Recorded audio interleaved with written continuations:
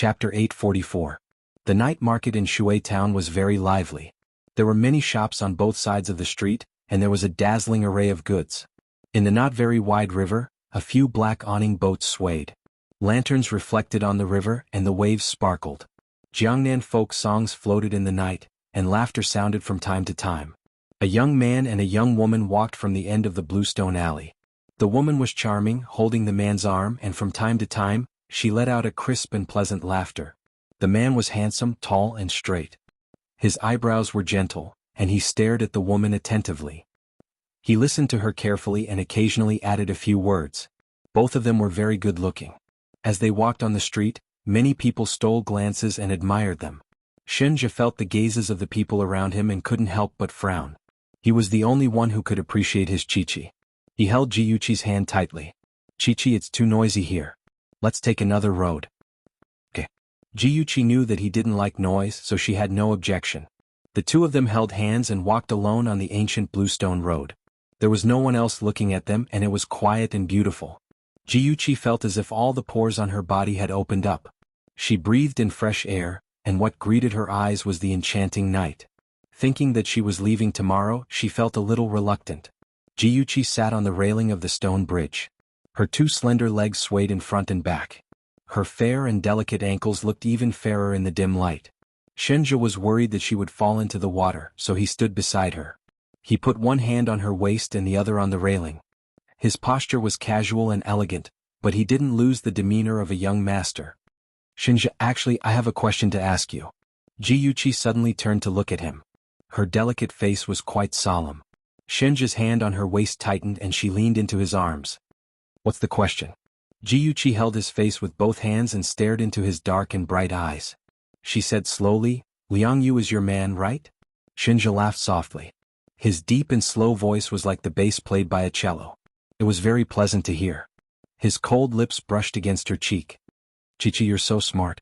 Jiuqi pouted and muttered angrily, "You promised me that you wouldn't interfere, but you still sent Liang Yu to monitor my actions."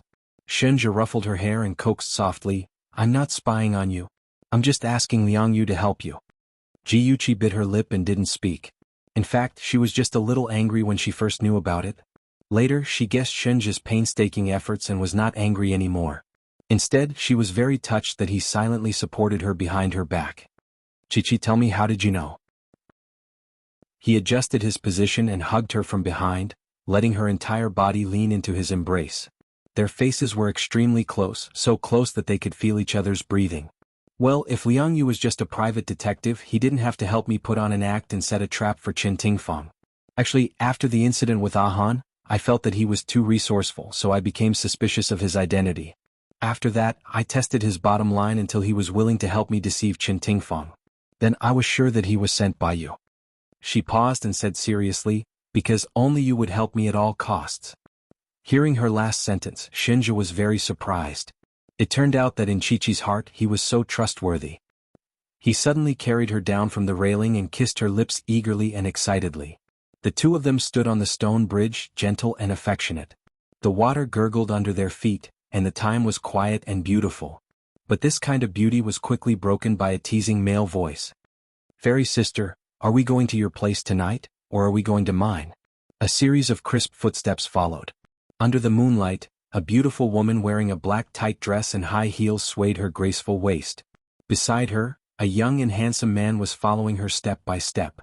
The man's burning gaze followed the beautiful woman. The beautiful woman was holding a lady's cigar between her fingers.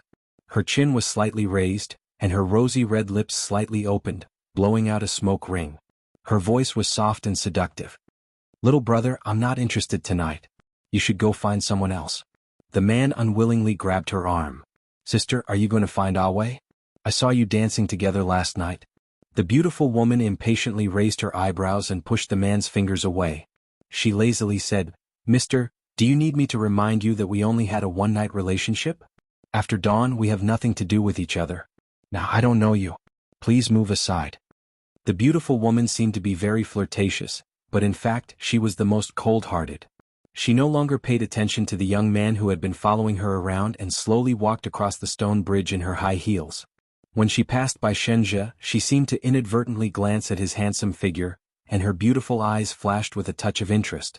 Only when the footsteps were far away did Jiuqi's tense body relax. She raised her head from Shinja's arms with a complicated expression. "Guess who I saw?" Shinja raised his eyebrows and said with a normal expression, "Your little aunt, Ji Wanhua." He had investigated the Ji family before. Although he had only glanced at Ji Wanhua's photo, he had an excellent memory and would never forget her appearance. Jiuqi nodded with mixed feelings. Ji Wanhua was dressed so coquettishly and seductively. Compared to her noble and elegant self, they were like two different people. Even a fool could guess what she had done. She didn't expect that she had gone on a trip to indulge herself. This woman is two-faced. She might be harboring evil intentions. You should be careful of her.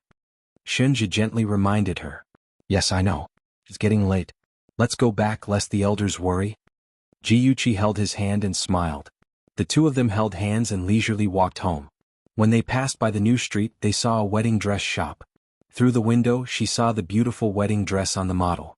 Jiuqi couldn't help but sigh. It's so beautiful. Shinja's lips curved and his eyes were full of smiles. If you like it, you can put on the wedding dress tomorrow.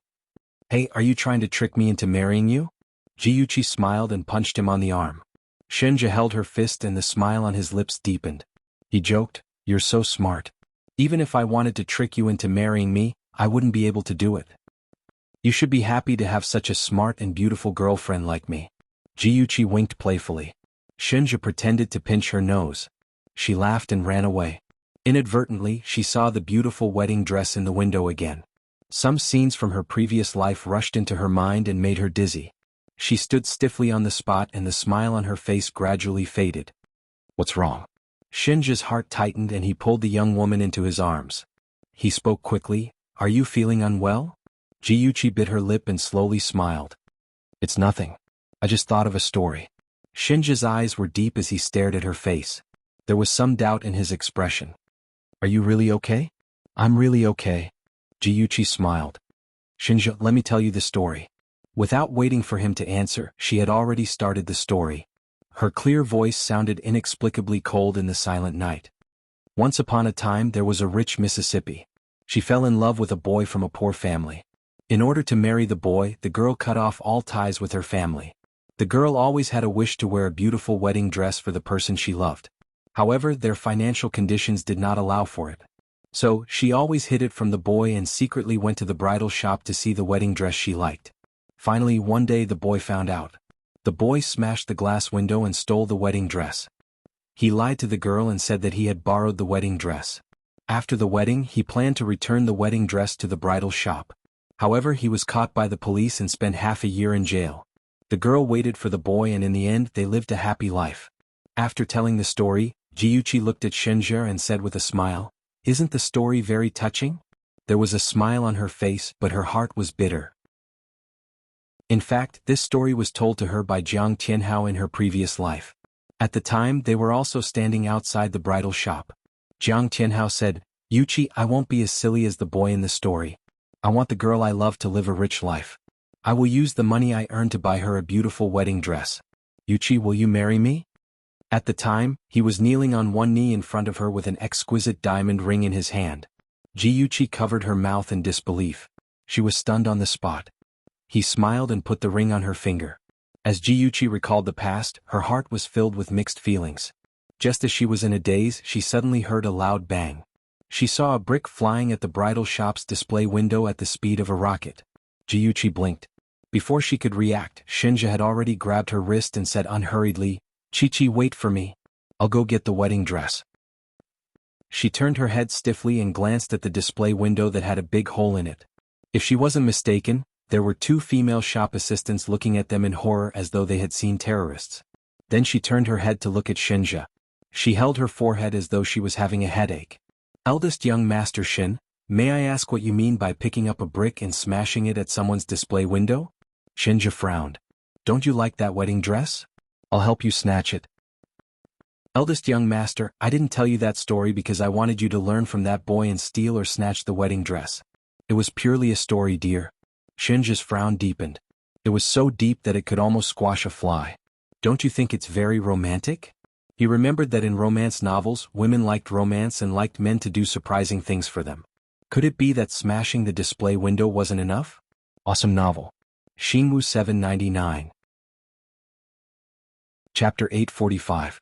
If Jiuchi knew what he was thinking, Jiuchi would definitely cover her face and cry bitterly. Young Master Shin, your EQ is so high that it's hard to look straight at you. She held his hand tightly with a pained expression. Don't say anything else. Let's hurry up and run. The shop assistant will call the police. With that said, she grabbed Shinja's hand and ran for her life under the shop assistant's horrified gaze. After running for 2 streets and seeing that no one was chasing after them, Jiuchi couldn't help but laugh out loud. Shinja, you're too cute. Why did you really smash it? Shinja turned his head away and didn't look at her. He was very sad. Since he was young, no one had taught him how to get along with others or how to please girls. He had always been alone from home to abroad. If it weren't for Uncle Hong, he might have become autistic by now. The little girl's bell-like laughter was still echoing in his ears. Shinja's handsome face had an unnatural expression. Jiuchi saw that he was silent for a long time and knew that things were bad. The arrogant man was angry. She quickly threw herself into his arms and wrapped her arms around his waist. She raised her chin and smiled with narrowed eyes. Her voice was soft and sweet. Shinja, are you angry? Although it's not good to smash the shop window, I'm quite happy. No one has ever done such a bold thing for me. I'm very happy. Her beautiful almond-shaped eyes were full of a charming smile. Her eyes were watery, just like a coquettish puppy. The depression in Shinja's heart dissipated in an instant. His tensed lips relaxed and he snorted proudly. You were mocking me just now. No, I just thought that it was very fun. Oh, so the high and mighty young Master Shin would do such a thing for me. I'm really happy. Jiuchi shamelessly flattered Shinja and tried her best to appease a certain someone. A smile flashed across Shinja's eyes, but his voice was still cold. Really? Jiuchi quickly nodded. Really? Shinja raised his chin proudly. I need to prove it. Alright, I'll prove it. Jiuchi tiptoed and kissed him on the lips. Just as she was about to leave, she was pulled into his arms and kissed fiercely.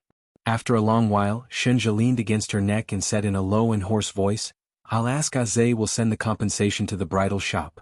Jiuchi's legs. She was like a little kitten. She couldn't hide the smile on her face. Such an adorable man was hers. And no one could take him away from her. He was her. Such an adorable man was hers. No one could take such an adorable man. The next day, everyone in the Qin family was very reluctant to see her leave. Old Madame gave Jiuchi a pair of emerald bracelets, saying that it was a meeting gift for her granddaughter-in-law. Yuchi was so embarrassed that her cheeks were red. Her uncles and aunts also gave her many gifts. Jiuchi accepted all of them graciously. She wasn't petty at all. When the 2 of them arrived in Ing City, Shinja had to rush back to the company for important business matters. He asked Aze to send Yuchi home. Yuchi leaned against the back seat and turned on her phone. She saw several messages. Most of them were from Jiang Tianhao. He asked her where she had gone and why she had turned off her phone. He even asked her out to have fun. Jiuchi curled her lips mockingly. She knew that Jiang Tianhao must be looking for her because of work matters.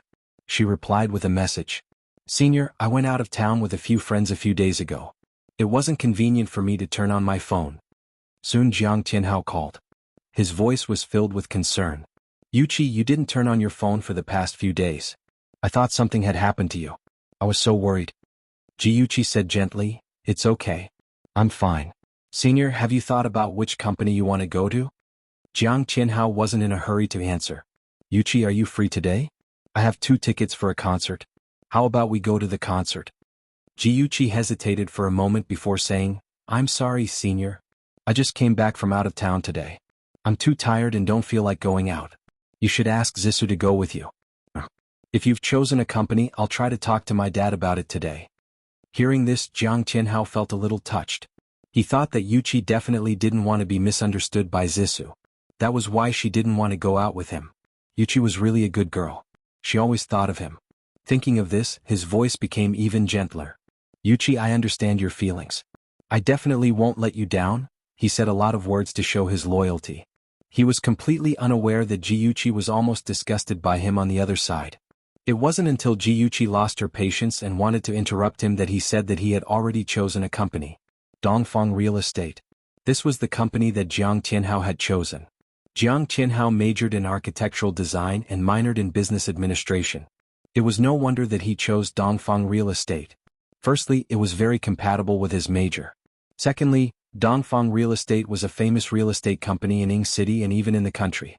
Jiyuqi's lips curled into a strange smile.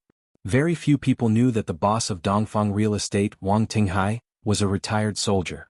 This soldier was the adjutant under her grandfather, Su Zhenghang. When he retired from the military and went into business, her grandfather was very reluctant to let him go. However, in the end he still gave him a helping hand and established a firm foothold in Ying City. These things happened before Jiyuqi was born. Of course she didn't know about it. However, as her grandfather's bodyguard, Zhao Yao was very clear about it.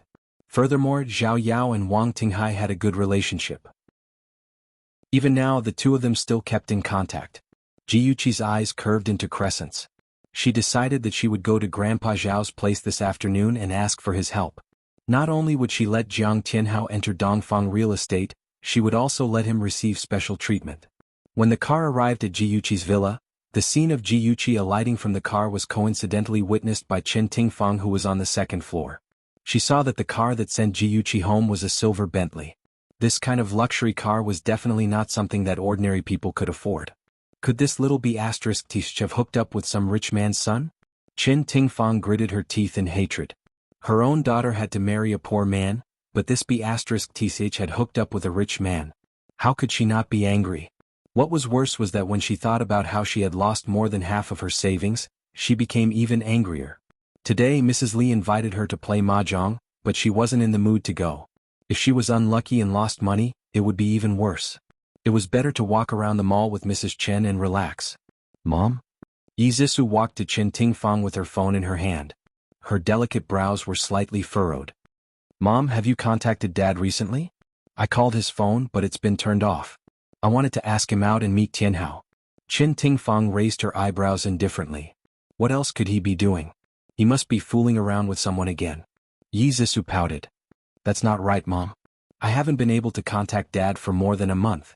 He never disappears for so long. More than a month. Something flashed through Chen Tingfang's mind and her eyes widened. Right, more than a month ago Yi Zhaoxian sent her a letter and asked her to meet him at a hotel. He also said that their affair had been discovered by Su Yanqing. She happened to be going to the airport to pick up Ji Wanhua that day, so she had no choice but to cancel the appointment. After that, she was so focused on her stocks that she wasn't in the mood to contact Yi Zhaoxian. Could it be that something had happened to him? At the thought of this possibility, Chen Tingfang's temples suddenly throbbed. Although she hated Yi Zhaoxian for setting her up, they were still husband and wife and had some affection for each other. She suppressed the uneasiness in her heart and hurriedly contacted Yi Zhaoxian. Whether it was calling home or his cell phone, no one answered. She called his friends, but they all said that they hadn't seen him in a long time and didn't know where he had gone. No news could possibly be the worst news. Chen Tingfang's heart trembled and her legs turned to jelly.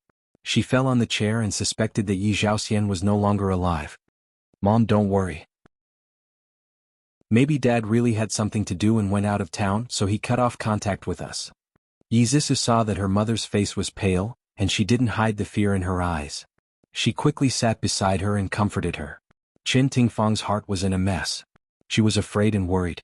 She connected the whole thing in her mind and sorted it out. The panic in her heart grew stronger and stronger. Something must have happened. Yi Zhaoxian, that bastard, something must have happened. Su Yanqing must have found out about their affair, so she took revenge on him. Su Yanqing was in an underground organization and was ruthless. If she wanted to take revenge on Yi Zhaoxian, she would definitely do it flawlessly. Yes, that woman Su Yanqing was vicious. Since she wanted revenge, she definitely wouldn't let her go. She realized this, and her face became more and more unsightly.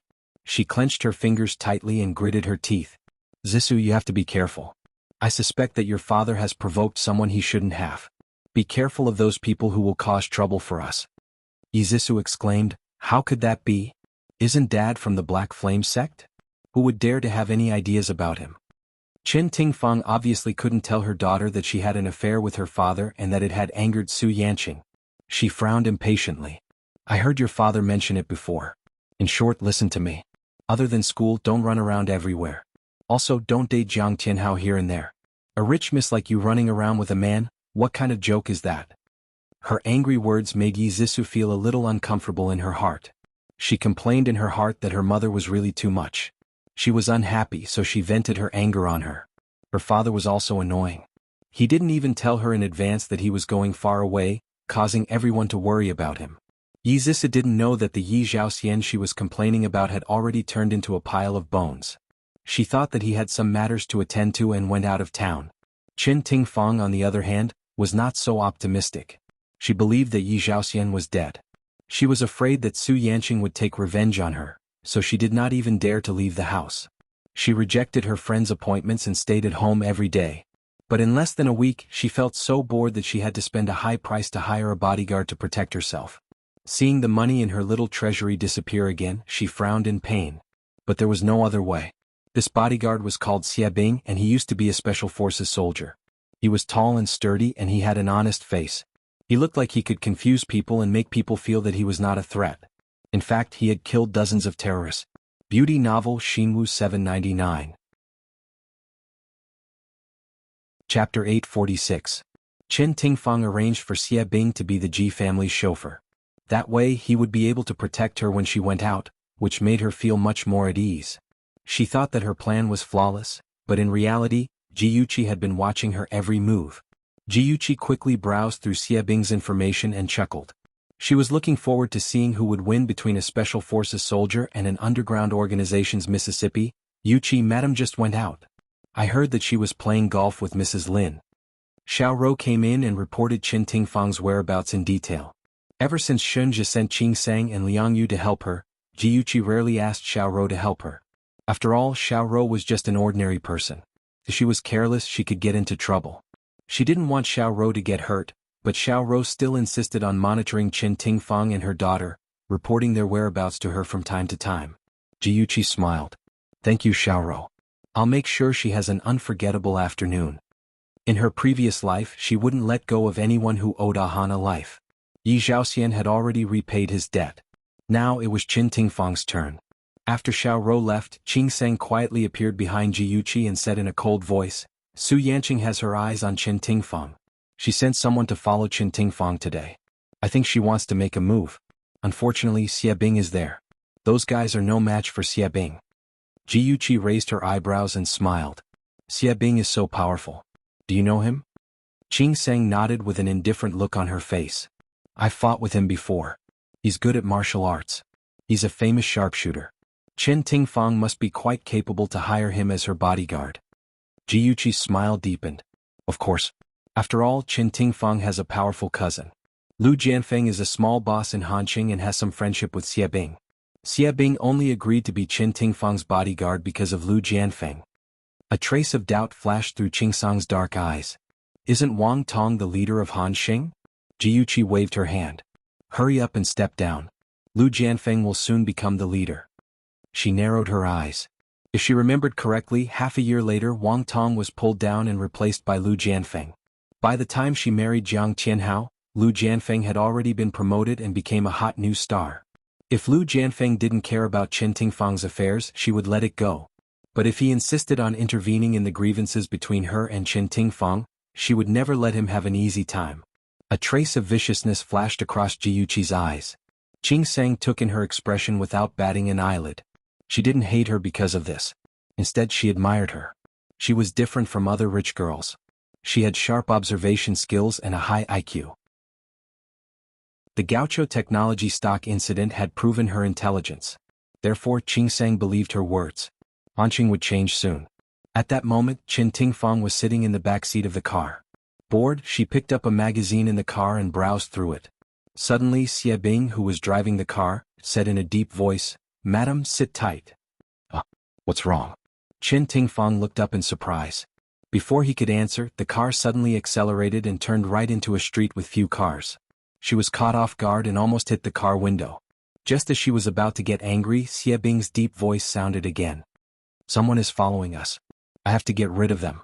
Fasten your seatbelt. It was the first time Qin Tingfang encountered such a situation. Her heart was pounding.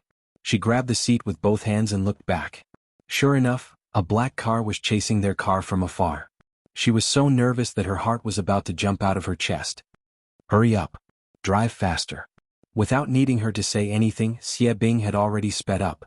With a sharp turn, the car drove into another alley. After a series of twists and turns, they finally got rid of the car behind them. Qin Tingfang's face was pale. She patted her chest. The crazy speed just now made her dizzy and she almost vomited.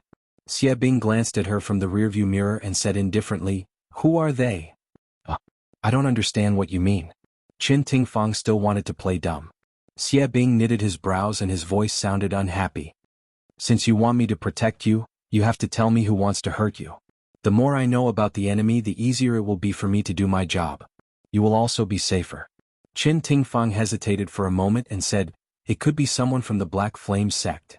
Xie Bing did not have any intention of underestimating the enemy. He slowly said, "The current leader of the Black Flame sect, Su Yanqing, is a ruthless person. If you are targeted by her, it will be troublesome." Although Qin Tingfang did not say anything, her eyes flickered. Of course, it did not escape Xie Bing's sharp eyes. He instantly understood that the person this woman provoked was Su Yanqing. This was going to be a headache. Xie Bing's face was solemn. Qin Tingfang was affected by his mood and also became depressed. The car soon arrived at the golf course. She was still a bit tired. Xie Bing comforted her. "Don't be afraid. Even if they want to harm you, they won't choose a place like the golf course. It's not convenient for me to go in, so I'll wait for you outside." "All right then." Qin Tingfang took 2 steps and turned around. "Be careful." Although the other party was very powerful and did not need her concern, Qin Tingfang still pretended to be gentle and considerate in order to build a good relationship with him and let him protect her more. Xie Bing was dazed for a moment, then nodded. "Mrs. Ji, you're finally here. We've been waiting for you for a long time." Qin Tingfang walked into the golf course and a few ladies greeted her warmly. Qin Tingfang smiled and said, "Sorry to keep everyone waiting. Let's start." These rich ladies were used to living like princes. Plus, they were getting old, so they were a bit tired after playing for more than half an hour.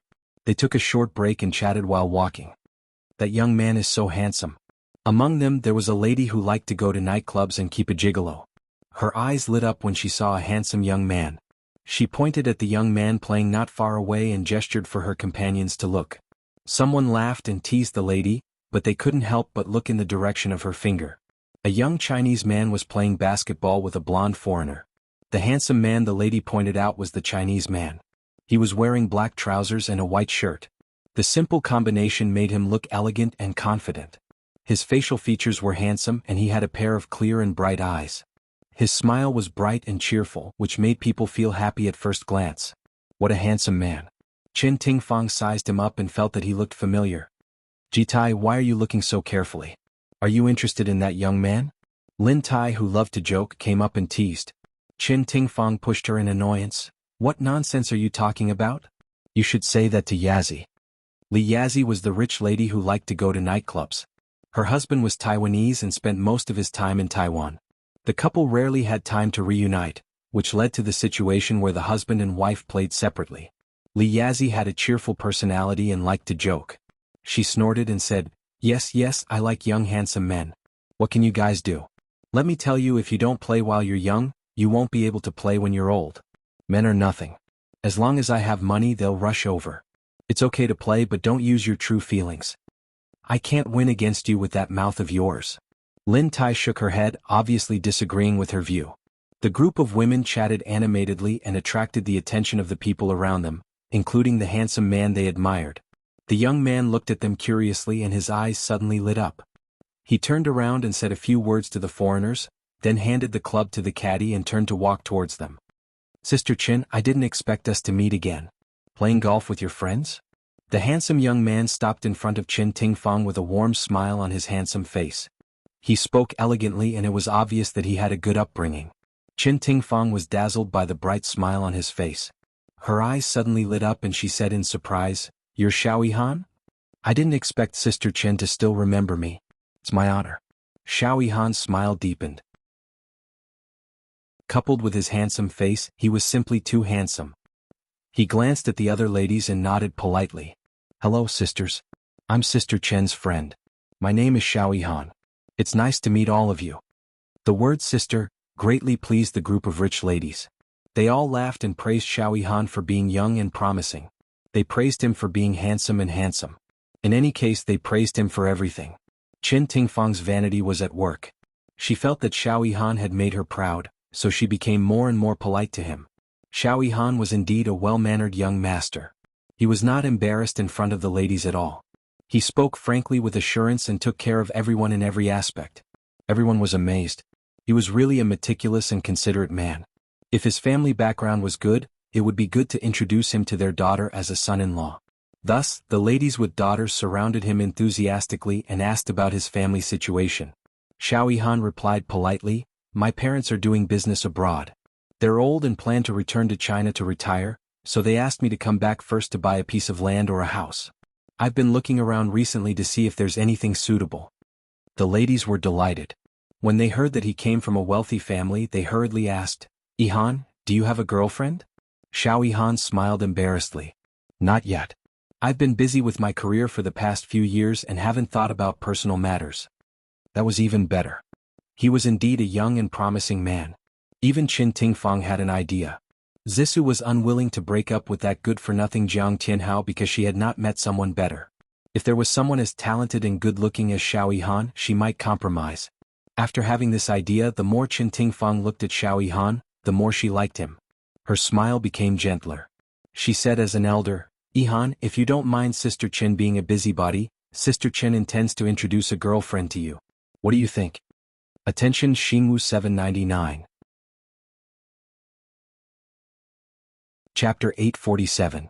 Xiao Yihan's ears turned red and he said shyly, "Will it be too much trouble for Sister Qin?" It was rare to see a boy blushing in this day and age. It was obvious that he was an innocent child. Qin Tingfang smiled even more kindly, No, I have a hobby and that is to be a matchmaker." Lin Tai couldn't help but tease her, "When did you have this hobby? How come I didn't know about it?" Qin Tingfang said calmly, "Who asked Yihan to be so outstanding? He makes people want to introduce him to a girlfriend so that he can be happy." This sentence moved Xiao Yihan, and he looked at Qin Tingfang with a different gaze. It was deep and passionate with a hint of attachment. However, other than Qin Tingfang, no one else noticed it. Qin Tingfang felt a little guilty, but she quickly felt relieved. Zissou was such an outstanding girl, and Xiao Yihan wouldn't be at a disadvantage. Lin Tai suddenly said, "Jitai, don't tell me you want to introduce your daughter to Yihan? But I remember that your daughter already has a fiancé." Qin Tingfang hurriedly said, "Of course not, Lin Tai. You're thinking too much." Lin Tai smiled faintly as if telling her with his eyes, "I've already seen through your thoughts." Qin Tingfang was unhappy, but because Xiao Yihan was present, she couldn't say anything. The atmosphere was a little awkward and Xiao Yihan helped her out by saying, "Sisters, it's fate that we met. Can you give Yihan some face and treat us to a cup of coffee?" Li Yazi had long been interested in this handsome guy. She elegantly stroked the hair by her ear and threw him an ambiguous look. "We're a little tired, so we'll get a cup of coffee from Yihan and take a break." Xiao Yihan ignored her gaze and smiled warmly and politely. He stretched out his arm like a gentleman and said, "Please, sisters." In the cafe, Qin Tingfang asked about Xiao Yihan's family background. She found out that his family was in the clothing business and had several factories in Europe and hundreds of clothing stores. She also found out that he was his only son and would definitely inherit the family business in the future. In addition, he was handsome and had a good conversational style, so he was the best candidate to be a son-in-law. Qin Tingfang was even more determined to take him in as a son-in-law. After leaving the cafe, everyone said goodbye to each other and walked to their parking spaces. Xiao Yihan accompanied Qin Tingfang. They were already very familiar with each other and their conversations were intimate. Qin Tingfang turned her head sideways and spoke to Xiao Yihan. She didn't notice that a man in a colorful shirt was rushing toward her at an extremely fast speed. Xiao Yihan's expression changed and he anxiously said, "Be careful." Before he could finish his sentence, he quickly pulled her into his arms and quickly dodged. In a flash, the man in the colorful shirt had already snatched Qin Tingfang's handbag and ran in the opposite direction.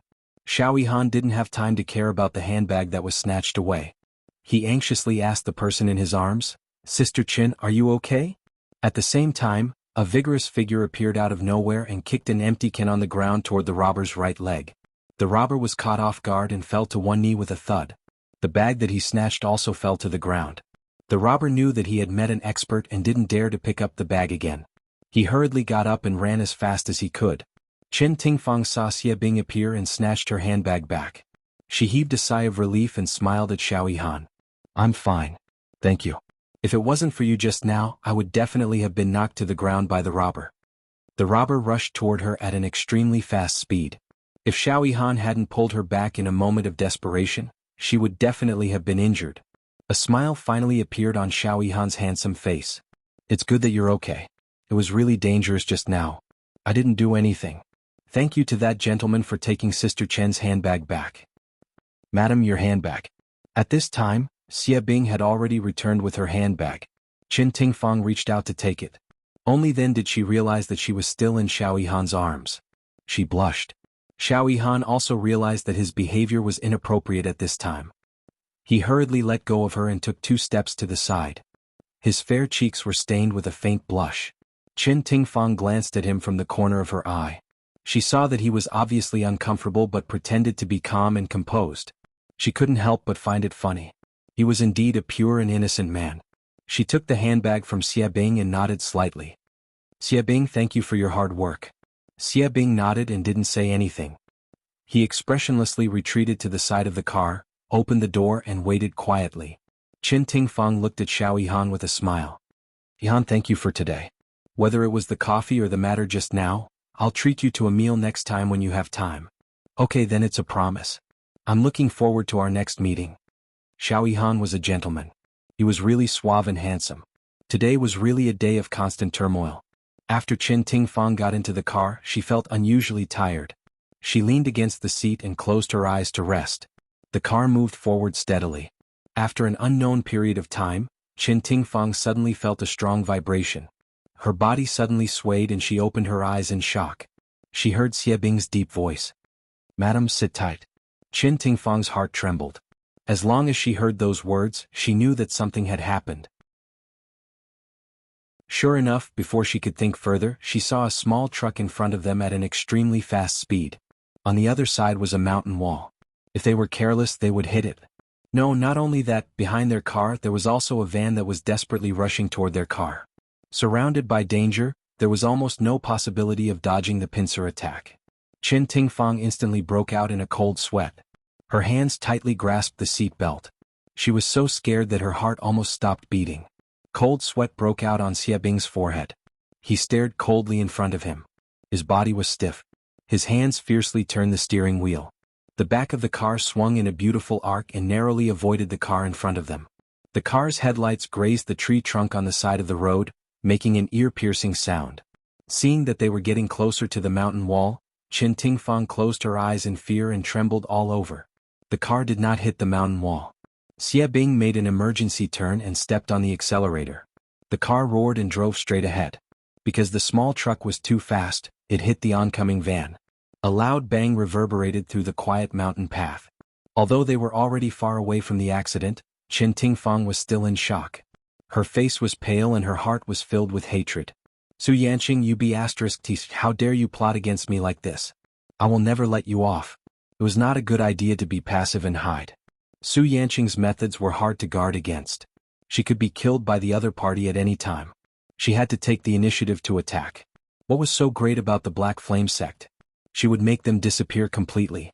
After thinking about it again and again, Qin Tingfang gave up the idea of asking her cousin for help. She hired a private investigator to find out some information about Su Yanqing. Su Yanqing, Miss of the Black Flame sect. She was 30 years old and unmarried. She used to have a fixed boyfriend, Yi Zhaoxian, but he disappeared. In fact, she killed him. Her love life was unknown at this stage. She was ruthless, arrogant and domineering, but she loved her younger brother very much. Since Suzhou was imprisoned, she focused all her energy on the affairs of the Black Flame sect. She was basically a workaholic. It was not easy to find her flaws. Qin Tingfang had a headache. One day she suddenly understood. Why did she have to fight with Su Yanqing? She wanted to drag Jiuqi into the mess and let the 2B*Cheese fight. She slammed the table and applauded her plan. Her blood boiled as she thought about how to negotiate with Su Yanqing. In the afternoon, in a quiet tea restaurant, a noblewoman was sitting leisurely by the window. Her eyebrows were delicate, and there was a faint smile on her beautiful face. She was looking at the woman sitting across from her. The woman opposite her was wearing black trousers and a white shirt. Her long hair was tied up in a bun. Her facial features were beautiful, but it was a pity that she was a little cold. She looked like a serious high-level manager. She did not look like the daughter of a terrifying underground organization. Su Yanqing's slender fingers gently stirred the coffee. She raised her dark eyes slightly and stared coldly at Qin Tingfang. Negotiate? What a joke. What right do you have to negotiate with me? Qin Tingfang's smile was still perfect. She said indifferently, Miss Su, oh no, I should call you Master Su now. I know you're trying to deal with me. In order to save my life, I'll negotiate with you. Of course it's worth it. Su Yanqing sneered and said coldly, you're the only one who's still alive after stealing my man. Tell me if I'm not satisfied with your trump card, I'll crush you with 2 fingers at any time. Qin Tingfang hated Ji Yuqi and Ji Yunhan the most in her life. Secondly, she hated people who looked down on her. Su Yanqing's contemptuous tone provoked her. She was so angry that her eyes were burning. She clenched her fists tightly and gritted her teeth. She restrained herself from saying something irreversible in a moment of anger. After suppressing her anger for a long time, she finally calmed down. She laughed coldly and said, I thought that miss from the underground organization was very impressive, but it turns out that you're just so. Don't you love your brother very much? Then do you know why he targeted Ji Yunhan twice but Ji Yunhan escaped twice? In the end, he was sent to prison because of a gang fight? Su Yanqing's sharp gaze pierced Qin Tingfang like a knife. The ruthlessness in her eyes made people tremble uncontrollably. She said coldly, I thought that the culprit was sitting opposite me. If he wasn't used by you, why would Aja target Ji Yunhan and end up in such a state? Qin Tingfang's cold and arrogant tone was slightly restrained. I admit that I'm partly responsible for this matter, but the most direct cause is not me. Suja tried to deal with Ji Yunhan twice, but both times he was able to escape. Instead, Suja got himself into trouble. It wasn't because Ji Yunhan was lucky, but because someone was helping him. Awesome novel Hongcha 866. Chapter 848. Su Yanqing wasn't a fool. She had considered this possibility before, but she hadn't been able to find the culprit. Hence, she had chosen to deal with Yi Zhaoxian and Qin Tingfang. If it wasn't for them, Suja wouldn't have gone to find trouble with Ji Yunhan. However, if she could find the culprit, she would be more than happy to do so. Qin Tingfang saw a flicker in her eyes and paused on purpose. Su Yanqing raised her eyebrows impatiently. Continue. Qin Tingfang smiled. Ji Yuqi is the real culprit. She is just like you, she loves her younger brother the most. Of course, she wouldn't watch Suja bully her younger brother. If I'm not wrong, the evidence of Suja's crimes was also sent to the police by Ji Yuqi. In fact, Qin Tingfang was just making things up. She wanted to direct Su Yanqing's hatred towards Ji Yuqi. However, she had hit the nail on the head. Su Yanqing's eyes narrowed. She tapped her fingers on the table and said calmly, I don't need wild guesses. What evidence do you have to convince me? Qin Tingfang smiled. Fortunately, she was prepared. She placed a stack of photos on the table. Previously, I wanted to deal with Ji Yuqi, so I hired a private investigator to follow her. Here, these are the photos the private investigator gave me. Su Yanqing glanced at her and picked up the photos. She flipped through them carefully. There wasn't anything special about the photos. Most of the photos were of Ji Yuqi being intimate with a man. The most important thing was that the man's face was either from the side or from the back. Not a single photo showed his face. Su Yanqing threw the photos on the table and glared at her unhappily. She said coldly, what can these photos prove? At most, it proves that Ji Yuqi is dating a man. Qin Tingfang wasn't angry. She took out a photo and passed it to her. Look at this photo. Doesn't the name of the bar look familiar? Su Yanqing glanced at the photo. Indeed, it was Nightfall Bar. This was the place where Suja had plotted against Ji Yunhan. If Ji Yuqi frequented Nightfall Bar with another man, then she would have noticed that Ji Yunhan was in trouble. This would explain why she was able to save Ji Yunhan in time every time. Under Qin Tingfang's guidance, Su Yanqing had started to think that Ji Yuqi was the culprit behind the scenes. Qin Tingfang, who was good at reading people's expressions, naturally noticed the change in Su Yanqing's expression. She curled her lips in satisfaction. These so-called photos were all made by her. They were not the most straightforward evidence, but they could prove that Ji Yuqi did have the motive and opportunity to commit the crime. As for the rest, she would let Su Yanqing, this paranoid woman, fill in the blanks. Oh, she really admired her own intelligence. Su Yanqing rolled her eyes and several thoughts flashed through her mind. She threw the photos away and leaned back. She raised her chin arrogantly and said coldly, tell me, what are your plans? Qin Tingfang brushed her hair behind her ear and smiled elegantly. My request is very simple. We will mind our own business. Of course, as compensation, I will tell you Ji Yuqi's whereabouts. You can take revenge however you want. What do you think? Su Yanqing raised her willowy eyebrows and her lips curved into a strange smile. This is a good deal. However, before we reach an agreement, I want to collect some interest. Qin Tingfang felt uneasy. She raised her guard. What else do you want? Su Yanqing snapped her fingers. Before Qin Tingfang could react, she felt a sharp pain in the back of her head.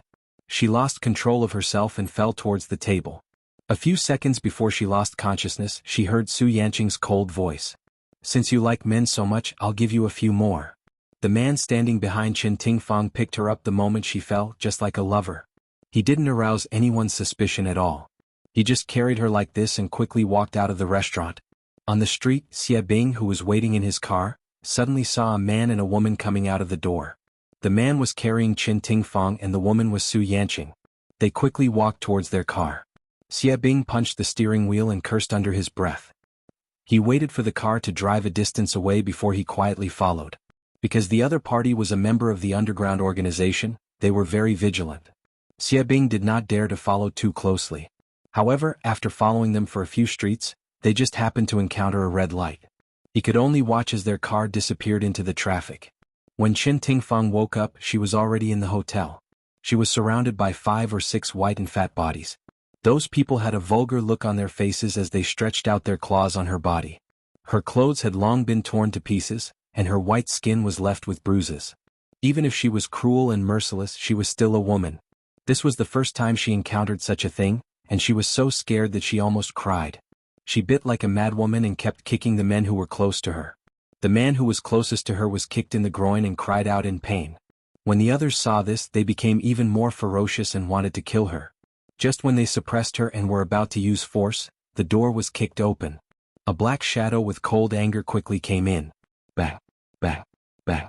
The men on top of her were kicked to the ground. They were lying on the ground in a mess. Their mouths were screaming in pain. Blood and broken teeth were left on the ground. Xie Bing stepped on the back of the hand of the man closest to him. There was a cracking sound. It should be the broken finger. He was expressionless. He quickly took off his coat and threw it to Qin Tingfang. Hurry up, we can't stay here for long. Xie Bing? Qin Tingfang could not calm down. She suddenly threw herself into his arms and cried without caring about her image. The woman in his arms was almost naked as she threw herself into his arms. He could clearly feel her full pink body. His brows were tightly knitted as he stiffly stretched out his hand to push her away. Suddenly he heard a burst of chaotic footsteps. His heart trembled as he quickly picked her up and rushed to the door. At the end of the corridor, a group of gangsters rushed over. Qin Tingfang was so scared that she buried her head in his arms and did not dare to move. Xie Bing took out a few darts from somewhere and quickly threw them at the pursuers. At the same time, he held the woman in his arms and quickly fled. After running out of the hotel, the group of people did not dare to chase after them. Xie Bing had already thrown Qin Tingfang into the car and stepped on the gas pedal. The car was like an arrow leaving the bow as it sped out. Qin Tingfang was in a mess. She was only wrapped in Xie Bing's coat. She shrank in the corner of the back seat and trembled in shock. Xie Bing glanced at her in the rearview mirror and said nothing. He was scared. Fortunately, he put a tracker in her coat pocket just in case so he could track her position. Otherwise, the consequences would be unimaginable. After some time, he suddenly stopped the car and ran to a roadside shop. He bought a set of women's clothes and put it on the back seat. Put it on first. I'll smoke outside. Then he leaned against the car door, lit a cigarette and started to smoke slowly. Qin Tingfang looked around. This was a quiet area with few people. She quickly threw away the coat and put on the dress Xie Bing bought. Although the style was ordinary and the material was not very good, she did not expect it to fit quite well. Xie Bing finished smoking and guessed that she should have changed her clothes. He got into the car again and the two of them returned to the Ji family's house in silence. Perhaps it was because of the shock Qin Tingfang fell sick that night. Coincidentally, she used the excuse of catching a cold to sleep in the guest room. Otherwise, Ji Bowen would definitely cause a huge uproar if he saw the marks on her body. The next morning at breakfast, her face was pale and she still looked very haggard. Ji Bowen thought that she had been too tired recently, so he told her to rest well and then went to the company. Yi Zhisu acted coquettishly by her side to cheer her up. She even cooked porridge for her. Qin Tingfang felt that she had suffered so much so that her daughter could live a good life in the future. Fortunately, her daughter was filial. She was very gratified. She looked at Ji Yuqi and her brother. The two of them were saying words of concern, but they were probably very happy and wanted her to die. Humph, she would not do as they wished. She wanted to live well and see how they would be defeated in the future. Jiuqi and her brother were secretly happy. Although they did not know what had happened to Qin Tingfeng, they were sure that she had been taught a lesson by Su Yanqing. Otherwise she would not be so haggard. However, they did not know that danger would soon befall them. Su Yanqing did not completely believe Qin Tingfeng's words. After Xie Bing rescued her, Su Yanqing decided to let Qin Tingfeng off temporarily. She wanted to find out if Jiuqi was the one behind this. She went to the prison where Suzhi was serving his sentence. She found out from Suzhi that he had recorded a video of a mysterious person rescuing Ji Yunhan. He also said that on the night of his arrest, he had met a very ugly street girl. Su Yanqing was very interested in these two things. After returning home, Su Yanqing immediately checked the video. After careful observation and comparison, she finally confirmed that the person with the jacket wrapped around her head in the video was Jiuqi. The two of them looked very similar. In other words, they were exactly the same. Jiuqi, so you are the mastermind behind this. Su Yanqing's deep eyes emitted a murderous aura that made people shudder. This year, Capital University's graduation ceremony was very grand. Not only did they invite the city's main leaders, they also invited dozens of prestigious alumni from all walks of life. Even people from the television station would be there to do a live broadcast. According to the procedure, the leaders would first give a speech, then the graduation certificate would be awarded to the outstanding graduates. After that, there would be a graduation performance. However, it was not only the graduates who would be performing, but also the students from other grades. It was an honor that Jiuqi was the representative of the students in charge of the university. Her performance was arranged to be the second last performance as the finale. Hongcha 866. Chapter 849. She was just an ordinary rich girl. Capital University didn't lack rich girls. Why did such a good thing like stealing the limelight fall on her? The answer was Gu Fifan. That guy used his connections with the school leaders to put Jiuqi in the performance team. Jiuqi was under a lot of pressure. She did not want to be the center of attention at all and become the object of envy and jealousy of all the rich girls. However, what was done could not be undone. She could only obey the arrangements of the leaders and prepare actively. In June, the graduation ceremony was held in the auditorium. Jiuqi and Lin Yushi sat together. They chose to sit in the aisle on the right so that it would be convenient for them to go backstage to prepare for the performance. As soon as the two of them sat down, Jiuqi suddenly saw another person on the empty seat on her left. She did not care and continued to chat with Lin Yushi in a low voice until the person greeted them. She was a little surprised. She turned around and smiled. Brother Tang Feng. That's right. The person sitting on her left was Tang Feng. He was dressed in a formal suit and looked handsome and extraordinary. He had a gentle smile on his face and his voice was low and pleasant.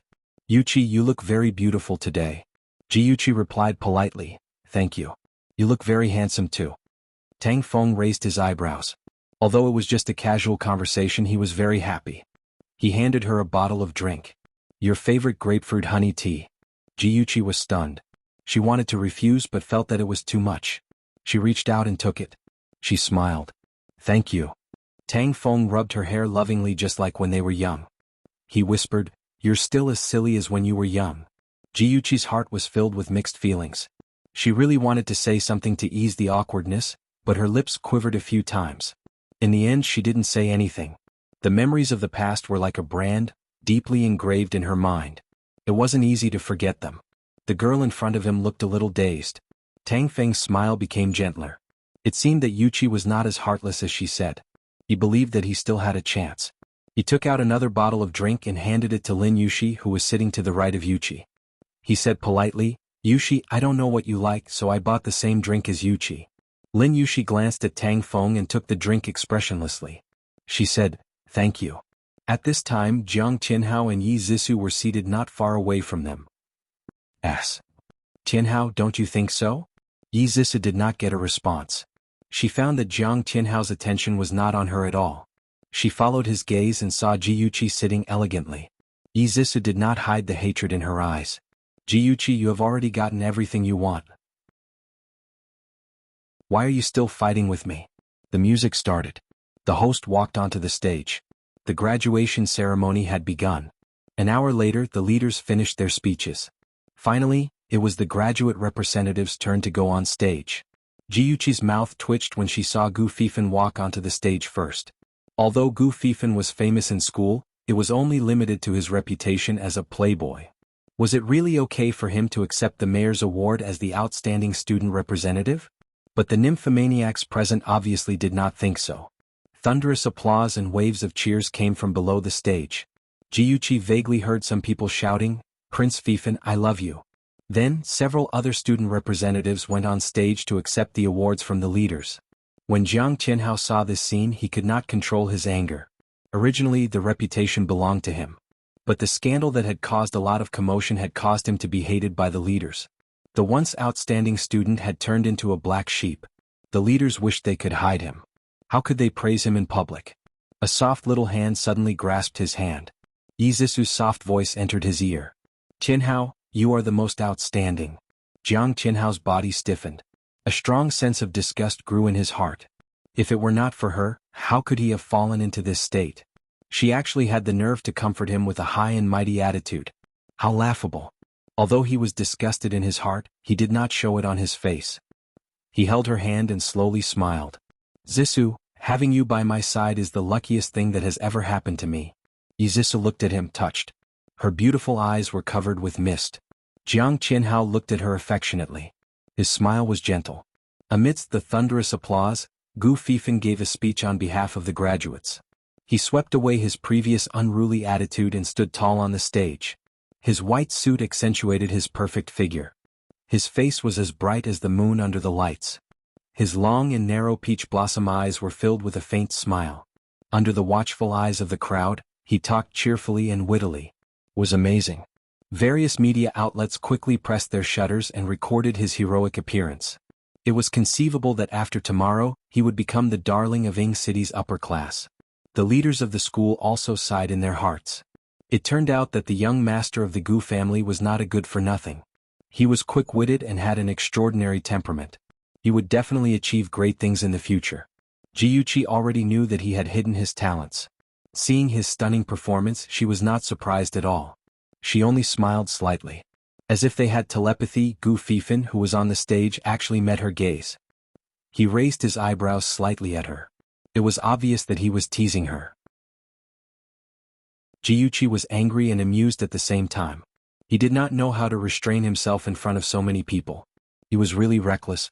After the award ceremony, the talent show began. Jiuqi had to go backstage to prepare for her performance. She politely bid farewell to Tang Feng. Tang Feng held her wrist. "Yuqi, I'll go with you." "It's okay. There are many people backstage. It's not convenient for you to go." Jiuqi said it more tactfully. In fact, she wanted to say that there were so many girls backstage. It would be inconvenient for a man to go. Tang Feng also thought of that. He let go of her wrist and smiled gently. "All right then. If there's anything, call me immediately." Jiuqi smiled and agreed. There were indeed many people backstage. They were busy putting on their makeup and changing their clothes. A group of ballet dancers were warming up in the corridor. There were also staff members helping to move the musical instruments. It was bustling with activity. Jiuqi's performance was at the end. Now that no one was paying attention to her in the dressing room, she decided to find a quiet place to get some fresh air. After walking around, she found that the washroom was the quietest. After washing her hands, she looked at herself in the mirror and could not help but chuckle. In her previous life, her reputation was terrible. She was not qualified to show her face at such a grand ceremony. It was her first time performing in public. She had to work harder. She could not let others see her as a joke. "Yuqi," a deep and familiar male voice came from above her head. Jiuqi could not help but sigh. A place like the washroom was indeed a place where melodramatic scenes happened frequently. She looked up and smiled. "Senior, why are you here? What's the matter?" Jiang Qianhao was like a jade orchid tree. Even though he was standing at the door of the washroom, he still looked charming. His smile was gentle. "Yuqi, I'm here to see you. I've been hired by Dongfang Real Estate." "Yuqi, thank you." Jiuqi looked surprised. "Really? Congratulations, Senior. You were hired because of your outstanding ability. Senior, I'm very happy for you. If Zisu knows about this, she'll be very happy too." Jiang Qianhao's smile became gentler. "Yuqi, you're the kindest girl I've ever met." He raised his hand and stroked the hair by her ear. Jiuqi's face was faintly red. She looked down shyly to hide the sarcastic coldness in her eyes. Kind-hearted? This word had long been cut off from her. When the two of them with outstanding looks stood together, it was really a beautiful picture. They were affectionate. Even if they did not speak, one could feel the affection between them. Yizisu, who was hiding in the corner, gritted her teeth in hatred. Her beautiful face was distorted with anger. She knew that Jiang Tianhao had used the washroom as an excuse to meet that B*TC Jiuqi. Jiuqi, why doesn't she just die? Yizisu's eyes suddenly flashed, and a vicious thought gradually formed in her mind. Jiuqi sent Jiang Tianhao away and returned to the dressing room. There weren't many people left. The makeup artist Linda looked at Jiuqi's face. Jiuqi's skin was very good, and it was easy to apply makeup. She finished her makeup and hairstyle in just over 10 minutes. Jiuqi looked at herself in the mirror with satisfaction. She smiled and said, "It's pretty good. Sister Linda, thank you." Linda had done a lot of makeup for many rich girls today, but no one had ever thanked her. She immediately had a good impression of Jiuqi, and her smile became more sincere. "Miss Ji, the costume is ready. Please change in the dressing room." "Okay, thank you." Jiuqi went to the dressing room to get her clothes. When she saw her performance costume, she was stunned. Linda saw her in a daze and walked up to her with concern. "What's wrong?" "Oh my God, who did this?" This was a white lace evening gown with a lace shawl and a small trailing tail. After wearing it, one would be as beautiful as Snow White. But now the lace trailing tail had several holes and the skirt was torn. The original princess dress had become a beggar's dress. Linda was very angry. She called her assistant over. "Little Wang, how did you do your job? How did this gown become like this?" Little Wang was scared out of her wits. It was still fine when I brought it here. I don't know what happened either." Linda frowned and was about to fly into a rage when Jiuqi hurriedly stopped her. "Sister Linda, the most important thing now is to solve the problem of the costume." Linda frowned. "What should we do? There are only 20 minutes left before it's your turn. The other gowns have already been worn. If you wear them on stage, you'll be laughed at. But where can we find a new one?" Little Wang was so anxious that she cried. "Yes, what should we do? There are many TV reporters outside. If we can't handle them, we'll be a laughing stock and tarnish the school's reputation. Miss Ji, it's all my fault. I was too careless and didn't take good care of the gown." Ad. Xinwu 799. Chapter 850. Little Wang, Sister Linda, we can't panic. I believe that things haven't reached the point of despair yet. Jiuqi picked up the ruined dress and gestured a few times. Suddenly an idea popped up in her mind. She gritted her teeth and her beautiful eyes were firm. She said in a deep voice, "Little Wang, help me get a pair of scissors." "Oh." Little Wang hurriedly found a pair of scissors. "Miss Ji, what are you planning to do?" Linda vaguely knew what she was planning to do, but she wasn't sure. Jiuqi didn't answer. She clenched her teeth, her gaze calm. Holding the scissors in her hand, she found the right spot and cut a hole in the long dress without hesitation. Then she suddenly pulled along the hole. There was a tearing sound, and the sound of fabric being torn attracted everyone in the dressing room. "Next, let's welcome Miss Jiuqi, who is in charge of the hospital. She will be singing a very nice song, Invisible Wings." The host's sweet voice traveled to the backstage. Linda was sweating profusely as she made the final preparations for Jiuqi. Her fingers were trembling. Jiuqi didn't panic. With a calm smile on her face, she comforted her not to be nervous. Suddenly, the director's voice came from the door. "Oh, my ancestor, hurry up. The host is about to cry." Coming. Yuchi, do your best. You can do it." Linda finished the last step and patted Jiuqi's shoulder hard. Jiuqi smiled and walked confidently and elegantly. As the host announced the second time, she slowly walked behind the curtain. All the lights suddenly went out and the noisy auditorium suddenly quieted down. Tang Feng stared at the direction of the stage. His Yuchi was about to appear. A light and pleasant melody sounded and a voice like the sound of nature broke the silence.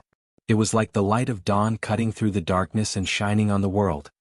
"Every time I'm strong in loneliness. Every time, even if I'm hurt, I won't shed tears." A beam of dazzling light suddenly shone on the center of the stage. In the darkness, a white figure slowly floated down from the sky. All the light enveloped her and everyone's eyes revolved around her. She walked down from the swing. She was wearing a white spaghetti strap skirt that barely covered her legs.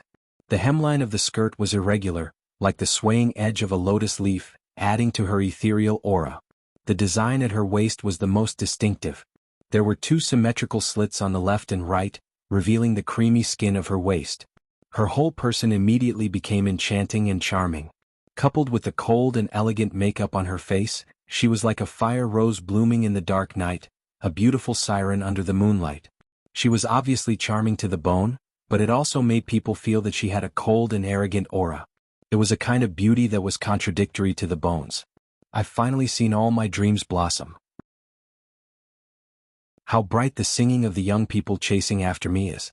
I can finally soar with my heart and not be afraid. Wherever there is wind, I will fly as far as I can. Invisible wings make dreams longer than the sky. Leave a wish for your imagination. Her voice was very pleasant, with an innate coldness, but her emotions were hot and vigorous. It infected everyone, and they couldn't help but think of their forgotten dreams. She stood in the center of the stage, standing sideways and focused on the direction of the door. It was as if she saw herself flying, and her delicate lips curved into a faint smile. No one knew what Jiuchi was looking at. In fact, she was looking at the man standing at the door. The man was tall and straight, and he was like a high and mighty king, with an aura of disdain for the world.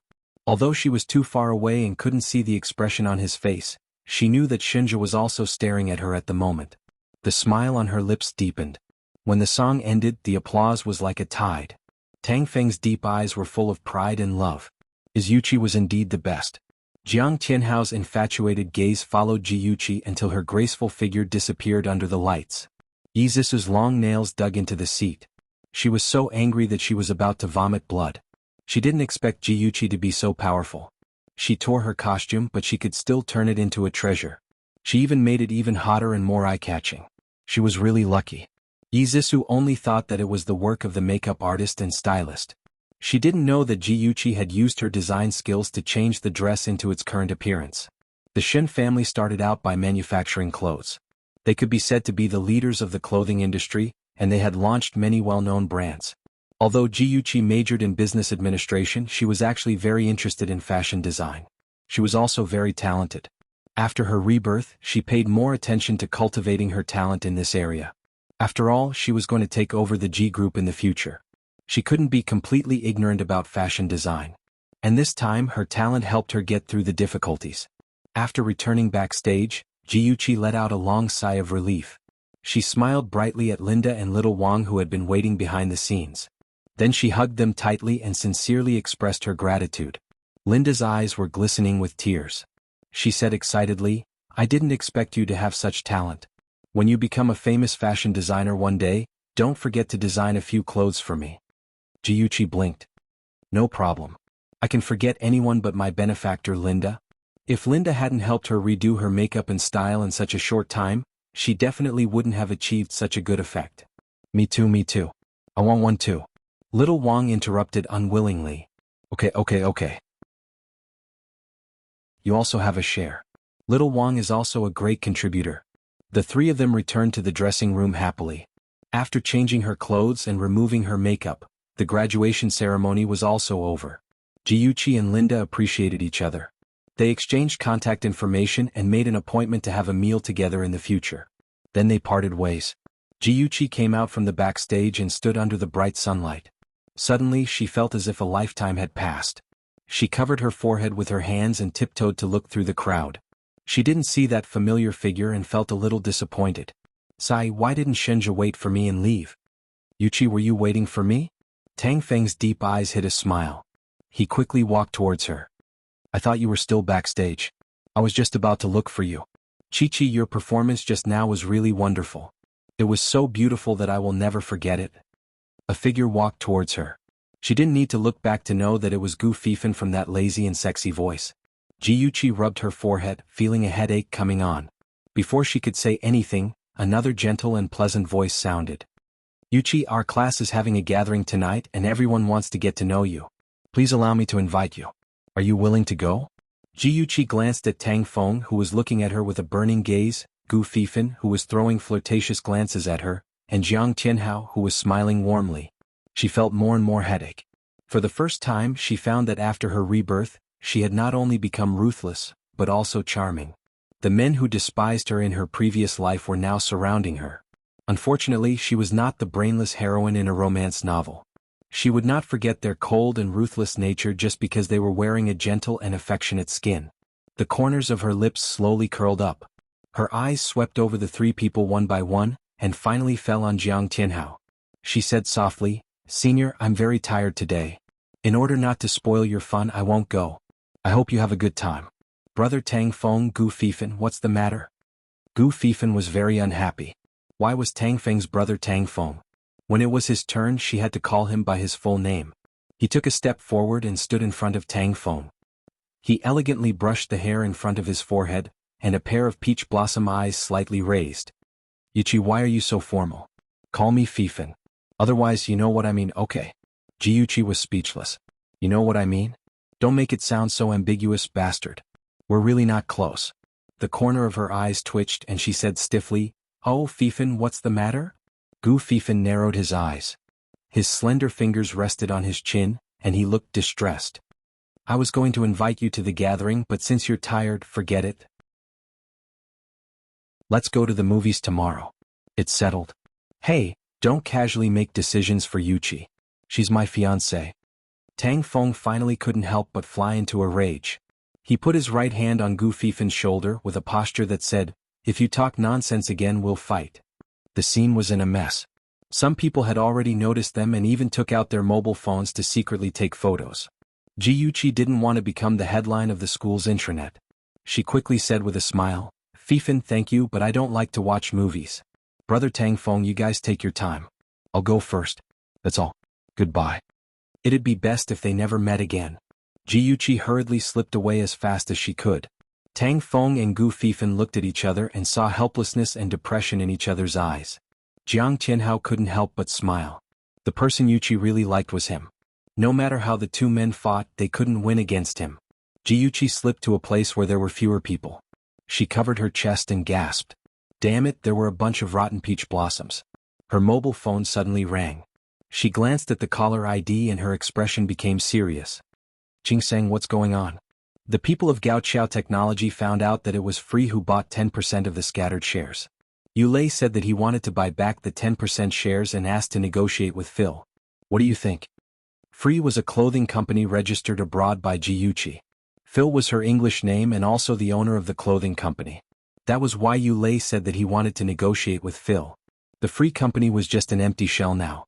There were only 4 shareholders, Jiuchi, Jiyunhan, Jingsang, and Xiaoro. Jiuchi was thinking about how to develop the company's business. Yulei came to her door. How timely. Jiuchi smiled with satisfaction. "Jingsang, tell Yulei that Phil is abroad and can't meet with him. You're in charge of everything." "Understood." Jingsang paused and said, "Yuchi, are you really going to sell the shares to them? Gaoqiao Technology is doing well. Isn't it a pity?" Beauty novel Xinwu 799. Chapter 851. Jiuchi smiled. "You have to give up something to gain something. You can reply to Yulei first. As for the details, we'll talk about it when I get back." She was in a good mood as she leisurely walked towards the parking lot in her high heels. She stopped in front of her car and took out her keys from her handbag. Her phone suddenly rang. She glanced at the caller ID and her eyes curved. She placed the phone to her ear and chuckled, "Why didn't you wait for me before leaving?" Shenji's voice was unusually deep and solemn. "Chi-Chi, don't get in the car and don't look around. Just walk straight ahead. You'll see my car after about 100 meters." Jiuchi felt strange. She did not know what he was up to. However, she listened to him and turned around and walked straight ahead. A silver Bentley stopped in front. The windows blocked the view inside, but Jiuchi knew that Shinja was inside. She knocked on the window and heard the sound of the car door being unlocked. She immediately opened the door and sat in the front passenger seat. Jiuchi turned to look at Shinja. "Shinja, what happened?" Shinja's expression was solemn as he slowly said, "Someone installed a time bomb under your car. There's still half an hour before it explodes. I've already called the police. In about 10 minutes, the bomb disposal experts will arrive." Jiuchi was in disbelief. "Bomb? How did you know?" Shinja calmly replied, "Ever since you went against the Black Flame sect, I was worried that Su Yanqing would deal with you. So, I sent 2 people to protect you in secret. Today, one of them followed you into the auditorium while the other was guarding the parking lot. As expected, someone sneaked up on your car and installed a time bomb under your car." Jiuchi did not know how to describe her feelings at this moment. She thought that she had done a good job, but unexpectedly she was almost killed. She thought that she had hidden her revenge from Shenja, but it turned out that he knew everything. He even secretly helped her with many things. This made her feel guilty and grateful. She could not help but reach out her hands and hug him. Leaning her head on his chest, she said softly, "Shinja, thank you. Thank you for doing so many things for me, and thank you for being willing to accept the real me. Silly, no matter if you are good or bad, you are my wife. Of course, I have to protect my wife from any harm." Shinja kissed her hair, his dark eyes filled with tenderness. Jiuchi's lips curled up as she hugged him even tighter. After a long while, she asked in a low voice, "Who ordered the person who installed the bomb?" "Su Yanqing. It seems like she already knows that you've harmed Suja." Shinja's deep eyes flashed with a touch of ruthlessness. Su Yanqing, this woman had thoroughly angered him. He would let her know the price she had to pay for hurting his beloved. Not only would he send her to prison, but he would also make her life a living hell. Jiuchi frowned and muttered, "That's strange, Su Yanqing was still dealing with Chen Tingfang not long ago. Why would she suddenly?" Her mind flashed and she blurted out, "It must be Chen Tingfang. In order to get rid of Su Yanqing, that lunatic, she pushed me to her side." She snorted coldly. Jiuchi was not easy to deal with. She thought of the murder video. That was irrefutable evidence of Su Yanqing torturing Yi Zhaoxian to death. Sending that lunatic Su Yanqing to prison would be considered as getting rid of a scourge for the people. Shenja saw the change in her expression and his lips curled up. He asked knowingly, "What are you thinking about?" Since he had seen her true colors, there was no need for her to pretend to be kind and innocent. Jiuchi pursed her lips and said, "I'm thinking about how to deal with Su Yanqing. I have evidence of her murder, but I don't think it's enough. It's best to destroy her once and for all. She won't be able to make a comeback." His Chi was finally willing to take off her mask. Shinja was in a good mood. He kissed her forehead and murmured, "In addition to selling drugs, bribing officials and premeditated murder, it's enough for her to die 2 or 3 times. Jiuchi's beautiful almond-shaped eyes narrowed. She suddenly thought of something and grabbed his arm tightly. Her voice changed, "Oh no, Su Yanqing is a vengeful person. Not only will she deal with me, she will also deal with Ahan. Shinja, hurry up, let's go to Ahan's school." Shinja did not say anything and quickly started the car. Chi-Chi's consideration was not unreasonable. Ji Yunhan was very likely to be in danger. Jiuchi's face was a little pale. Her fingers swiped quickly on her phone. Ahan's phone rang for a long time, but no one answered. The uneasiness in her heart grew stronger and her heart almost stopped beating. If Ahan had an accident? No, Ahan would definitely be fine. "Ahan, wait for me. You must wait for me." Shinja glanced at Jiuchi's panicked expression and his heart ached. He stepped on the gas pedal to the full, his cold eyes bottomless. The car sped on the road. Fortunately, the road conditions were good at this time and there was no congestion. When the car arrived at Ji Yunhan's school, it was already half an hour later. Jiuchi rushed out of the car and anxiously called him. Shinja grabbed her arm and said in a deep voice, "Don't worry. Let's go to his classroom and ask his classmates and friends." Jiuchi nodded. Her eyes were red and her teeth were biting her lips. She quickly followed behind Shinja and continued to make calls. "Sis." The phone suddenly connected and Ji Yunhan's slightly weak voice came from the other side. Jiuchi suddenly stopped in her tracks. Her voice was sharp and impatient. "Ahan, where are you? Are you hurt?" The person on the other side of the phone coughed a few times and said while panting, "Sis, I'm in the woods behind the school. I'm not seriously hurt. Don't worry."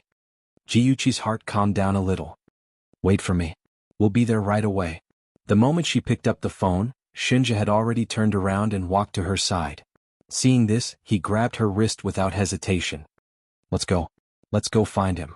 It was the first time Jiuchi had seen Ji Yunhan in such a sorry state. He was leaning against a big tree with blood all over his body. His face was covered in blood and there were 3 strong men lying at his feet. It looked like they had already fainted. "Ahan, why are you bleeding so much? Where are you hurt?"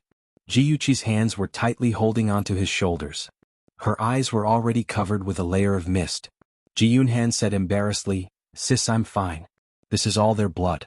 My leg is injured and I've used up all my strength so I can only lean here. It's good that you're fine. You almost scared me to death." Jiuchi rubbed his head and then carefully examined his leg. She found a deep knife wound on his leg and her eyes couldn't help but redden. Ji Yunhan giggled foolishly. "Sis, it's nothing. It's just a small wound. Men are more manly when they have more scars. With that said, he looked up at Shenjia. His silly smile turned into a mischievous grin.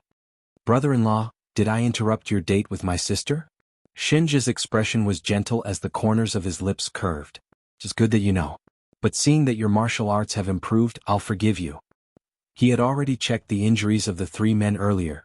There were more or less knife wounds on their bodies. The cause of their unconsciousness was a heavy blow to the back of their heads. The assassins sent by Su Yanqing were definitely not ordinary people. To be able to knock the three men unconscious, Ji Yunhan's martial arts had indeed improved. Ji Yuqi simply bandaged Ahan's wound and used a tissue to wipe the blood off his face. She helped him stand up and glanced at the three men on the ground. Let's leave these people to the police. Shenjia nodded in agreement. Let Su Yanqing leave a criminal record in the police station. Our next move will be much smoother. The police were very efficient. Soon, the three assassins were brought to the police station. After a series of interrogation, threats and psychological attacks, the three men finally admitted that it was Su Yanqing who had ordered them to kidnap Ji Yunhan. Their purpose was to bring Ji Yunhan back to the headquarters of the Black Flame sect and then use him to extort a ransom. As for the fact that Su Yanqing had sent people to plant a bomb under Ji Yuqi's car, they had no idea. Su Yanqing was sitting in the office dealing with gang affairs when a yellow-haired underling hurriedly knocked on the door and entered. Miss Bad News. Aing sent news that Ji Yuqi didn't get into the car at all. Instead, she got into another Bentley. Later, a bomb disposal expert from the police team came and defused the bomb on the car. What's worse is that several media outlets happened to be at Capital University. When they heard about the bomb, they immediately rushed to the scene. Now this matter has been hyped up by the media.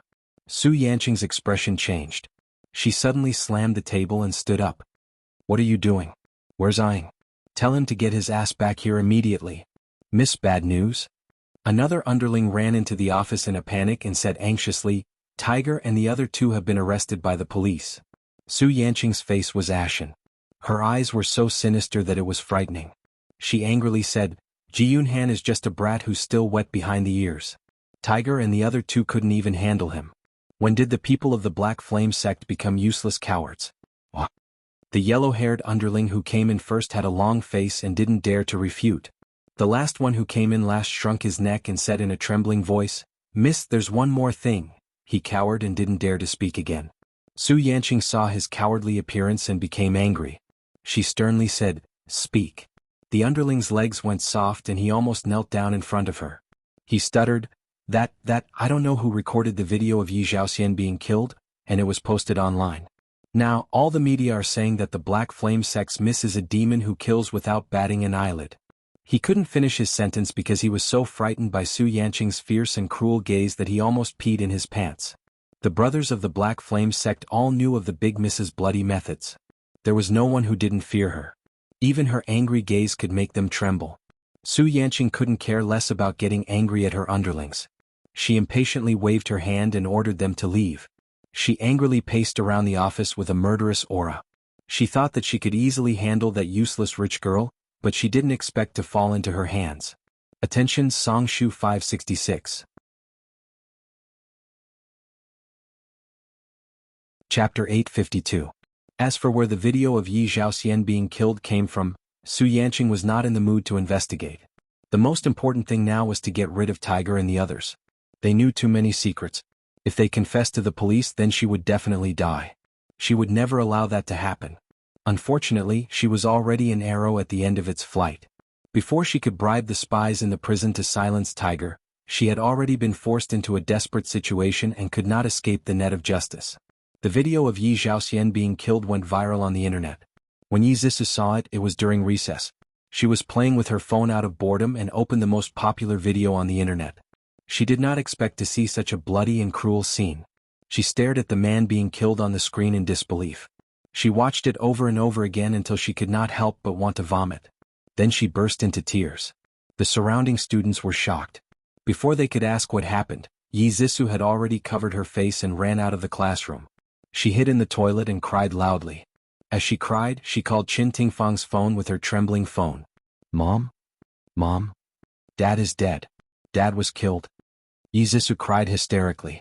She had long forgotten her image and ladle-like etiquette. As she cried, she incoherently complained, Mom, tell me, That's not true. How could Dad die? Didn't they say that scourges live for 1,000 years? A bastard like him should live for 100 years. Dad, I'm sorry. I was stubborn before. It was my fault. Dad, come back quickly. Yi Zhisu leaned against the wall of the cubicle and cried. She did not know that outside the toilet was full of people who were watching the show. They exaggerated the scene and posted it on the school's internet, making Yi Zhisu famous again. The world was so cruel. Even if a tragedy happened to a person who was disgusted, it was still a good show to entertain the public. On the other end of the phone, Qin Tingfang's face was already covered in tears. From her daughter's intermittent complaints, she understood the truth. Her ex-husband Yi Zhaoxian had really been killed by Su Yanqing. Su Yanqing, that woman, killing someone was one thing, but why did she use such a cruel method to torture him to death? Qin Tingfang was filled with hatred and anger. It was indeed their fault for having an affair with Yi Zhaoxian, but why did Yi Zhaoxian find her? Wasn't it because Su Yanqing couldn't satisfy him? Obviously, Su Yanqing was also responsible, but Su Yanqing, that vicious woman, pushed all the blame onto them. She really wanted to bite Su Yanqing to death and avenge Yi Zhaoxian. Yes, there was also Jiuqi, that B*TCH. If it weren't for that B*TCH, she wouldn't have used Yi Zhaoxian to get entangled with him, and she wouldn't have provoked Su Yanqing's hatred. Qin Tingfang channeled all her anger and hatred onto others. She felt that the whole world had wronged her and Yi Zhaoxian, and that she was the most innocent. After calming down, Qin Tingfang thought about a problem. There were a few big news stories today. First, Jiuqi's car was planted with a bomb. Then Jiyunhan was attacked. Then the video of Su Yanqing killing someone was leaked. There must be some kind of connection between these incidents. Her mind was spinning quickly. On the other end of the phone, Yi Zhisu was still crying and it annoyed her. She shouted impatiently, "Stop crying. What can you solve by crying now? Can you bring a dead person back to life?" Yi Zhisu was shocked by her shout. Her tears were still flowing, but she didn't dare to cry out loud. She sobbed a few times and burped. "Mom, tell me, why is our family so unlucky but Jiuqi is so lucky? Even the bomb couldn't kill her. Does she have the protection of a god or something?" Hearing her words, Qin Tingfang's mind flashed. She suddenly figured out the whole thing. Planting the bomb and attacking Jiyunhan must have been done by Su Yanqing. In the end, not only did she not succeed, she became a target of scorn. Everyone wanted to beat her up.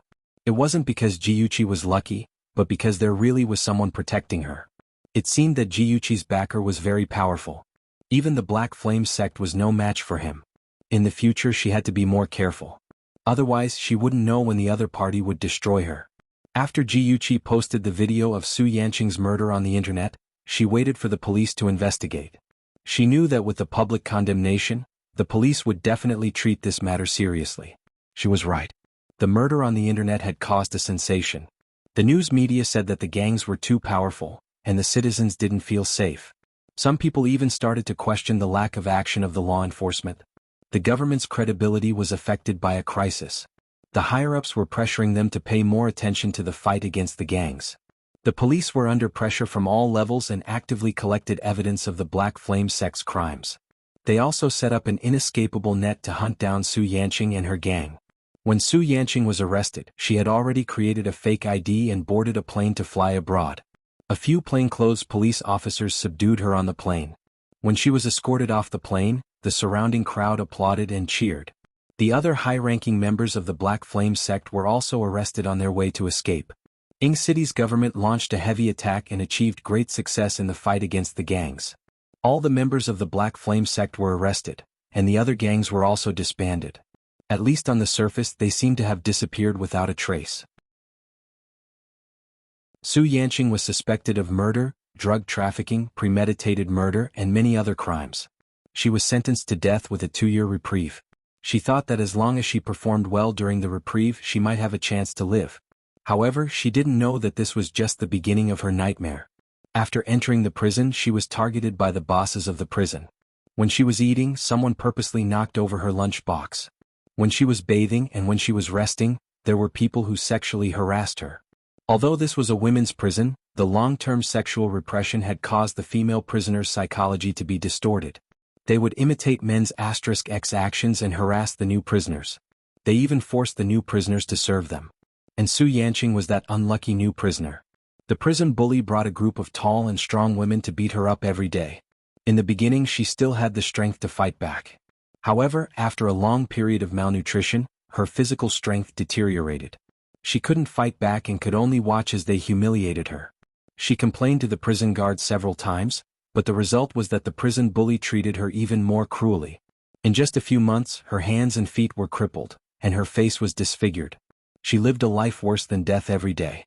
She wanted to commit suicide, but she was saved time and time again. She was brainwashed by the people around her and gradually became crazy. Her mental state was very poor, and she was finally sent to a mental hospital to spend the rest of her life there. She was often bullied by other patients and even doctors. She did not know her own name and she had forgotten everything. She wandered down the corridor like a zombie. When she was bullied, she would laugh foolishly, and saliva would drip from the corner of her mouth. She had even forgotten how to cry. In the blink of an eye, a month had passed. Jianghu had already joined the Oriental Real Estate Design Department. As a newcomer, he was often ostracized by the senior staff. Fortunately, the director of the design department valued him and often taught him how to build a good relationship with his colleagues and how to work better. He also often gave him some more important tasks to train his ability. Overall, he was quite satisfied with his current work situation. As for Jianghu, she had already rented a floor in the World Trade Center and established the China branch of Free Clothing Company. She had also hired more than 10 designers. These designers would be famous fashion designers in 5 years. However, they were still fresh graduates. Other than being full of enthusiasm, they had no experience to speak of. I don't care if you have experience or not. What I care about is your brains and your talents. I am willing to provide you with a good working environment, a perfect reward system, and nurture you to grow step by step.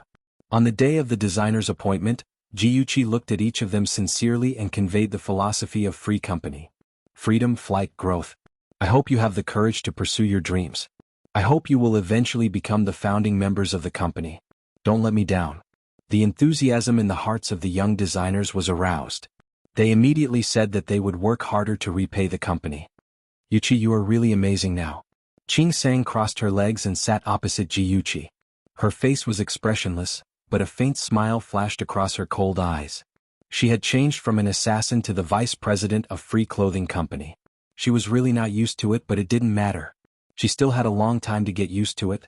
Jianghu looked up at her with a faint smile. You have also done well. Our company has changed from an empty shell to what it is now. You have contributed greatly. Let's not talk about other things. Just the fact that you helped me find this group of designers is already very impressive. Qing Sang shrugged and said blandly, you gave me the list. In the end, you are amazing. You actually noticed that they were different. Jianghu chuckled. She was not amazing. She just had a good memory. In her previous life, she liked to read fashion magazines the most. She remembered the names of those famous fashion designers. That was why she was able to win them over to her company before they became famous. That was cheating. Alright, let's stop praising each other. How did your negotiation with Yulei go? Qing Sang frowned. That man is as cunning as a fox. He tried to lower our price step by step. However, I am not someone to be trifled with. Of course, I won't let him have his way. I told him that tomorrow is the last negotiation. If he agrees to our terms, we have a deal. If he doesn't, he can go away and have fun. Jianghu couldn't help but laugh. Hey, your assassin temper is acting up again. That's how business is. You go back and forth and you test each other. It takes a long time to reach an agreement. However, you are right to pressure him. We can afford to wait, but he can't. That old fox Yu Lindong has been pressuring him a lot recently. Awesome novel Xinwu 799.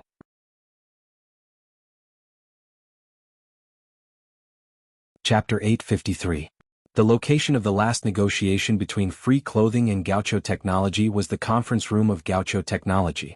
Only Yulei and Qing Sang were in the large conference room. Yulei was indeed the most outstanding descendant of the Yu family and the future successor. He was different from Shunji's arrogant and domineering aura, and also different from Gu Fifen's elegance. He was extraordinarily handsome and had a very positive quality, which made people want to get close to him. Even when negotiating in the business world, he didn't hide this quality at all. He often used his own feelings to defeat his opponents. He put his hands on the conference table, leaned forward slightly, and stared into Qing Sang's eyes with bright eyes. He laughed heartily and said, Qing Sang, we've dealt with each other several times. Do you mind if I call you Qing Sang? I can give you the land at Sand River Bay in the west of the city, and I can give you the domestic sales channels for free for 10 years. but I can't give you the overseas sales channels. This is the biggest concession I can make. If we can't reach an agreement, I can only express my regret." Qing Sang leaned back in the chair. She clasped her hands and looked at Yu Lei calmly with her dark eyes. Her voice had a unique coldness. "Okay, deal." Yu Lei obviously didn't expect her to agree so readily. He was stunned but quickly reacted. He stood up and stretched out his right hand with a warm smile. Qing Sang, happy cooperation. Qing Sang also stood up and shook his right hand. Happy cooperation. Mr. Yu, I hope to sign the contract tomorrow. Is there any problem with the contract preparation? No problem. The contract has been drafted. My secretary will send it to you in advance. Yu Lei smiled, revealing his white teeth. He was very charming. Okay then, I won't disturb you. Goodbye. Qing Sang picked up her briefcase with a calm expression.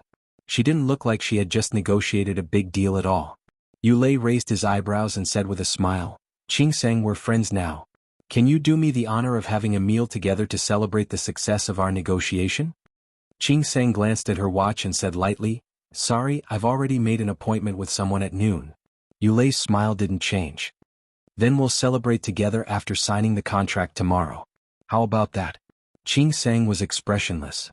"If you insist." A smile appeared in Yu Lei's eyes.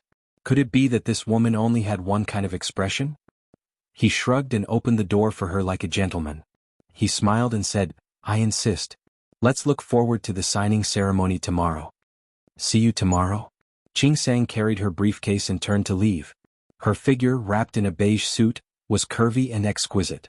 Her steps were light and graceful, swaying gracefully. From her back, no one would have guessed that she had a pretty face like an iceberg. Yu Lei looked at her back and raised his eyebrows. A look of interest flashed across his eyes. Free Clothing CEO's office. Jiuqi leaped up from her seat, threw herself at Qing Sang and hugged her. Her face was full of smiles. "Qing Sang, I knew you could do it. The land in the west of the city is ours. Also, the company's domestic sales channels are open. Our company is finally on the right track." Qing Sang felt a little awkward being hugged by her. She coughed awkwardly and said dryly, "Let go of me first." "Oh, I'm sorry. I was too excited and forgot."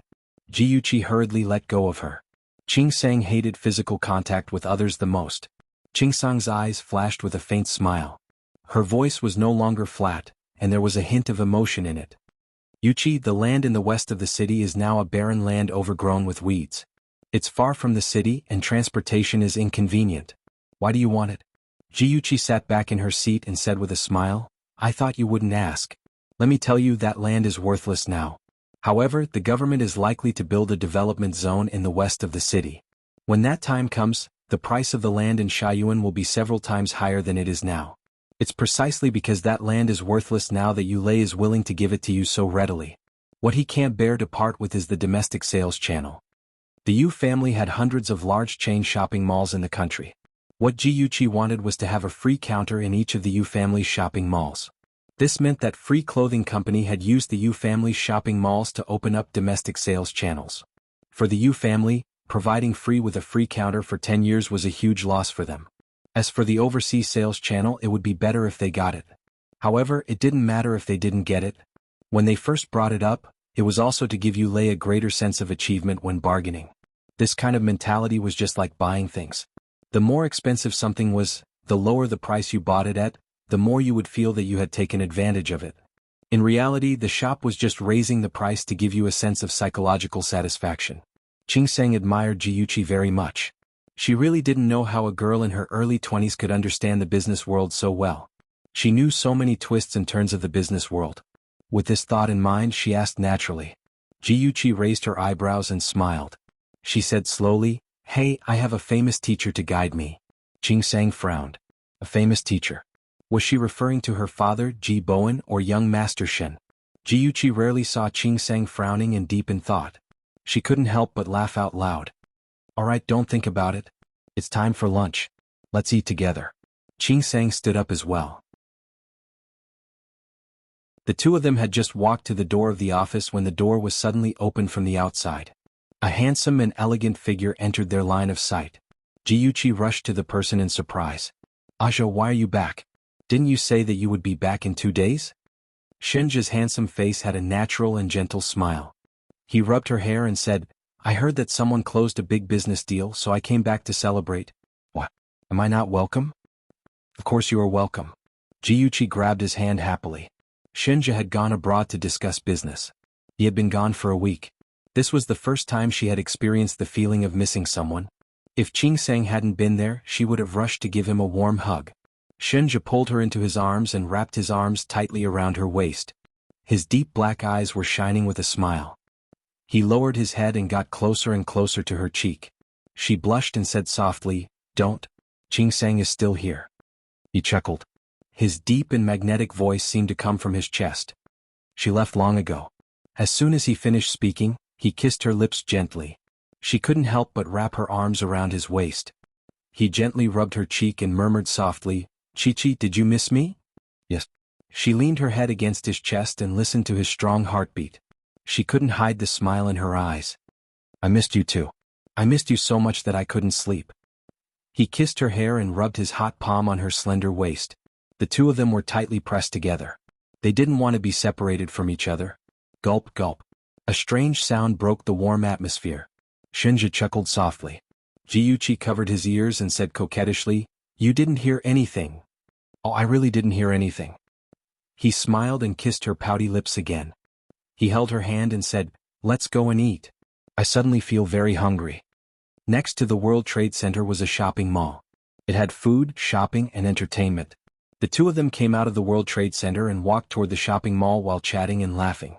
In a cafe across the street, a man and a woman were sitting by the window. The woman inadvertently looked out the window and saw a young man and woman holding hands across the street. The man lowered his head and whispered something in the woman's ear. The woman immediately smiled charmingly. Sister Chen, what's wrong? Xiao Yihan followed Qin Tingfang's gaze and asked with concern. Qin Tingfang looked away and smiled. I think I saw my eldest daughter. Maybe I was mistaken. She believed that she was not mistaken. The woman holding the stranger's arm and smiling brightly was Jiuqi. Unfortunately, she could only see the man's side profile. She could not see who he was. Xiao Yihan's clear eyes were smiling brightly. Her voice was as charming as pearls and jade. Sister Chen's eldest daughter seems to be called Jiuqi, right?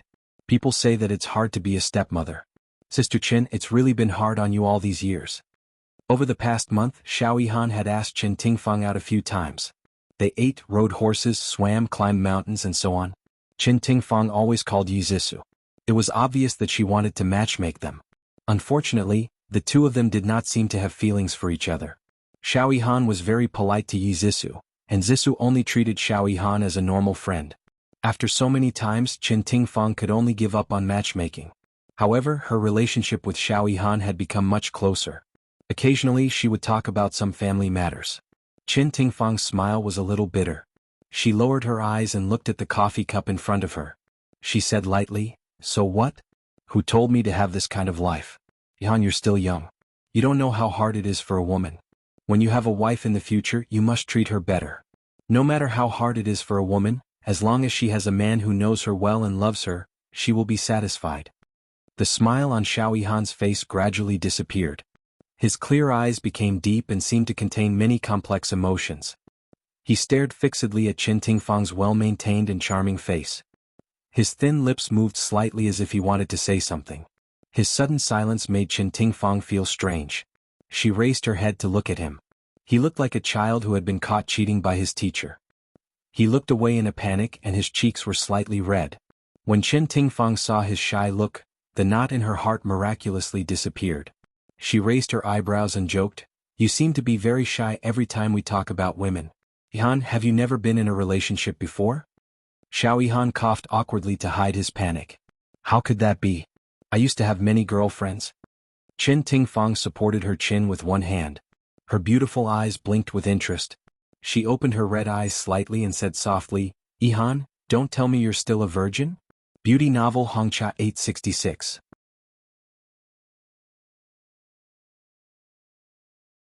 Chapter 854. Xiao Yihan's handsome face instantly flushed red. His eyes widened as he stammered, Sister Qin, you. Qin Tingfang covered her mouth with her right hand and giggled. Her voice was soft and gentle with a hint of teasing. So I guessed correctly? Her every movement exuded a unique feminine charm. Her every frown and smile was mesmerizing. Many men in the cafe were attracted to her. Even Xiao Yihan, whose face was flushed red from embarrassment, stared at her without blinking. His clear and moist eyes were shining brightly, so bright that it was frightening. His handsome face was getting redder and redder, as if it was about to drip water. He bit his lip. He looked helpless and innocent. Qin Tingfang's motherly love was ignited. She couldn't help but reach out and pinch his smooth skin. She smiled and said, "There's nothing to be shy about. It's rare to see a boy who is so clean and honest. You're a good boy. In the future there will be a good girl who will give you happiness." Xiao Yihan bit her lips again. She seemed to have made up her mind. She suddenly grabbed Qin Xiaobei's hand. Her burning hot palm wrapped around Qin Xiaobei's hand tightly. With a serious expression she said, "Sister Qin, I like you." Qin Tingfang felt as if she had been burned by fire. She quickly flung his hand away and laughed dryly. "Yihan, you're my younger brother. I like you too." Xiao Yihan hurriedly said, "It's not that kind of like. Sister Qin, my feelings for you?" He paused and his handsome face began to blush again. "My feelings for you are that of a man and a woman." Qin Tingfang's heart suddenly skipped a beat. She actually felt her blood boiling. She quickly pressed her palm against her chest. After all, she was someone who had experienced great storms. She quickly calmed down and smiled. "Yihan, you're still young. You don't know what love is. You probably think I'm your mother. This isn't like it's kinship. I have something to do, so I'll take my leave first." After she finished speaking, she did not even look at him. She picked up her handbag and was about to leave when Xiao Yihan grabbed her arm. His scorching gaze made her heart ache. His voice was low and he was serious like never before. "I didn't make a mistake. I really like you. If I didn't like you, why would I ask you out so often? I also know that you want to set me up with Zissou. You don't know how sad I am. My pain, my struggle, you don't understand. I know that there is a big gap between us, but when it comes to love, it just happens. I can't control it. I just want to love you. Is that wrong?" When he said the last sentence, his tone was so humble. He even looked at her with pleading eyes. She was stunned.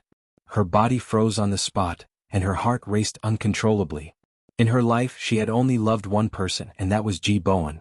However, in the end, she still listened to her family's wishes and married Yi Zhaoxian. Even after she married Ji Bowen, the two of them lost their previous feelings for each other. She thought that she would never have love again. However, when the young and handsome boy in front of her confessed to her, her heart raced and her blood started to boil. A small voice in her head quietly told her, "You're not old yet. There are still outstanding men who love you. Accept him."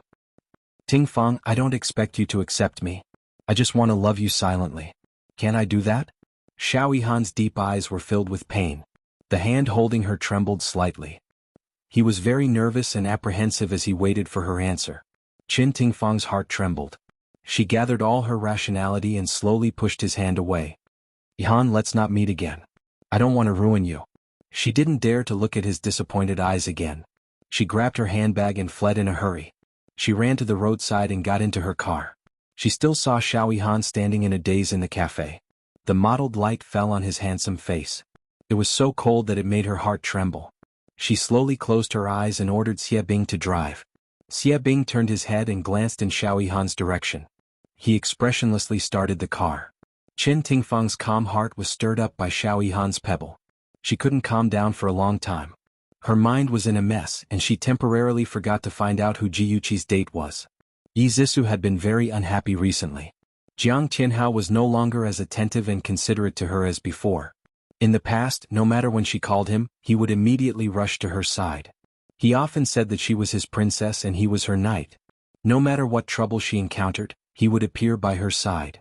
But now, when she sent him text messages, he often didn't reply. When she called him, he said that he was busy. When she wanted to see him, he said that he was working overtime at the company. Every time she couldn't help but throw a tantrum, Jiang Tianhao would pacify her and say affectionately, "Zissou, I have nothing now. In order to marry you, in order to let us live a good life, I have to work hard. You will definitely understand, right?" What else could Yi Zissou say? She could only suppress her dissatisfaction and put on a gentle smile on her face. She hugged his waist and gently expressed that she understood.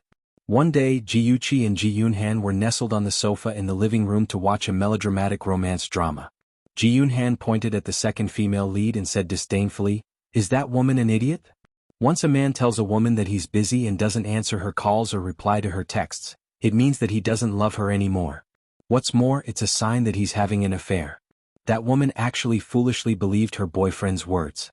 Sigh, Mom, I can't watch this stupid drama anymore. Jiuchi smacked her head and scolded jokingly, Go away, you little brat. How old are you? You speak as if you know a lot about relationships. Ji Yunhan said unhappily, Even though I don't understand what you mean by love, I understand men. There are many boys in our class like that. When they're chasing girls, they're all over the place and treat them extremely well. Once they're tired of playing, they find the girl annoying and start to neglect her. Ji Yunhan rambled on and on. Jiuchi rolled her eyes as she listened. She laughed unhappily and said, According to what you're saying, there are no good men in the world? Ji Yunhan puffed out his chest proudly and said with a proud expression, What kind of eyes are you talking about? There's one right in front of you. The siblings chatted happily, and their laughter could be heard from time to time in the living room. Yizisu, who was standing on the second floor, was pale as a sheet. Her fingers gripped the railing tightly. Could it really be like what Ji Yunhan said?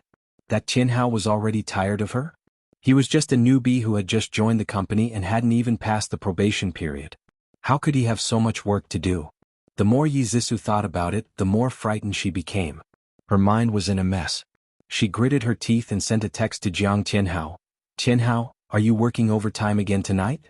I don't have class tonight. I'll make a lunchbox and send it to your office, okay? After waiting for more than half an hour, he finally replied, No need.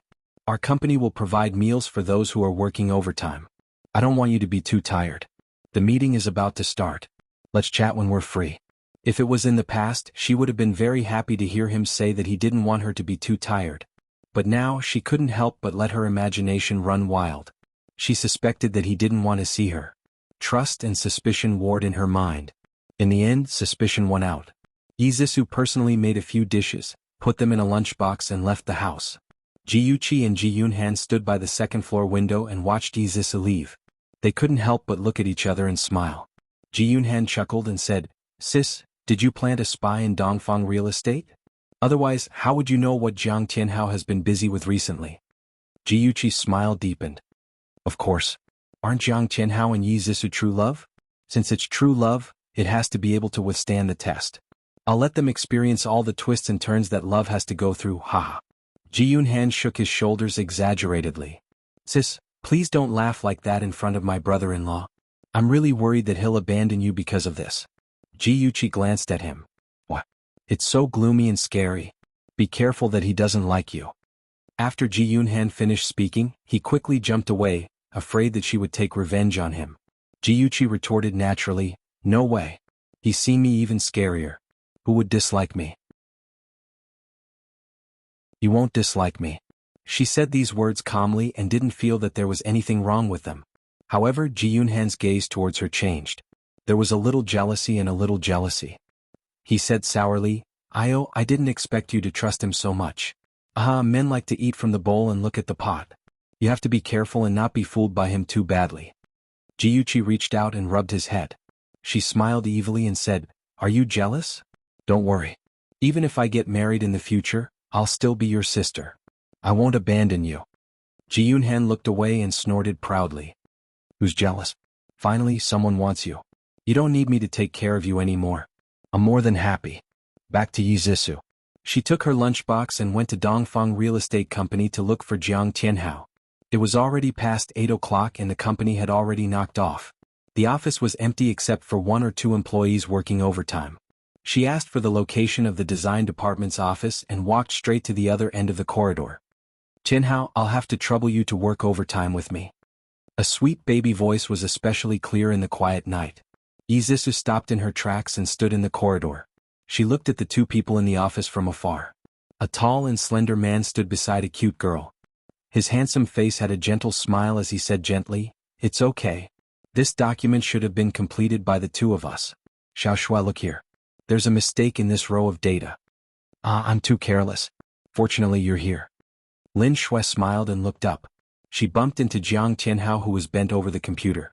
Their faces were close and his lips just happened to touch her forehead. Beauty novel Hongcha 866.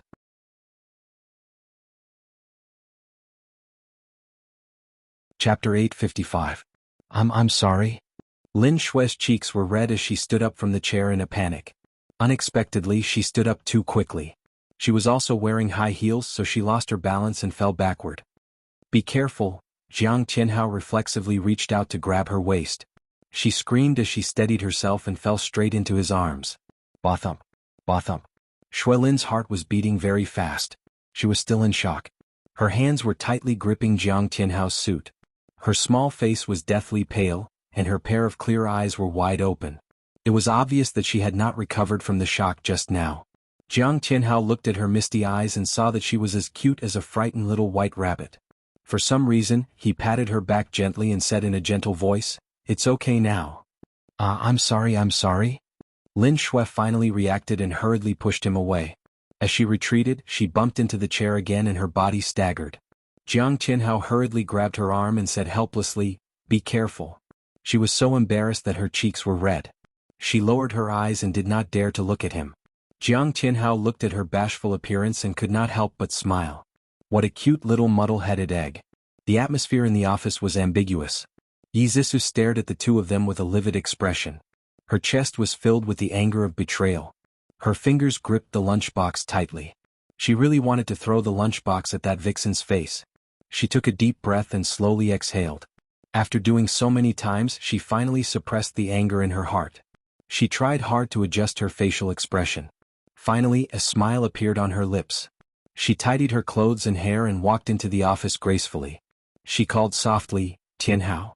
Jiang Tianhao quickly let go of Lin Shue's hand and turned his head. The smile on his handsome face was natural and warm. "Zhisu, didn't I say that I didn't want you to be tired? Why did you still come? My heart aches for you." Yi Zhisu walked up to him gracefully and put the lunchbox on Lin Shue's desk. She put one arm around Jiang Tianhao's waist, stood on tiptoe and kissed him on the lips. She said softly, "You must be hungry after working so late. I made chicken soup and your favorite dishes. Thank you for your hard work." Jiang Tianhao stroked her hair and turned his gaze to Shuelin. Seeing her standing there awkwardly, he suddenly felt a trace of resentment towards Yi Zhisu. He blamed her for not knowing how to take care of other people's feelings. She neglected Shuelin and made him lose face in front of his colleagues. He secretly shook Yi Zhisu's hand and smiled. "Zhisu, let's get to know each other. This is my colleague Lin Shui." Yi Zhisu leaned into Jiang Tianhao's arms and reached out her hand to Lin Shui. She smiled and said, "Miss Lin, nice to meet you. I am Tianhao's fiancée Yi Zhisu." Lin Shui shook her hand and smiled unnaturally. "Nice to meet you, Miss Yi." Yi Zhisu smiled gracefully. "Miss Lin, you haven't eaten yet, right? If you don't mind, you can eat with our Tianhao." Lin Shui quickly waved her hand. No, I've already eaten my lunch. Thank you for your kindness." Yi Zhisu smiled and didn't say anything else. She turned and hugged Jiang Tianhao's arm. She picked up the lunchbox with her other hand and said softly, "Tianhao, let's eat first. Otherwise the food will get cold. Where's your desk?" "Over there." Jiang Tianhao led Yi Zhisu to his desk. After walking a few steps, he suddenly remembered something. He turned around and said to Lin Shui, who was standing there in a daze, "Lin Shui, correct the mistake just now. I'll check to see if there are any problems later." Lin Shui quickly nodded. Okay. Walking to Jiang Tianhao's desk, Yi Zhisu was very unhappy. Was there a mistake? It was actually 2 rows behind Lin Shui. From here she could clearly see Lin Shui's back.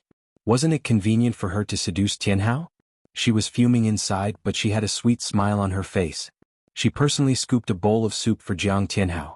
She scooped a spoonful of soup and brought it to his mouth. She said softly, "Tianhao, have a bowl of chicken soup first to warm your stomach." Jiang Tianhao's brows relaxed and his expression softened. He took a sip from her hand. "It's delicious.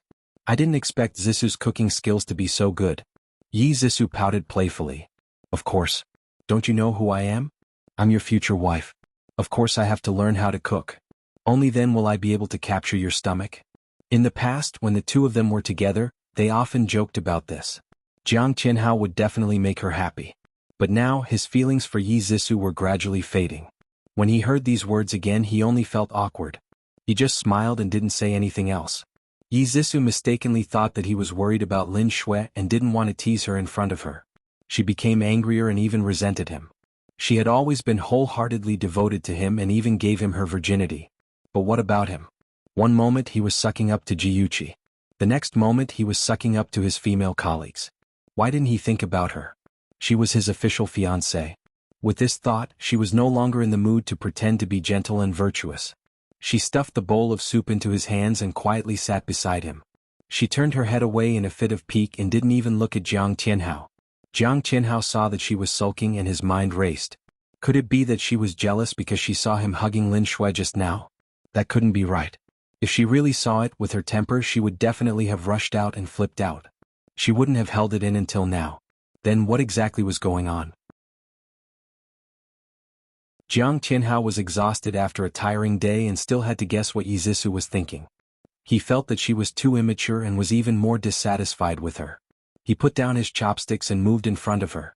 He pulled her into his arms and whispered, "Baby, what's wrong? You don't seem too happy." Yizisu pouted and said in a muffled voice, "Do you not want to see me?" Jiang Tianhao hugged her tightly and said mushy words as if they were free, "Of course not. I miss you so much that I can't sleep at night. I just want to marry you as soon as possible. I work so hard just so that I can live with you every day. Baby, I know I've been too busy recently and neglected you. Don't be angry, okay?" Yizisu looked up at him and wrapped her arms around his neck. Her beautiful big eyes were misty and her red lips were slightly pouted as if she was extremely wronged. She said softly, "I thought you didn't like me anymore." Even though Jiang Tianhao was disgusted with her, when he saw her pitiful appearance, he couldn't help but think of the two of them making love. His body couldn't help but heat up. He hugged her tighter and said in a hoarse voice, "Silly, what are you thinking? You're my future wife. If I don't like you, who else would I like?" Yizisu smiled through her tears and threw herself into his arms. She whispered in his ear, "Tianhao, I love you so much. Don't leave me, okay?" A certain part of Jiang Tianhao's body quietly raised its head. He mischievously rubbed against her abdomen and whispered into her ear, "Don't say I don't want to leave you. Even it doesn't want to leave you." Yizisu shyly buried her head in his arms and gently punched his chest. "You're so bad. How can you do this?" With a beauty in his arms and a faint fragrance wafting into his nose, Jiang Tianhao's body felt even more uncomfortable. His handsome cheeks were flushed and the sweat on his forehead flowed slowly down his hairline. He suddenly pulled Yizisu's hand and stood up. His tight suit pants immediately revealed his tight suit pants. He quickly took off his jacket and wrapped it around his waist.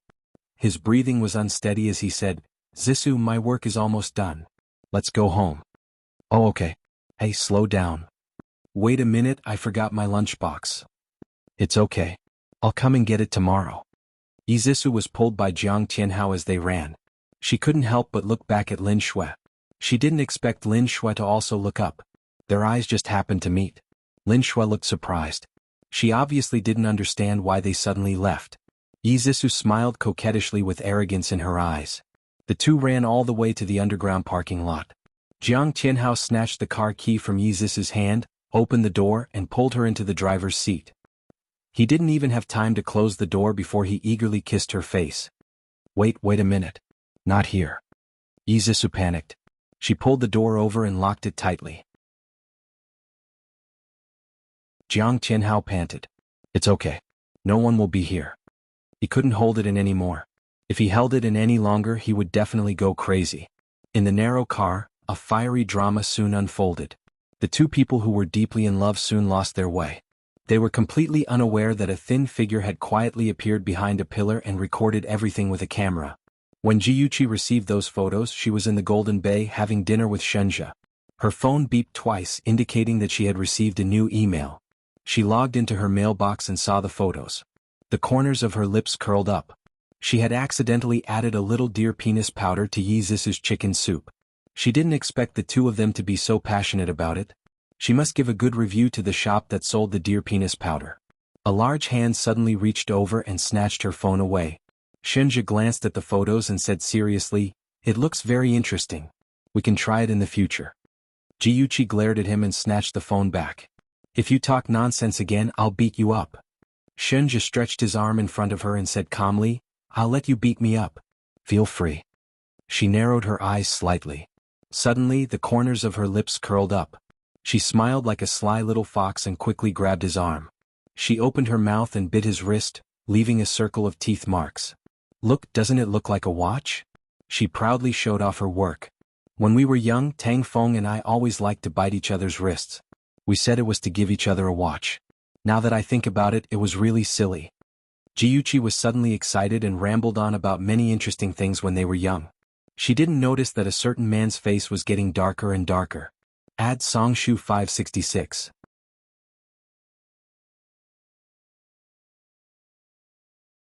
Chapter 856. Don't say any more. Shenja suddenly pulled her into his embrace, his arms tightly wrapped around her waist, in an extremely domineering posture, encircling her. Jiuqi blinked in confusion and looked up at him. Suddenly she met his dark eyes. The corners of his lips were straight, and he had an expression that said, "I'm very unhappy." She pouted, hugged his neck and shook it. "Young Master Shen, what are you angry about?" "I'm just unhappy. Very unhappy." Shenja frowned and said in an extremely childish voice. Jiuqi blinked. "What? If you're unhappy there must be a reason, right?" Shenja's brows were so tightly furrowed that they could almost squeeze a mosquito to death. He asked in an unfriendly tone, "Are you on good terms with Tang Feng?" Jiuqi's mind worked very quickly. Her eyes were smiling and gradually she burst out laughing. "Aja, are you jealous? Is it because Tang Feng and I are childhood sweethearts so you're jealous?" The little girl in front of him had an expression of enjoyment on her face, and it made him feel an indescribable sense of grievance. He was exuding cold air, and his gaze was so cold that it made people tremble. He said stiffly, "I'm jealous. What's so good about Tang Feng?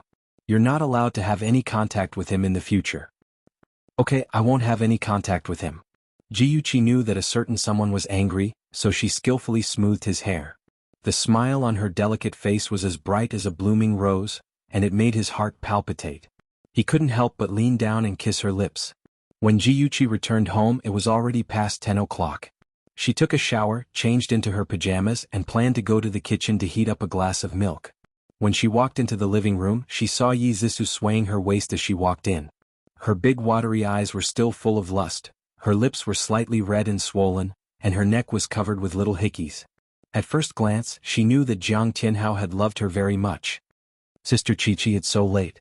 You're still awake?" Yi Zissou shyly pulled at her collar as if trying to cover the marks on her neck. Jiuqi's eyes moved slightly, and her tone was indifferent. "Yes, why did you come back so late?" Yi Zissou automatically interpreted her expression as jealousy. Her lips curled up into a shy smile, and she shyly stroked her hair. "I went to Tianhao's company to see him, but I didn't expect him to." "I'm sorry, Sister Qiqi. I shouldn't have mentioned him in front of you. Bitches were so pretentious." Seeing her pretentious look, Jiuqi almost spat out her dinner. The corner of her mouth twitched and she expressionlessly said, "It's late. Go to bed early. Good night." With that said, she didn't even look at her and walked straight to the kitchen. Yi Zissou looked at her cold back and sneered. She was just a used shoe abandoned by Tianhao. Why was she pretending to be a cold and elegant goddess? She was Tianhao's true love. Other women could just step aside. Thinking about Jiang Tianhao's passion, Yi Zissou's pretty face couldn't help but heat up. Holding her aching waist, she slowly walked upstairs. When she pushed open the door, she didn't expect her mother to be sitting on the chair in her pajamas, staring at her with a frosty expression. "Mom, it's so late. Why aren't you asleep yet?" Yi Zissou guiltily put down her arms and quickly walked up to her. Chen Tingfang's gaze was as sharp as a knife, and she scanned her from head to toe. Yi Zissou awkwardly covered her neck.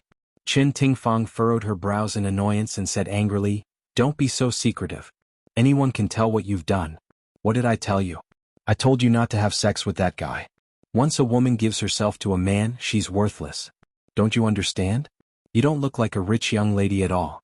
Your Uncle G doesn't have a good impression of you to begin with, and you're still fooling around.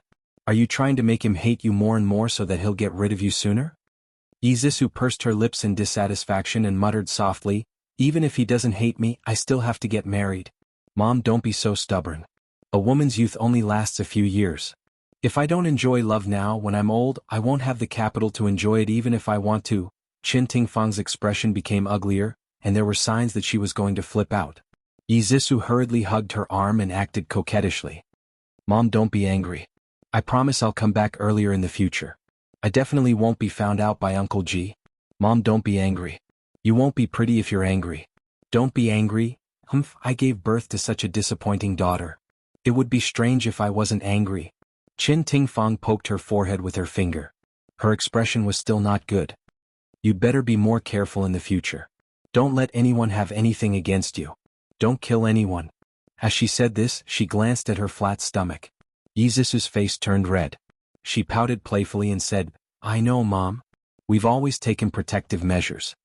The scene in the underground parking lot suddenly flashed through her mind. At that time, Tianhao was in a hurry and didn't have time to take any protective measures. Fortunately, if it wasn't for her mother's reminder, she would have forgotten to take the morning after pill. After coaxing Qin Tingfang away with kind words, Yi Zisu hurriedly took the morning after pill and comfortably soaked in the bathtub. While playing with the rose petals on the water, she thought about the matter between her and Jiang Tianhao. She was confident that Jiang Tianhao loved her. However, it wasn't a good idea to always have a vixen hanging around him. She had to think of a way to get Lin Shui away from him. It would be best if she could drive her out of their company. Yi Zisu's thoughts were beautiful. She had no idea that the gap between her and Jiang Tianhao was getting bigger and bigger. Before Jiang Tianhao stepped into the office, he pinched the space between his eyebrows. On his handsome face, a gentle and elegant smile naturally appeared.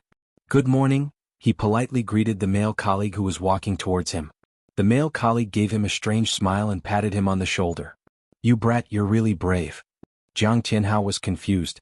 He raised his eyebrows in surprise. Wang Xian, what do you mean by that? The smile on Wang Xian's face became more and more strange. It looked a bit wretched. He winked at Jiang Tianhao and said in a strange voice, Don't pretend. Everyone in the company knows. Brat, you're now a celebrity in the company. Jiang Tianhao's heart tightened. No matter how slow he was, he understood that Wang Xian's words were not good. Did he do something wrong? He felt uneasy. Just as he was about to continue asking, the director suddenly came out of the office. With a dark face, he stared coldly at him and said loudly, Jiang Tianhao, come to my office. Hee bro, go quickly. Your brother will light a candle for you. Wang Xian patted him on the shoulder and laughed gloatingly. Jiang Tianhao clenched his fists. He brushed past Wang Xian and walked towards the director's office. When he passed by Lin Shui's desk, she suddenly whispered, Be careful. Her voice was so soft that Jiang Tianhao thought he was hallucinating. He subconsciously turned his head and caught the worried expression on Lin Shui's face. Seeing him turn his head, she quickly lowered her head. Her long eyelashes trembled rapidly and her fingers fluttered over the keyboard in a panic. Jiang Tianhao pursed his lips. He did not stop and walked quickly to the director's office. He knocked on the door and entered after getting permission. Director, what can I do for you? Jiang Tianhao, what do you think our company is? How could you do such a shameless thing? I can't believe that a person with such low moral standing like you graduated from a famous university. Your matter has already reached the company's top management. If it weren't for me, you would have been fired. Director Gao Hong had just received a reprimanding call from the company's top management. He was fuming, and now he vented his anger on Jiang Tianhao without hesitation. Jiang Tianhao clenched his fists tightly.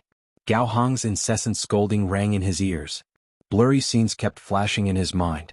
There was mockery, abuse, humiliation, and beatings. Gradually, the scolding overlapped with the humiliation he had suffered.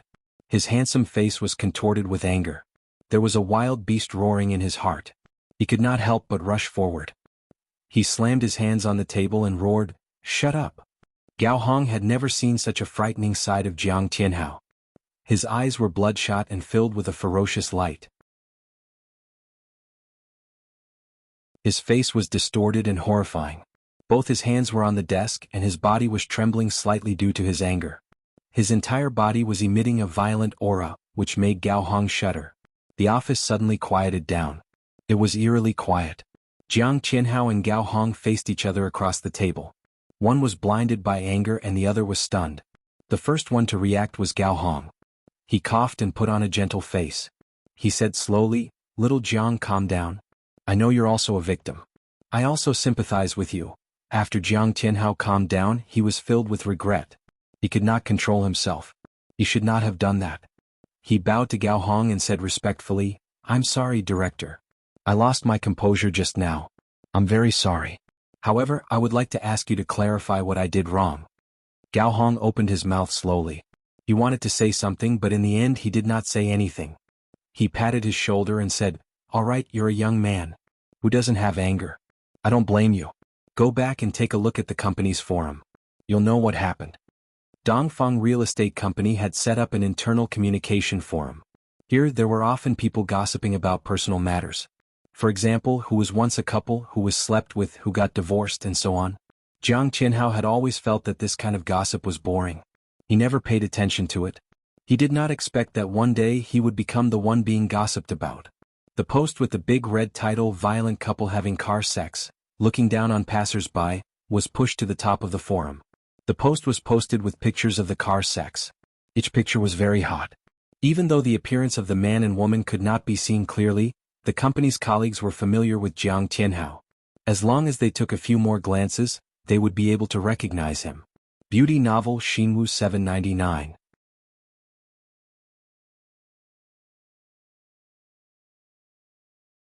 Chapter 857. There were even people who recognized the woman who had sex with him in the car and exposed Yi Zisu's identity in the post. They also bragged about her past great achievements, such as her bad reputation at school, and how she had an ambiguous relationship with her cousin at Miss G's birthday party. Jiang Qianhao's brain exploded, and he felt all the blood in his body rushing to his head. His fingers trembled as he clicked on the mouse and quickly browsed through the content of the post. Sure enough, there were already many people scolding him for seducing a rich girl. There were also people who said that he was able to enter this company because of Yi Zisu. I thought he was a Prince Charming, but in the end he's actually a gigolo who relies on women to make a living. Oh, I'm so angry. Once someone stood up and scolded him for being a gigolo who relied on women to make a living, there were countless comments below. Jiang Qianhao felt as if he had fallen into an ice cellar. His whole body was ice cold. He clenched his teeth tightly, and the taste of rust rose in his mouth. His fingers clenched the mouse so tightly that he almost crushed it. Gigolo, and B***starred who relies on women to get to the top. These words were like a curse that drilled into his brain and repeated over and over again in his mind. He was almost driven crazy. The employee's QQ rang twice. A chat box popped up. It was a message from Lin Shui. Qianhao, I know you're in a bad mood right now. I don't know how to comfort you. Forget it, I'll just say it. I believe in your character. You're definitely not the kind of person they say you are. Don't mind what others say. Do what you want to do and you will definitely succeed. These words were like a ray of sunlight that pierced through the layers of haze and shone into Jiang Qianhao's frozen heart. He looked at the familiar profile picture in the chat box. She had used a real person's photo. Her youthful and beautiful face and dazzling smile made him feel like he was wrapped in warmth. His fingers froze on the keyboard as he stared at Shui Lin's photo. After a long time, he finally replied with 2 words, "Thank you."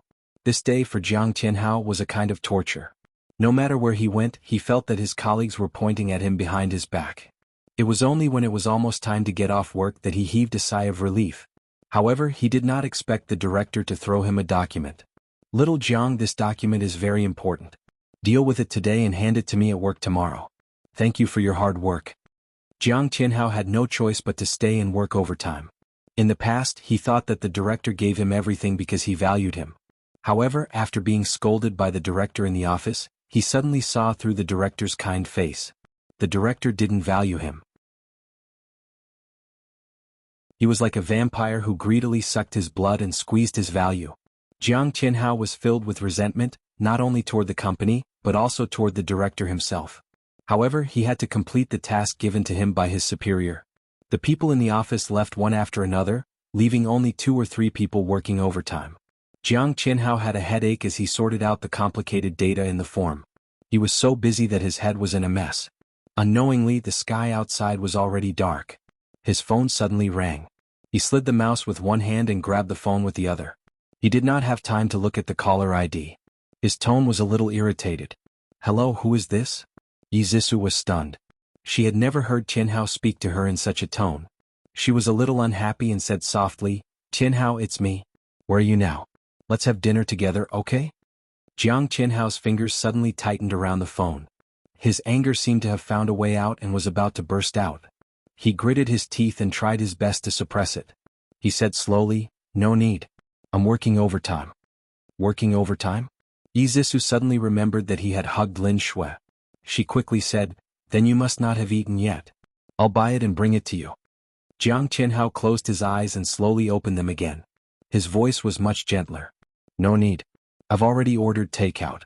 Zissou, I'm a little busy right now. I'll call you when I get home, okay? Zissou said sullenly, oh. Before she could say anything else, Jiang Tianhao had already hung up the phone. The anger in her heart surged. Her suspicious nature as a woman made her firmly believe that Jiang Tianhao was working overtime with Lin Shui. She couldn't let that vixen mess with Tianhao's mind. She wanted Tianhao to remember her kindness at all times. Yesterday she had given him a lunchbox. Wasn't he very happy and enthusiastic? Then she would try it again. Zissou was full of confidence. Jiang Tianhao was in a terrible fix. After he had sorted out the data, he found that there were several loopholes in the file. If he had not checked it carefully, he would have been in big trouble. Leave these details to me. Girls are always more meticulous. A slender hand reached in front of his computer screen and pointed at the mistakes in the electronic file. Jiang Tianhao looked up and saw Lin Shui's smiling face. She was not as pretty as Zissou, nor as charming as Jiuqi, but she was so beautiful that it made people feel comfortable. She was like the girl next door, making people involuntarily want to get close to her. He smiled. Okay, then I'll have to trouble you. I'll send you the electronic version through email. Don't mention it. You've helped me many times. Lin Shui stroked the hair by her ear and smiled cutely. Then I'll go back. If there's anything else I can help you with, just let me know. Okay. He smiled. Lin Shui's cheeks turned red. She quickly turned around and walked back to her seat. Her delicate back was like a lively and cute little rabbit. Jiang Tianhao curled his lips, and a touch of warmth flashed across his deep eyes. The two of them worked together so the efficiency was much higher. In less than half an hour, the documents were finished. Jiang Tianhao looked at his watch and smiled. It's already so late. Let me treat you to a meal as a reward for helping me today. Lin Shui pouted cutely. I already said you don't have to be so polite. You should go home early. Your girlfriend must still be waiting for you. Jiang Tianhao's smile changed slightly. He avoided talking about Zissou and said gently, it's just a meal. Don't tell me you won't do me the honor? Lin Shui's cheeks turned red again. She said softly, I don't want your girlfriend to misunderstand. With that, she quickly turned around and picked up her handbag.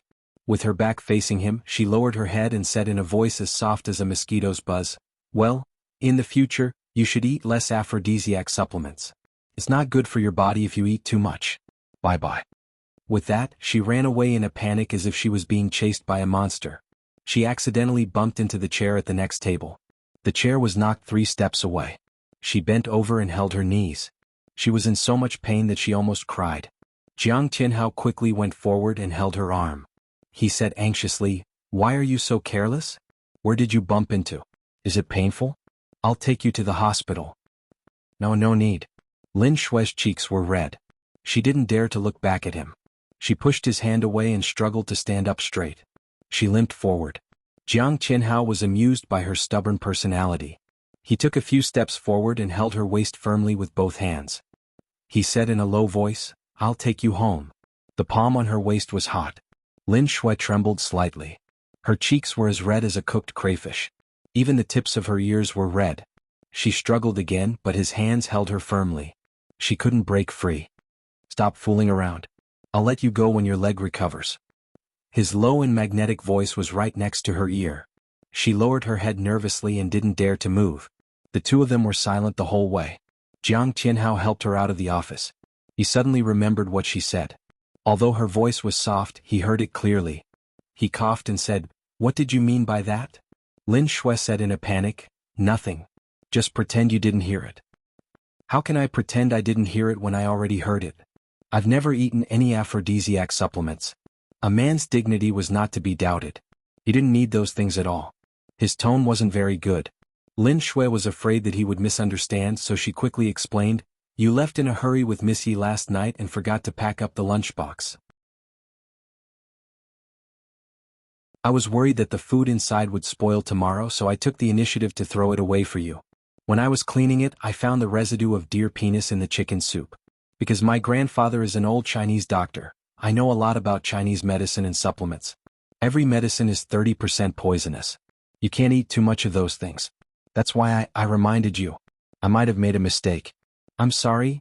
Jiang Tianhao's hand on Lin Shui's waist suddenly tightened. She couldn't help but scream. He quickly loosened his grip. His heart was in turmoil. Deer penis? Great. That woman Yizisu actually put that kind of thing in the soup for him. He had only neglected her for a few days and she couldn't wait anymore. No wonder it was like he was possessed last night. He couldn't control himself no matter what. So it was her doing. Yizisu, this woman must be his nemesis. Why did she always mess up his matters? Jiang Qinhao's hatred for Yizisu had already reached its peak. He only needed a breakthrough before it would erupt like a volcano. Suddenly, the sound of high heels could be heard in the empty corridor. A slim and beautiful figure slowly entered their line of sight. The sound of footsteps suddenly froze. Yizisu looked at the end of the corridor in disbelief. Jiang Qinhao, her fiancé, was actually hugging that vixen Lin Shui again. She bit her lip and her eyes quickly became misty. Qinhao, how could you do this to me? Jiang Qinhao was fed up with her pitiful face. Not only did he not let go of Lin Shui, he even pulled her into his arms and said lightly, Xiao Shui's leg is injured. I'm taking her home. Don't misunderstand. Yes, Missy. There's really nothing between us. Lin Shui hurriedly pushed Jiang Tianhao's arm away and limped 2 steps to the side to put some distance between her and Jiang Tianhao.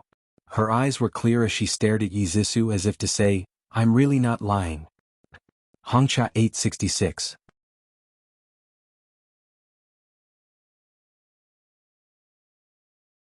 Chapter 858. Yizisu herself was a little white flower who was good at pretending. She imagined all the delicate and pitiful girls to be little white flowers. Her eyes were filled with venom as she glared fiercely at Lin Shui. Lin Shui blinked and rubbed the corner of her clothes helplessly. She said softly, Miss Yi, you guys take your time chatting. I'll leave first. She dragged her injured leg and walked forward slowly. Yizisu stood in the same spot and stared at her without blinking. When Lin Shui walked to her side, she suddenly reached out her arm and slapped Lin Shui hard across the face. Slap. A crisp sound rang out. Lin Shui's head was slapped to the side by that slap. She staggered 2 steps and almost fell. Jiang Tianhao rushed forward and supported her steadily. This slap stunned Lin Shui. She didn't say a word as tears streamed down her face in a daze. Seeing her pitiful appearance, Jiang Tianhao was immediately enraged. All the disgust he had for Yizisu exploded. Without thinking, he slapped Yizisu across the face and said angrily, Are you crazy? Yizisu's face burned with pain. She covered her face in disbelief and looked at Jiang Tianhao with teary eyes. Why you actually hit me? You actually hit me because of that vixen? Jiang Tianhao, I want to break up with you. After the slap, Jiang Tianhao regretted it. He reached out and wanted to hug her, but she pushed him away. She cried out, Jiang Tianhao, you're too much. I won't forgive you. With that, she turned and ran away. Jiang Tianhao instinctively chased after her, but just as he took a step forward, he stopped and stood stiffly in the same spot. He clenched his fists and let her run out of his sight and disappear into the elevator. Tianhao, I'm sorry. It's all my fault. I caused a misunderstanding between the two of you. Hurry up and chase after Miss Yi and explain to her clearly. Lin Shui's worried voice was heard. Jiang Tianhao smiled bitterly. It's not your fault. She was too insensible. She's angry right now and won't listen to my explanation. He paused and turned to look at her. Xiao Shui, how's your leg? Shui Lin hurriedly said, It's okay now, I can go home by myself. You should go check on Miss Yi. It's very dangerous for a girl to be on the street so late at night. You're a girl too. Why aren't you worried about yourself? It's not safe for you to take a taxi alone. Jiang Qianhao deliberately wanted to give Yizisu the cold shoulder for a few days. Otherwise, that woman would really think that he was her servant and needed to please her at all times. Lin Shui still wanted to persuade him, but Jiang Tianhao raised his hand to stop her from continuing. He said faintly, Don't say any more. I've already decided. Oh, Lin Shui said sullenly. Her leg was actually fine now. She walked steadily beside him and said, Tianhao, actually it's very normal for girls to misunderstand. You just have to explain to her properly and everything will be fine. Jiang Tianhao's lips tightened. He wanted to say something but in the end he didn't say it. He only said helplessly, You won't understand what's going on between me and her. He did like Yizisu, but that kind of liking couldn't compare to the value of using her. Later on, all sorts of things happened and that little bit of liking for her was obliterated. Now he only had disgust for her. However, he had no choice but to be perfunctory and pretend to be affectionate. After all, she still had value and he couldn't abandon her for the time being. Obviously, Yizisu still didn't know her position in Jiang Tianhao's heart. She thought that she had been hurt by him, so she had to put on airs and wait for him to coax her. She didn't expect that he would actually let her run away without any intention of chasing her. Yi Zissou was even more upset. She ran to the underground parking lot and hid in her car to cry. The more she thought about it, the sadder she felt. She thought that she had done so much for him, but he slapped her in the face for a wild woman. Next time, would he abandon her for a wild woman? She was filled with bitterness and wanted to find someone to vent her grievances to, but her former friends had long cut off contact with her. The boys who used to chase her had also left her. All that was left were just friends on the surface. There was no friendship to speak of. Just as Yi Zissou was heartbroken, someone suddenly knocked on her car window.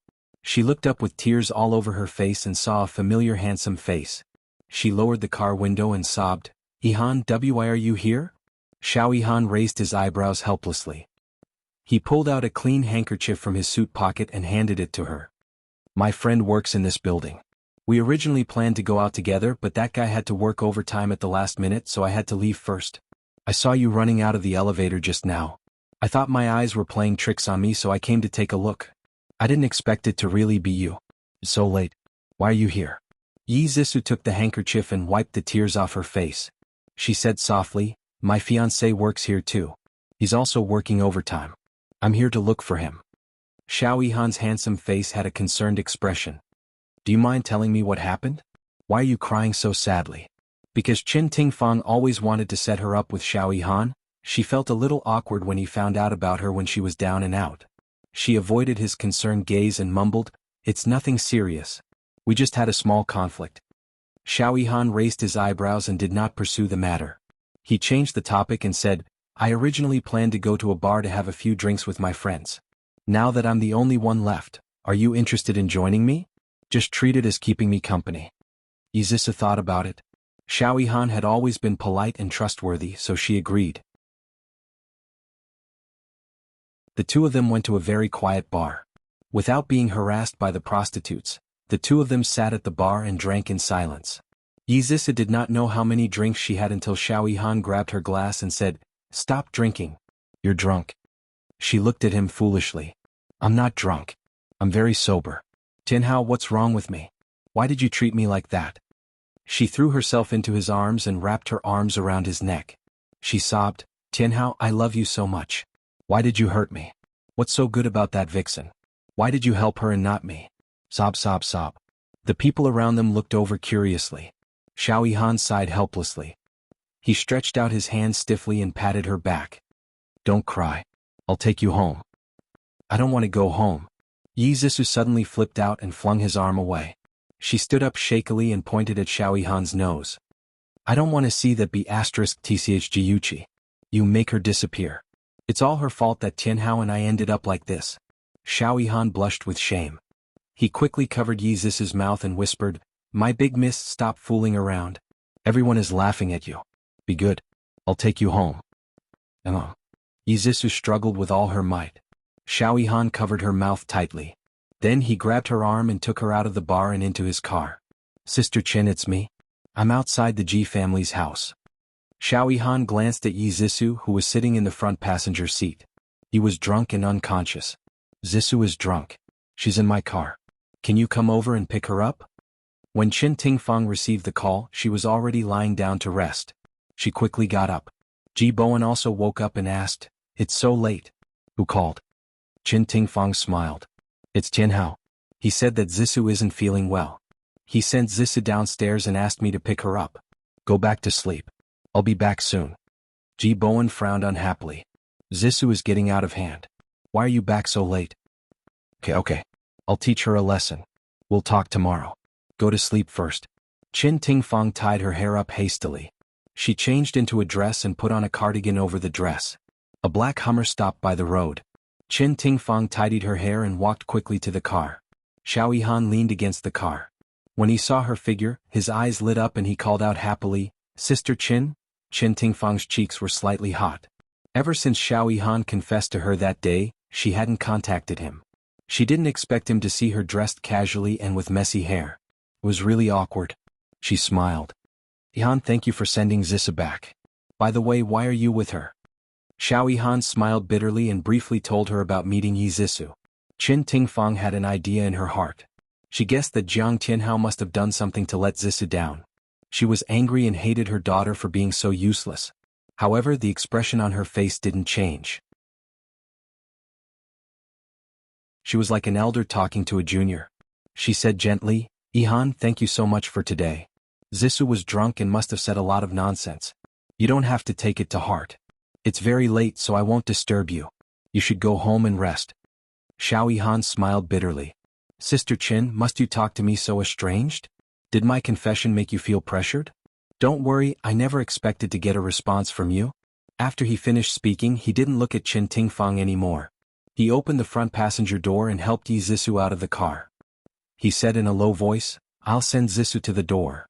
"Okay, sorry to trouble you." Qin Tingfang quietly followed behind him. They didn't say another word until they reached the door. With the help of the servant, Qin Tingfang helped Yi Zissou upstairs. The servant wiped Yi Zissou's body. She walked to the window and looked out. Under the dim light, a figure stood tall and straight like a pine tree. Even though she couldn't see his face clearly, she knew that he must be looking in her direction. She stood there in a daze for a long time. She didn't even know when the servant left. Xiao Yihan, who was outside the window, also stood there for a long time. She looked at the lit window and the figure hiding behind the window. Then she raised her eyebrows, opened the car door and drove away. The car disappeared into the darkness. Qin Tingfang suddenly felt a little disappointed. It was as if something was different. In the morning, Jiuqi was woken up by her phone ringing. Ad Hongcha 866.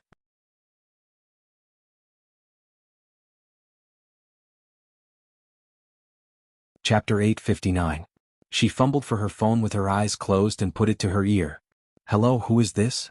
Shenja's deep laughter rang in her ear. "Are you still asleep?"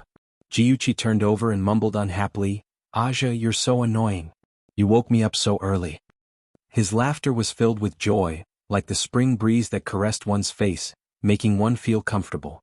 "Didn't we agree to watch the sunrise together? Lazy cat, are you trying to be lazy again?" "No, I'm getting up now."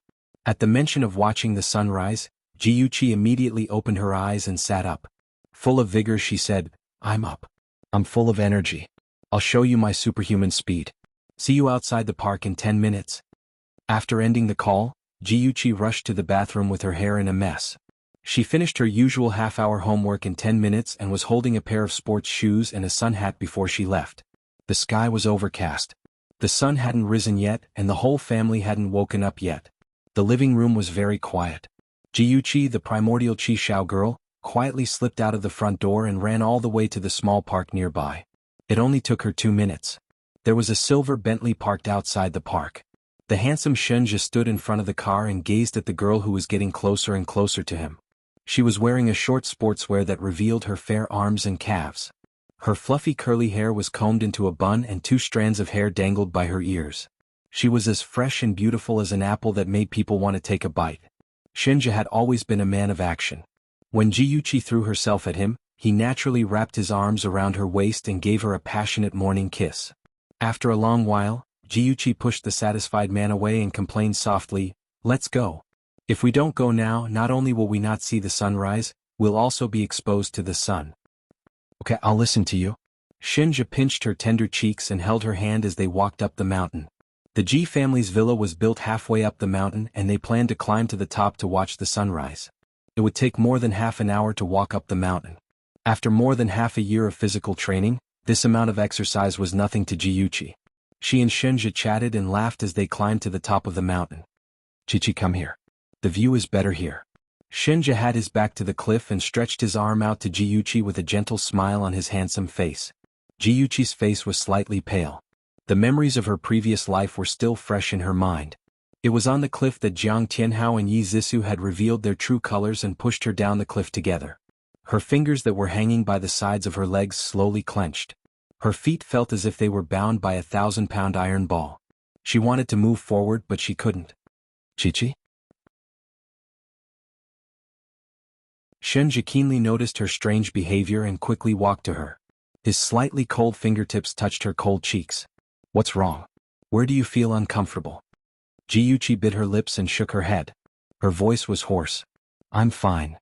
If you don't like it here, let's go somewhere else. How about the beach?" Shenja put his arm around her shoulders and pulled her into his embrace. "No, it's right here. I want to step over it." Jiyuchi had chosen the place to watch the sunrise. She wanted to force herself to overcome the psychological barriers of the past and the fears of her previous life. She wanted to live in the present. She was Jiyuchi, the Jiyuchi who had been reborn and would no longer be controlled by that B*TC. She gritted her teeth and her eyes gradually became firm and proud. She withdrew from Shinja's embrace and walked up the cliff with her head held high. Then she took the first step. She leaned against the railing and looked at the surrounding sea of clouds and rugged mountain peaks. The fear hidden deep in her heart disappeared little by little, leaving behind a lofty ambition to look down on the world. Shinja hugged her from behind and stood with her on the peak of the mountain. They looked at the sun breaking through the clouds and shining its light on the earth. Their hearts were tightly pressed together. Chichi. Yes. I like you. Yes. Shinja was gloomy. You should say that I like you too. Jiyuchi looked up at him and smiled. I thought you already knew. It's always different if I say it out loud. Shinja was even more gloomy. The book said that women despised men for being too cold and passionate. They always kept their love in their hearts and were unwilling to say it out loud. Why was it that when it came to them he could not wait to say it out loud while Chichi was not romantic at all? Jiyuchi readily accepted his advice and blinked. Okay then. I like you. Shinja complained, so perfunctory. Jiyuchi laughed and put her hands around his neck. She kissed him on the lips and blinked. I'm very sincere. Little girl, marry me. Okay, I'm yours in the future. Shinja did not have any moral integrity and said shamelessly. Jiyuchi was defeated by his shamelessness. She buried her head in his chest, shrugged her shoulders and burst into laughter. Jiyuchi was in a good mood when she came down from the mountain. After kissing Shinja goodbye, she ran all the way home and saw Yizisu squatting in the garden. She was wearing a long white dress and her hair was draped over her shoulders. There was a touch of sadness on her beautiful face and she was holding a rose in her right hand. The scene was similar to Lin Dayu's burial of flowers. Jiyuchi did not know why she was here. Jiyuchi raised her eyebrows with interest and greeted her with a half-smile. Zisu, why are you holding a rose in a daze? Yizisu seemed to wake up from a dream. She let go of the rose in a panic and smiled shyly. Nothing, Sister Chichi. I heard from my classmates that Gu Fifan is pursuing you. Are you two dating? Jiyuchi narrowed her eyes. Was this a heart-to-heart talk between sisters? Or was she trying to test whether she was still interested in Jiang Tianhao? With this thought, her expression changed. Her eyebrows seemed to be shrouded in a layer of sadness and her voice was bleak. Gu Fifan is indeed very outstanding, but he is not the right person for me. Yizisu pursed her lips and said timidly, could it be that sister still likes Tianhao and still blames me for snatching him away? Jiyuchi turned around and did not look at her anymore. It seemed that she would cry if she looked at her again. What you missed will always be missed. Zisu, you have to cherish the happiness you have now. After saying that, she walked straight to the door. After taking a few steps, she suddenly stopped and turned back to look at Zisu. Zisu, I noticed that you seem to have put on weight recently, especially your belly. You'd better be more careful. Guys like skinny girls. Yizisu, who loved to look beautiful, touched her cheeks in a panic and lowered her head to touch her belly. She did not know if it was a psychological effect or something else, but she felt that her belly was not as flat as before. She secretly gritted her teeth. She must eat less to maintain her beautiful figure. She could not let Tianhao dislike her. Tianhao, thinking about him, Yizisu felt sad again. Yesterday, in a moment of anger, she said that she wanted to break up with him. She regretted it very much, but she did not want to put down her pride and ask for his forgiveness. She waited for his call and explanation all morning, but there was not even a text. She was so angry that she almost suffered internal injuries. Yizisu returned to her room unhappily. In the living room she met Qin Tingfang and was lectured by her again. She said that it was dangerous for a girl to drink outside in the middle of the night and that it was lucky that Xiao Yihan sent her home. After being lectured for more than 10 minutes, Yizisu felt more and more depressed. Finally she could not help but flip out. Her voice was shrill as she shouted, "Okay, stop talking. I know I was wrong. Everything is my fault, okay?" She left the shocked Qin Tingfang and ran upstairs. "Senior, did you and Zisu have a fight? I think she's very sad." Jiyuchi's room door was not locked. There was a crack in the door, so Yizisu naturally heard her voice on the phone. Yizisu stopped in her tracks. She hid behind the wall and listened carefully. "Senior, I know I shouldn't interfere with what's going on between the two of you, but I don't want to see Zisu sad. After all, she's my little sister. Who wants your fake kindness?" Yizisu pursed her lips in disdain. The voice in the room continued, "Okay then, let's talk when we meet. Noon. I'll wait for you." After the call ended, the sound of Jiuchi moving around could be heard from the room, followed by the sound of the bathroom door closing. Yizisu clenched her fists in hatred. Damn it, Jiuchi actually took the opportunity to get close to Tianhao. I won't let her have her way. At breakfast, only Qin Tingfang and her daughter, Jiuchi and her brother were present. Ji Bowen had already left for the office. The four of them gathered at the dining table, and the atmosphere was a little strange. Yizisu habitually picked up a glass of milk and drank a few mouthfuls. Something seemed to be churning in her stomach, and waves of nausea washed over her. She quickly covered her mouth and ran to the bathroom. Qin Tingfang frowned. An ominous premonition welled up in her heart. Jiuchi glanced in the direction of the bathroom, and the corners of her lips turned up. Perhaps the child named Qin from her previous life would be born early this time. Then her efforts to replace Yizisu's birth control pills with vitamins had not been in vain. In the bathroom, Yizisu leaned over the toilet bowl and vomited in a sorry state. It wasn't until she had vomited everything in her stomach, including the yellow bile, that she felt a little better. She leaned on the sink and looked at her sorry self in the mirror. Suddenly, Jiuchi's voice rang out in her head. "Zisu, I noticed that you've gotten fatter recently, especially your belly." Yizisu's pupils constricted. She touched her belly in horror. Vomiting, fat belly. Could it be that she was pregnant? Yizisu was extremely flustered. She thought about it carefully. On the night of the graduation party, Tianhao was drunk and forgot to wear a condom. She also couldn't remember whether she had taken the morning after pill or not.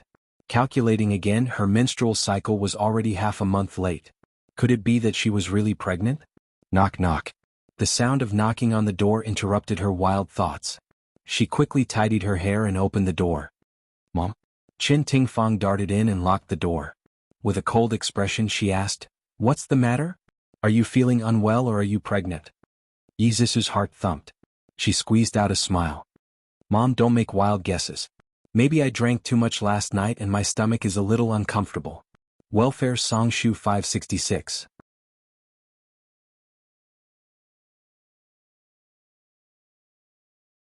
Chapter 860.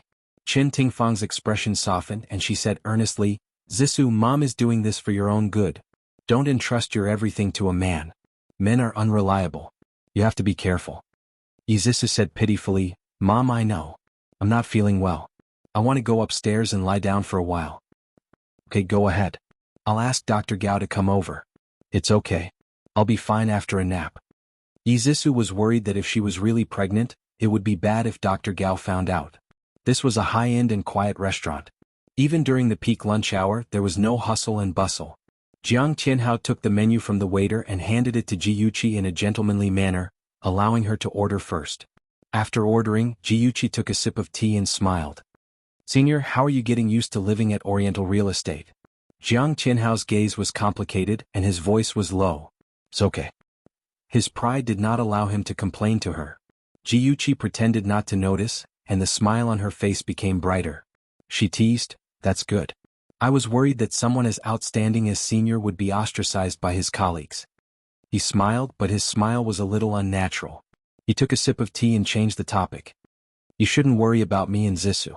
I don't know how to get along with her anymore. Thinking about it, it's better for both of us to calm down." His slender fingers caressed the fine porcelain teacup.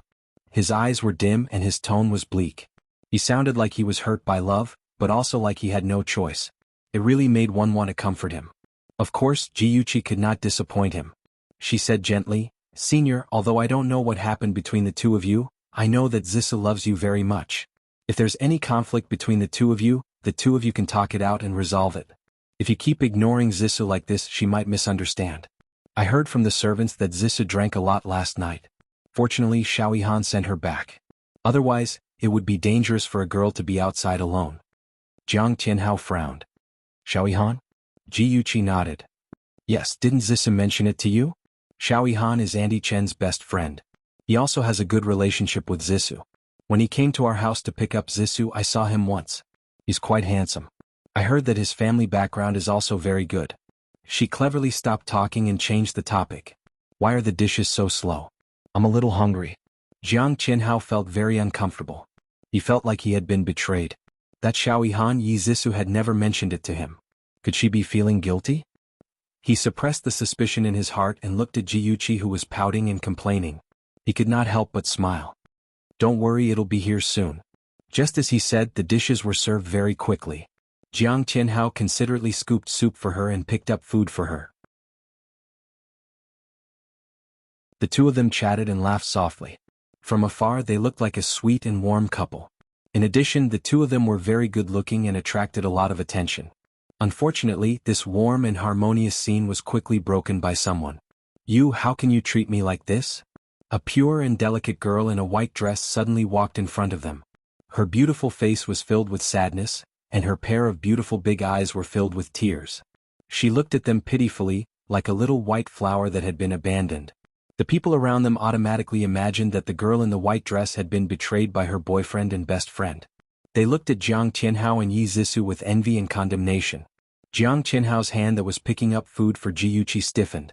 Jiuqi calmly wiped the corner of her mouth and slowly raised her head, revealing a gentle smile. Zissou, you came at the right time. Senior has already explained to me that the girl you met last night is only his colleague. There has been a misunderstanding between you two, so you must resolve it in time. Everyone suddenly realized that the girl was kindly helping her best friend solve her relationship problems. As for the girl named Zissou, she was too paranoid. She misunderstood her boyfriend at every turn. Yi Zissou noticed that the people around them were looking at her differently. She bit her lip, adjusted her facial expression and smiled slightly. So that's how it is. I'm sorry, Sister Qiqi. I misunderstood you.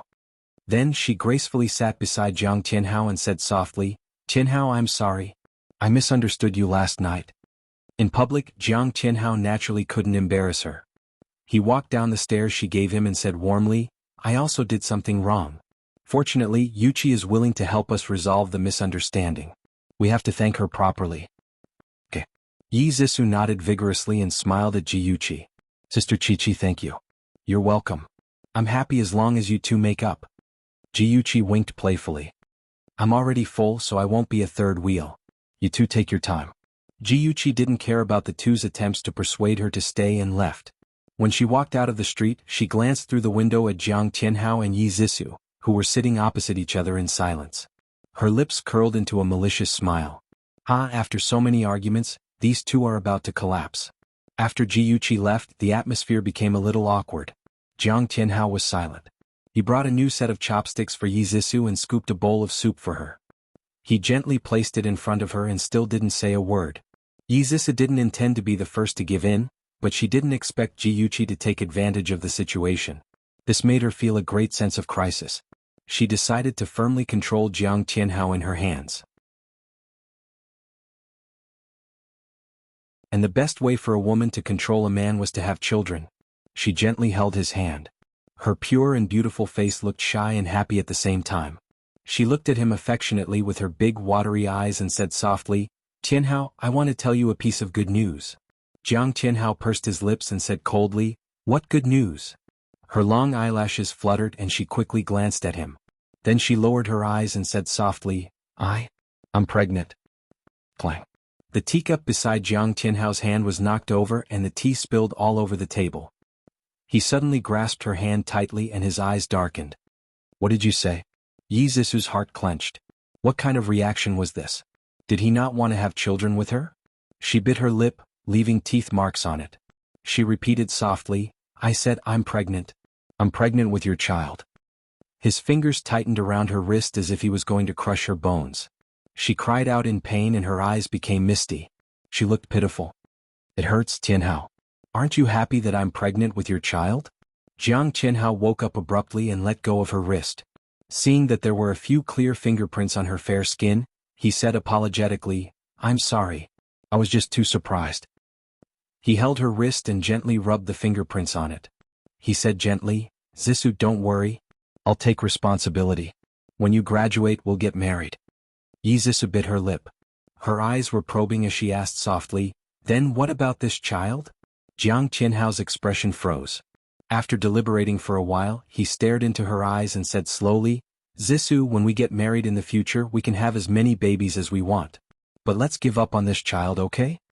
Yi Zissou widened her eyes in disbelief and shouted emotionally, You said before that if we had a child, it would be good to have it. Why are you changing your mind now? Is it because your feelings for me have changed? Her sudden raised voice attracted the attention of the people around them. Everyone looked at Jiang Tianhao. Their eyes were full of condemnation and disdain, as if he was a scumbag who had abandoned her after having sex with her. Jiang Tianhao felt like he was sitting on pins and needles with so many pairs of eyes staring at him. He helplessly reminded Yi Zixu to keep her voice down. He held her hand and said softly, "Let's talk outside." "No, you have to make it clear." Yi Zixu was furious. She completely ignored the current situation and held on to Jiang Tianhao. Jiang Tianhao's temper flared when he failed to persuade her nicely. He felt that she was embarrassing him and trampling on his manly dignity. With a gloomy face, he called the waiter over to settle the bill.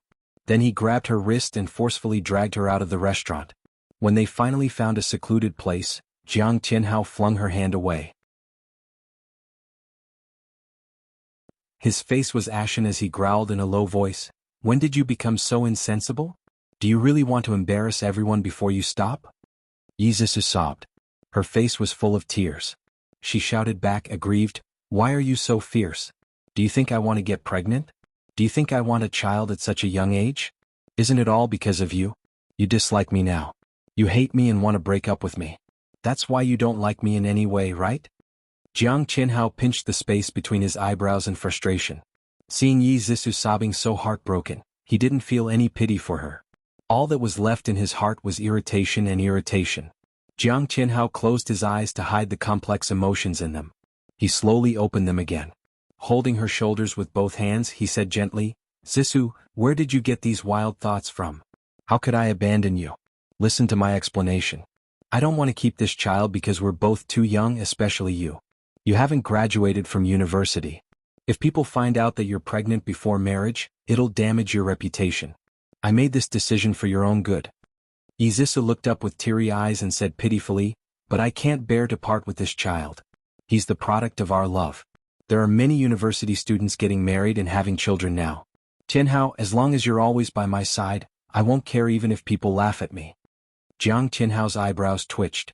University students getting married and having children? She was hinting at him to get married quickly. His mind worked quickly. He knew that the chances of persuading her were very small, so he might as well calm her down first. Besides, Qin Tingfang would never allow her to have a child. Welfare Xinwu 799.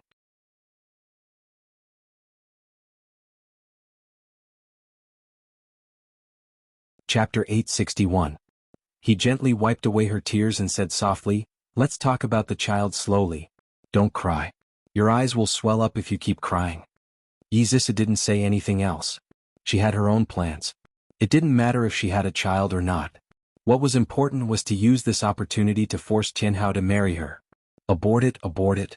Abort the child right now. Jiang Tianhao played tricks and passed the news of Yi Zixu's pregnancy to Qin Tingfang. When Qin Tingfang found out, she was furious. She wanted to stuff her disappointing daughter back into her womb and have another baby. "Mom, I beg you. Let me keep the child." Yi Zixu shook her arm with tears streaming down her face. "Mom, this child is your grandson. Can you bear to do this?" Qin Tingfang flung her hand away and said angrily, "If he were married and had a child, I would definitely dote on him. But his parents are so disappointing that he doesn't even have the right to be born now." She poked Yi Zixu's nose with her finger and said fiercely, "You brat. I've spoiled you since you were young, haven't I? How many times have I told you not to sleep with anyone casually? Even if you have sex, you have to take protective measures. Look at you. When did you listen to me?" "Mom?" Yi Zixu called out softly. Her tears flowed even more fiercely. Her big eyes were full of pleading. "Mom, I know I was wrong. I shouldn't have disobeyed you. But, the child is innocent. He's still so young. I can't bear to abandon him. Mom, I beg you. Let me keep the child. As long as I marry Tianhao now, the child will be a legitimate child. Mom, I beg you. Please talk to Uncle Ji and ask him to agree to our marriage ahead of schedule. What sins did I commit in my past life to give birth to such a troublemaker like you?" Although Qin Tingfang scolded her, she still felt sorry for her daughter. She frowned and said, "Are you really going to marry Jiang Tianhao?" Yi Zixu nodded hurriedly. "I won't marry anyone but him in this life." Qin Tingfang knocked hard on her forehead and said angrily, "Good for nothing.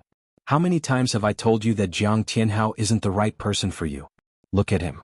One moment he's flirting with Jiuchi and the next moment he's having an ambiguous relationship with a female colleague. Last time he even hit you because of that female colleague. A person like him who's full of tricks won't spend the rest of his life with you. Yizisu's eyes reddened again. She felt very uncomfortable but she couldn't help but defend Jiang Tianhao. Mom, don't talk about him like that. He and Jiuchi are just acting. It's not like you don't know that if it weren't for Jiuchi, Tianhao wouldn't have been able to work at Dongfang Real Estate, and he wouldn't have been able to enter G Group in the future. As for that female colleague, he just joined the company so of course he has to build a good relationship with his colleagues. Actually, that night, that woman's leg was injured, so Tianhao helped her. I misunderstood him. It's only right that I'm angry? Qin Tingfang shook her head and sighed. You're hopeless. Your brain is filled with Jiang Tianhao. No matter what, I won't agree to you marrying him, and I definitely won't agree to you keeping the child. Zisu, your mom's only daughter. Mom won't harm you. I'm doing this for your future happiness. Be good and abort the child. You're still young. You can have as many children as you want in the future. She didn't expect that after saying so much, her mother still wouldn't agree to her keeping the child. Yizisu was heartbroken. She screamed desperately, Mom, I just want to marry Tianhao. If you don't agree, I'll go look for Uncle Ji. I'll beg him. She ran to the door like a madwoman. Qin Tingfang's face darkened. She shouted, Stop right there. If you dare to walk out of this door, don't be my daughter. Yizisu stopped in her tracks. She froze on the spot. Her back was slightly arched. She buried her head and cried heartbroken. Her tears fell like a broken string of beads. She clenched her fists and said word by word, Mom, don't force me. Qin Tingfang's heart ached and she was frustrated. Why couldn't her daughter understand her painstaking efforts? However, for her daughter's future, she still put on a cold and heartless expression. I mean what I say. If you insist on keeping the child, don't acknowledge me as your mother. I'll treat it as if I've never given birth to a daughter like you. Yizisu's sharp nails dug into her palms. Her frail shoulders trembled. She stood stiffly on the spot. After a long time she suddenly turned around. Her eyes were cold as she said expressionlessly, I'll abort the child. Are you satisfied, Mom? Zisu. Qin Tingfang's heart ached. She couldn't help but walk towards her. Yizisu's eyes were cold. Her entire body exuded a faintly discernible dark aura. She glanced coldly at Qin Tingfang, turned around and left.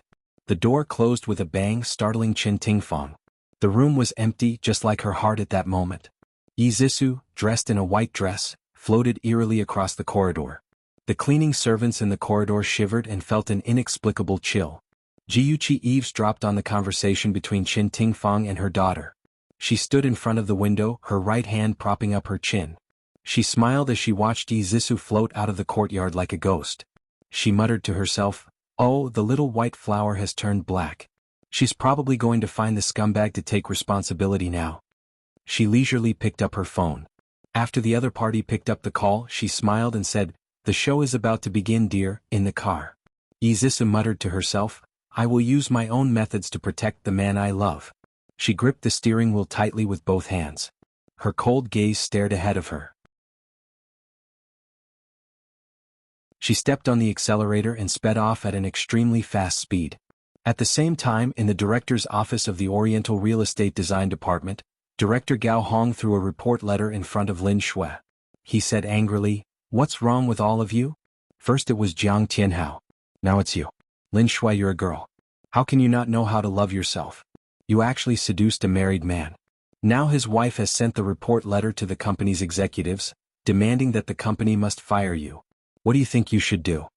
Lin Shui was so scared that her face turned pale. Tears welled up in her eyes. She said helplessly, Director, I didn't do it. I really don't know what's going on. Director, you must believe me. What's the use of me believing you? Now the whole company knows that you seduced another woman's husband. Even the president himself said that employees who damaged the company's image must be fired. Lin Shui, hand over your work today. Gao Hong waved his hand impatiently. Once you've handed over your work, you don't have to come tomorrow. Lin Shui still wanted to plead, but Gao Hong was already annoyed. He waved his hand and asked her to leave. She pushed the door open and walked out with a heart as dead as ashes. She didn't dare to look at the mocking and contemptuous expressions of her colleagues. She covered her face and ran to the bathroom, crying loudly. The colleagues in the office whispered about Lin Shue's improper behavior. They said that she was a vixen who seduced a married man. Jiang Tianhao heard their mocking laughter from time to time. The forum was also crazily refreshed with this news. He clenched his hands. He wanted to shut those people up, but he couldn't anger them. He could only watch helplessly as Lin Shui ran wildly with a broken face. He gritted his teeth and finally couldn't help but follow her out. The suppressed sobs of a woman came from the female bathroom. Jiang Tianhao stood outside the bathroom door, not knowing whether to enter or leave. Fortunately, no one came at this time. Otherwise, if they saw him, they would call him a pervert. After waiting for 5 or 6 minutes, Lin Shui came out of the bathroom with red and swollen eyes. When she saw him, she immediately lowered her head, like a frightened rabbit. Jiang Tianhao, who had always been eloquent, was suddenly at a loss for words. He didn't know how to comfort her. After a moment of silence, he said gently, "I believe that you're innocent." Lin Shui's tears rolled down again. She sobbed, "Thank you." Jiang Tianhao handed her a tissue. "Don't be sad. I think that there might be some misunderstanding. Do you want to talk to the director again?" Lin Shui shook her head sadly. "There's no need. The so-called evidence is right in front of them. They won't listen to my explanation." She lowered her head and brushed past him with a disheartened heart. She muttered to herself, "I really don't know who I've offended. Why did they have to do this to me?" She was just talking to herself, but Jiang Tianhao's heart trembled. Her thin and weak back was shrouded by a thick sadness. She was like a fallen leaf in the autumn wind, destined to sink into the mud. Seeing her was like seeing himself in the past. He was weak, incompetent, and bullied by others. Reality was cruel. If you couldn't stand at the top, you could only look up to others forever. That was why he wanted to climb to the top of power at all costs. Jiang Tianhao clenched his fists and watched her leave. Her words suddenly echoed in his ears. "Who did you offend?" Lin Shui had always been obedient. If he had to say who she had offended recently, it could only be her. His pupils suddenly shrank and his eyes darkened. His phone suddenly rang. Seeing the name of the caller ID, Jiang Tianhao's deep eyes flashed with disgust. He slowly pressed the answer button. Yi Zisu's voice traveled into his ears. "Tianhao, let's talk. We're on the rooftop of your company building." On the spacious rooftop, Yi Zisu leaned against the railing and looked at the bustling city expressionlessly. Occasionally, a few birds flew by in the gray sky. Cars shuttled back and forth on the road. All kinds of people were as small as ants, busy and silent. It made her feel lonely for no reason. Steady footsteps came from behind her. She turned around and a beautiful smile bloomed on her lips. "Tianhao, you're here."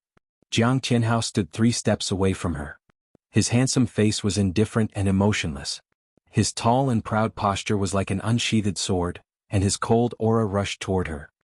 He stared into her eyes and said in a low voice, suppressing his anger, "Did you report Lin Shui for seducing a married man?" "Of course not. I don't know what you're talking about." Even though she denied it, Yi Zisu still clenched her fingers guiltily and glanced to the side unnaturally. Attention Xingwu 799.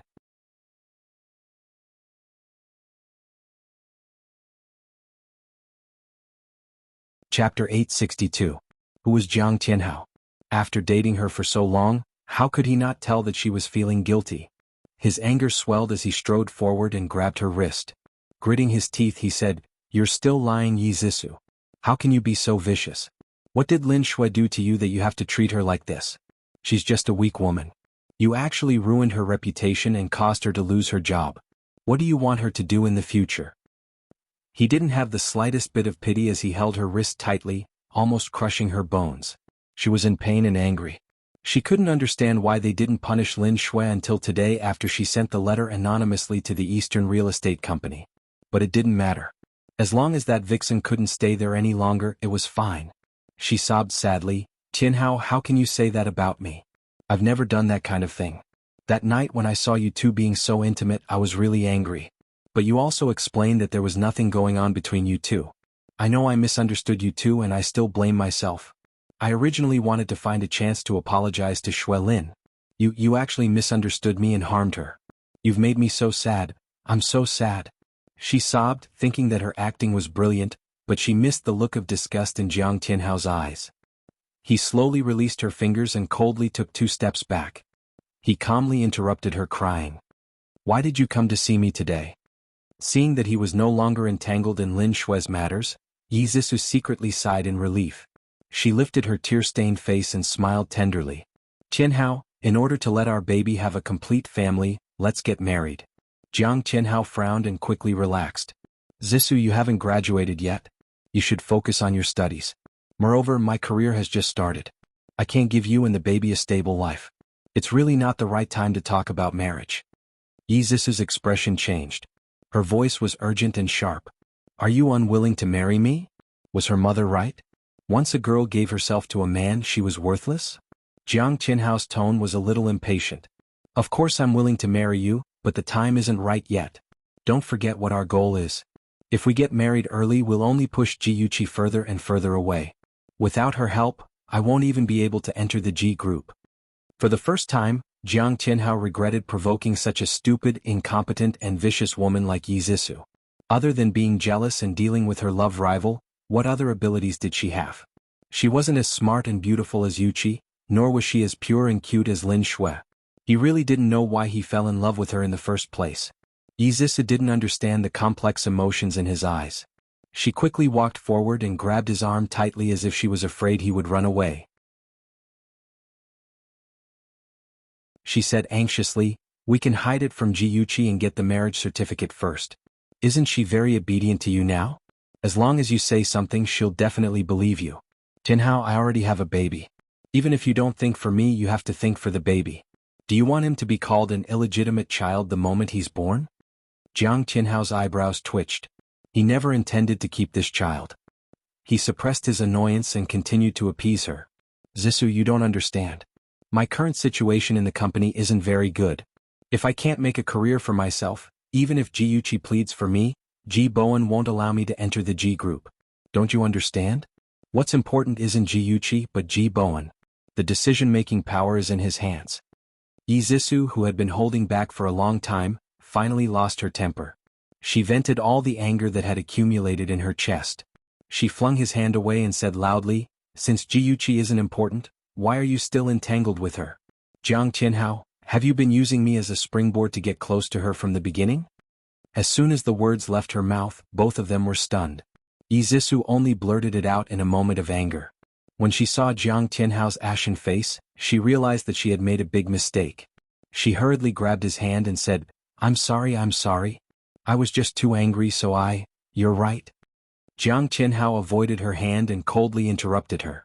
I used you to get close to her. Since I'm a despicable person in your eyes, there's nothing more to say between us. Let's break up. Let's break up. Those 3 words sent Yi Zissu straight to hell. She stood there in a daze, watching him mercilessly turn around and leave. The surging anger and boundless despair were like a large hand that was tightly gripping her throat, suffocating her. Her entire body was shrouded in a dark aura, and her eyes were burning with raging flames. She madly hugged him, her slender fingers gripping his arm like iron pliers. She screamed in a shrill voice, I'm not breaking up with you. I'm not breaking up with you no matter what. Qianhao, how could you do this to me? Let go. Qianhao suddenly pushed her away. Yi Zissu was wearing 10-centimeter high heels, so her body naturally leaned back when he pushed her. Qianhao turned sideways to face her.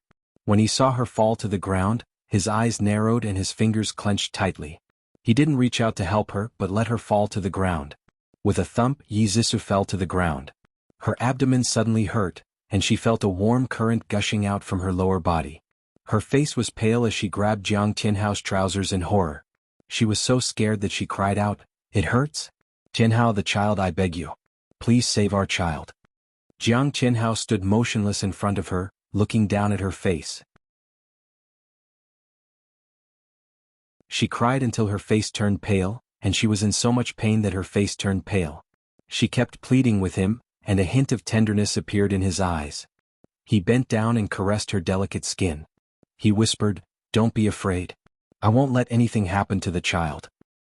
Qianhao, I'm so scared. Bright red blood flowed down her legs, dyeing her white dress red. She leaned into Qianhao's arms, and her whole body trembled in pain. Don't be afraid. I'm here. Qianhao leaned her head against his chest. He looked over her head at the blue sky, and his lips curved into a sly smile.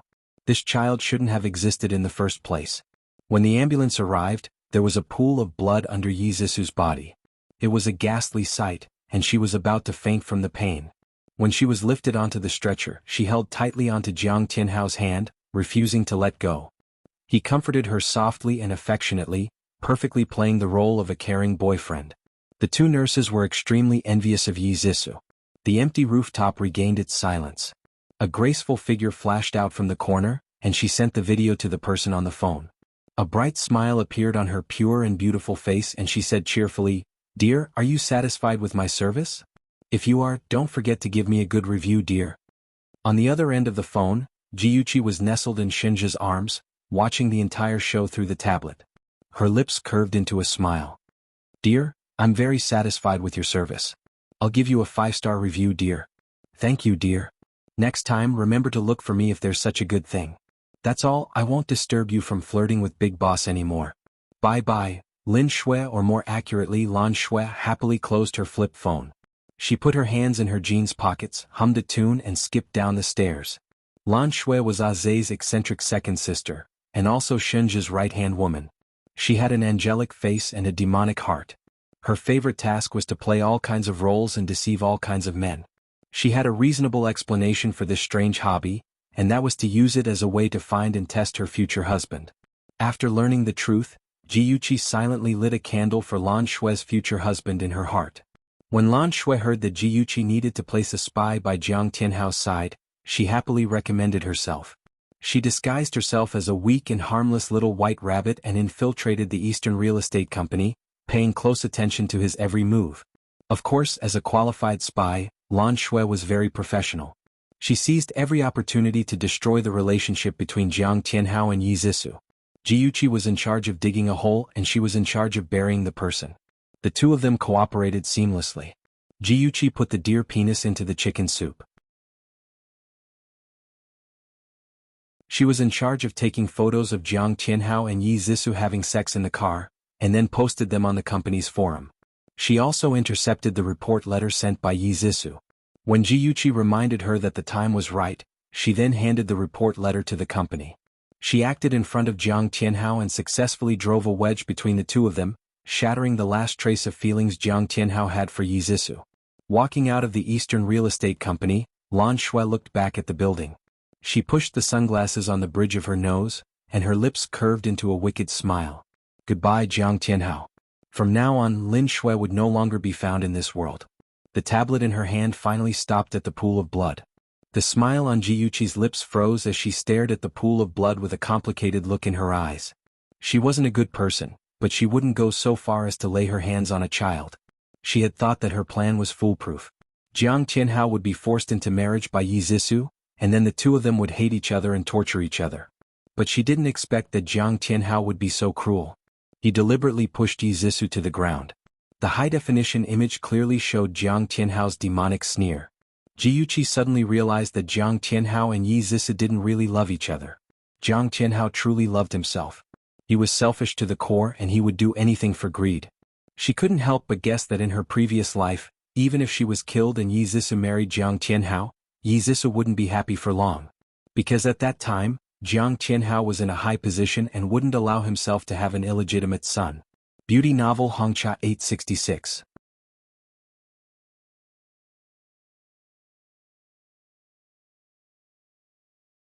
Chapter 863. Jiuqi curled her lips mockingly and said softly, "Ajay, do you know what's the easiest thing to cheat in this world?" Shinja hugged her tightly and whispered, "Feelings?" She nodded with a bleak expression. Yes, feelings. In her past life, she and Yi Zisu were losers and only Jiang Tianhao was the winner. She lowered her eyes slightly and stared at the pool of blood on the screen. She felt a little depressed. No matter what, this child had indirectly died in her hands. Don't look at it anymore. They asked for it. A large hand took away the tablet in her arms, and the bloody screen disappeared. Shinja naturally pulled her into his arms and rubbed his chin against her soft hair. His deep voice was like a high-quality musical instrument. Only a child born with the love of his parents will be happy. Otherwise, it would be better not to be born in the first place. Jiuqi's lips curved. This man, he must be trying to comfort her. In her warmth, she couldn't help but think of his parents and her heart ached. She turned around and hugged him tightly. Her lips gently rubbed against his cheek, and a warm atmosphere spread in the room. hugging the person she loved, even if there were no words, their hearts were close. Yi Zissou had a miscarriage. In the end she couldn't save the 1-month-old child. She threw herself into Jiang Tianhao's arms and cried sadly. Jiang Tianhao patted her back and said with a voice full of guilt, "I'm sorry, Zissou. It's all my fault. If it wasn't for me the child wouldn't have." "No, Tianhao, I don't blame you. It's just that we weren't fated to be with the child." Yi Zissou's face was full of tears and her heart was full of holes. It was the first time in their relationship that she hated this man. She hated him for being so heartless and for killing their child with his own hands. "Zissou, the more you act like this, the more upset I feel. Hit me, scold me." Jiang Tianhao took her hand and slapped it on his face. Yi Zissou quickly clenched her fists to prevent herself from hurting him. She sobbed, "No, no. If I hurt you, I'll be the one feeling heartache. Since it's already like this, let's just let it go, Zissou?" Jiang Tianhao's eyes were slightly red as he looked at her, touched. When Jiyuqi followed her family into the ward, she saw this scene and was shocked. These two people were acting in a drama, one more disgusting than the other. She walked leisurely at the back, waiting to watch a good show. Sure enough, Qin Tingfang rushed to Jiang Tianhao and dragged Jiang Tianhao up at lightning speed. She raised her arm high and slapped him across the face. She roared like a fire-breathing dragon. "Jiang Tianhao, I handed my precious daughter to you and this is how you treat her? What did she do wrong to you?" Oh, she really did wrong to him in every way. Jiyuqi leaned against the wall and cursed silently in her heart. Jiang Tianhao was really a good man who knew when to yield and when not to. After being slapped, he still maintained a humble expression and said sincerely, "It's all my fault. I've let Zissou down.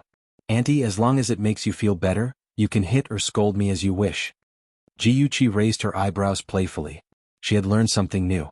This was what it meant when someone slapped you on the left side of your face and you still wanted her to slap you on the right side. How despicable. When Qin Tingfang heard this, she immediately raised her arm, intending to give him another slap. Before her hand landed, it was caught by Ji Bowen. He said with a sullen face, "Tingfang, stop fooling around. Even if you teach him a lesson now, it won't solve anything." Qin Tingfang lowered her arm bitterly. Ji Bowen stared coldly at Jiang Tianhao and went straight to the point. "Jiang Tianhao, Zissou lost her child because of you. What do you plan to do?" Jiang Tianhao secretly clenched his fists.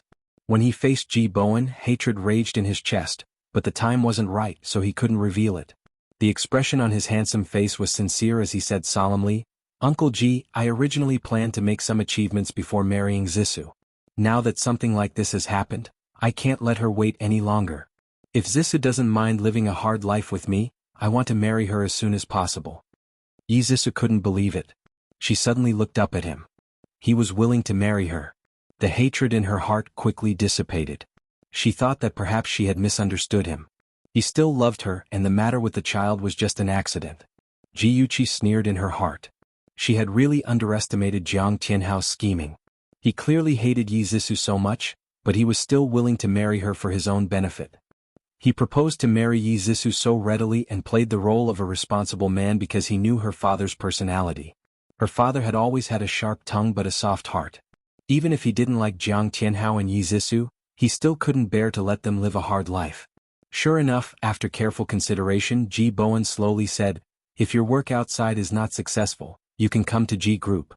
As long as you treat Zissou well, I won't treat you unfairly." A stone stirred up 1,000 ripples.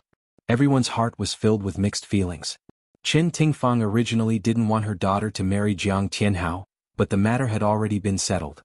The only thing she could do was to fight for more benefits for her daughter. She lowered her eyes slightly as she thought about her plan. Jiang Tianhao was just as Jiyuqi expected. His move could be said to be cutting off all means of retreat. He was also very guilty. Fortunately, when Ji Bowen made this promise, his anxious heart relaxed. He solemnly swore, "Uncle Ji, don't worry. I will definitely treat Zissou well. I won't let her suffer any more grievances." Ji Bowen nodded in satisfaction. "Your wedding will be set for next month. Zissou, don't go to school for the next few days. Take a leave of absence and rest well at home.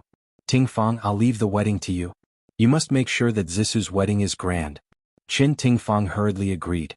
Yi Zissou's eyes reddened slightly. She said gratefully, "Thank you, Uncle Ji." Ji Bowen's expression became much gentler. He nodded. "Rest well. Don't let your thoughts run wild. After speaking, he turned his gaze to Jiang Tianhao.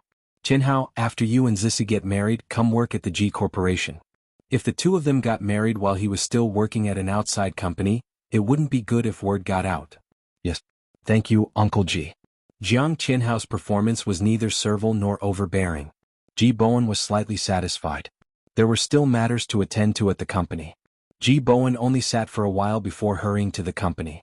Ji Yuqi used the excuse that she had school to attend and left immediately.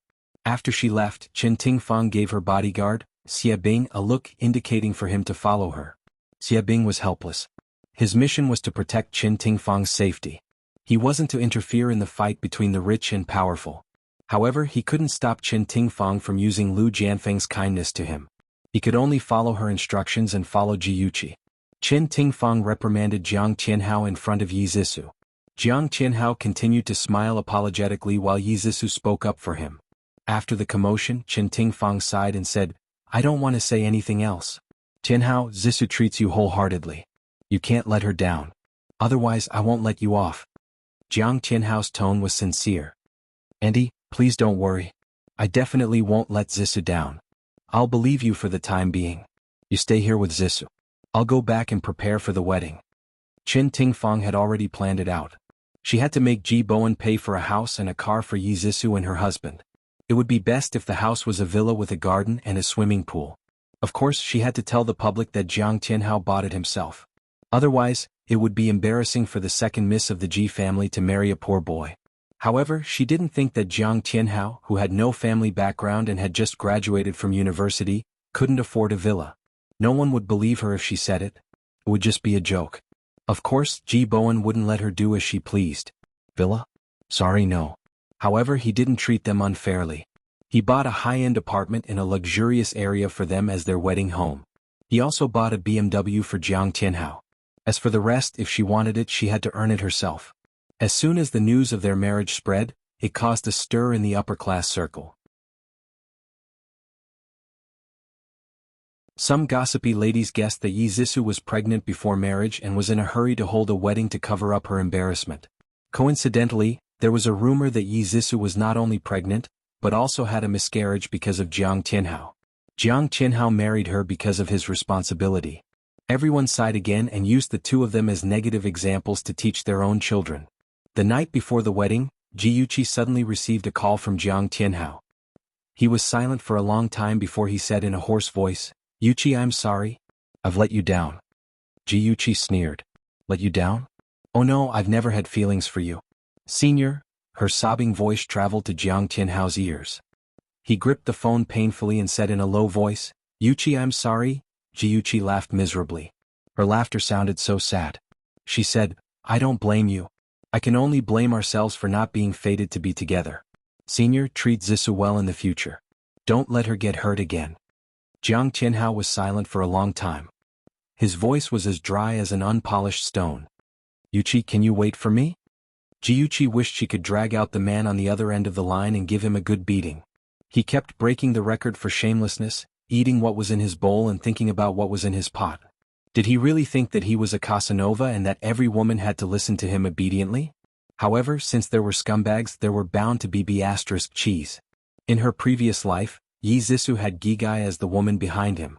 In the end, she succeeded as a mistress. Ji Yuqi was so angry that her chest heaved up and down. She gritted her teeth for a long time and slowly suppressed her anger.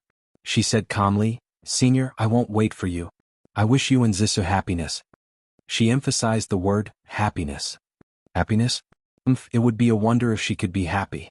Before he could reply, she had already hung up the phone. Jiang Tianhao listened to the beeping sound from the phone and his heart felt empty. It was as if he had lost the most important thing to him. He stood there in a daze for a long time. He closed his eyes and slowly opened them again. His gaze was cold. As long as he took back Ji Group, would he be afraid that he wouldn't be able to take back Ji Yuqi's heart? Just you wait, Yuqi. You're still my woman. Attention, Song Shu 566.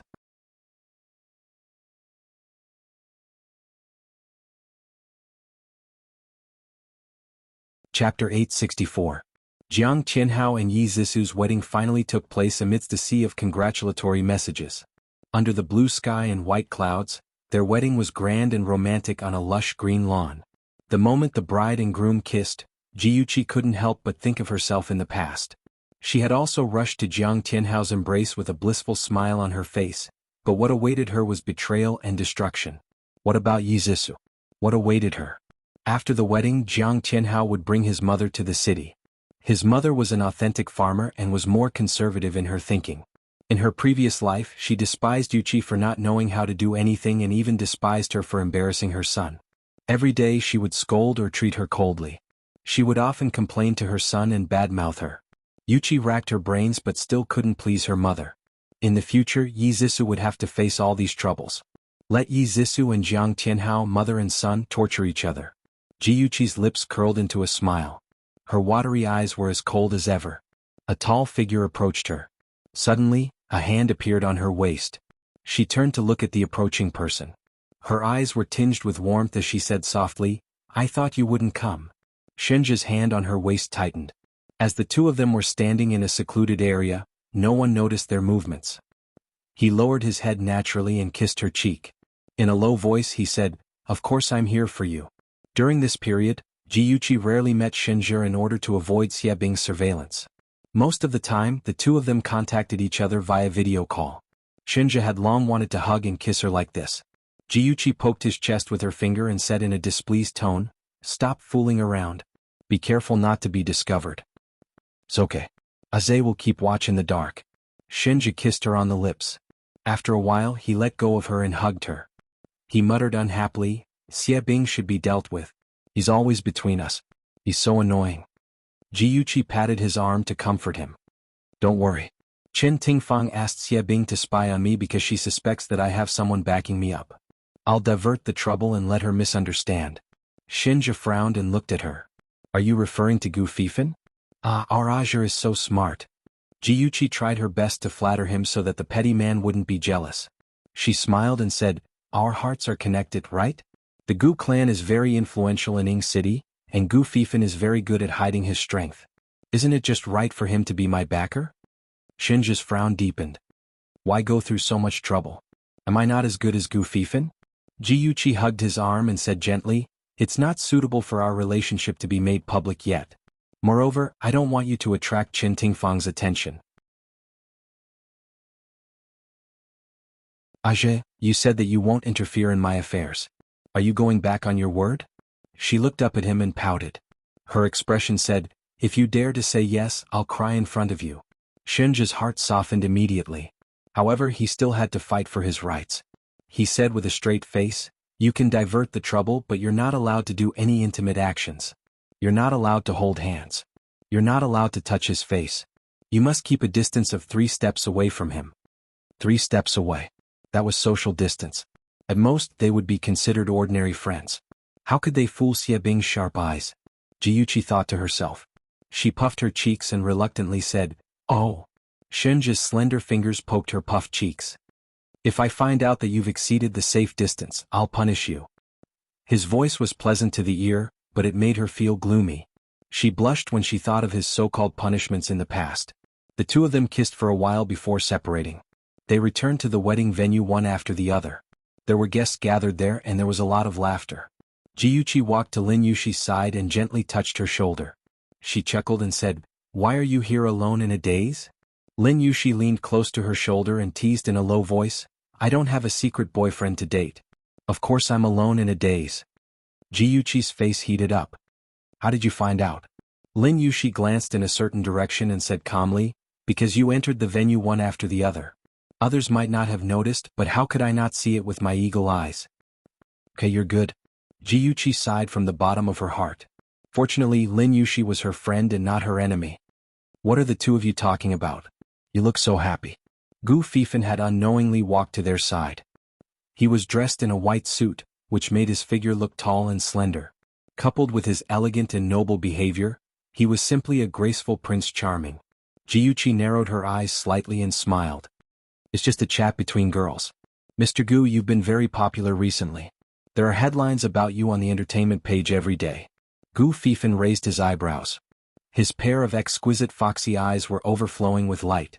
He combed the hair in front of his forehead handsomely and said with a sad face, "Chi-Chi, You know that a handsome, talented and good-looking young master like me has many women who have taken the initiative to send themselves to me, but I haven't even touched a finger of theirs. Those media are used to making groundless accusations and always write some sentimental love stories based on their imagination. You're so smart, you definitely won't misunderstand, okay? Jiuchi shrugged and smiled teasingly. So the carnivorous man has begun to transform into a herbivorous man. It's really an eye-opener for me. Mr. Gu, do your fans know that you're so pure and simple? Their hearts are about to shatter into pieces. Gu Fifan took a step forward and stared at her jade-like cheeks with a burning gaze. That can't be helped. Who asked me to fall in love with you now? In my eyes, other women are just decorations. Jiuchi couldn't stand it and shook her shoulders. She took the opportunity to take 2 steps back and distance herself from him. Lin Yushi also looked like she was struck by lightning. She waved her hand and said, "Cousin, I beg you. Yuchi and I are both pure girls. We really can't stand your sweet words." Gu Fifan's handsome face darkened and he glared at her. "Are you my biological cousin? Why are you trying to undermine me?" Lin Yushi looked surprised. "Could it be that you're not my aunt's biological child? Otherwise, how could you not be my biological cousin?" "Yushi, well done." Jiuchi couldn't help but burst out laughing. She didn't expect that she would be so good at pranking people even though she looked cold and aloof. This girl was so mischievous. Gu Fifan's eyebrows twitched and he gritted his teeth. His eyes shot daggers at Jiuchi, who didn't mind watching a good show, and Lin Yushi, who had an innocent look on her face. He snorted and said, "You two brats only know how to make fun of me with words. That's fine too. If you have any trouble in the future, don't come looking for me again. Who asked me to not be familiar with you two?" Lin Yushi's innocent face changed and she pounced on him obsequiously. She said cheerfully, "Ah, cousin, my biological cousin, I want to go to England in a few days.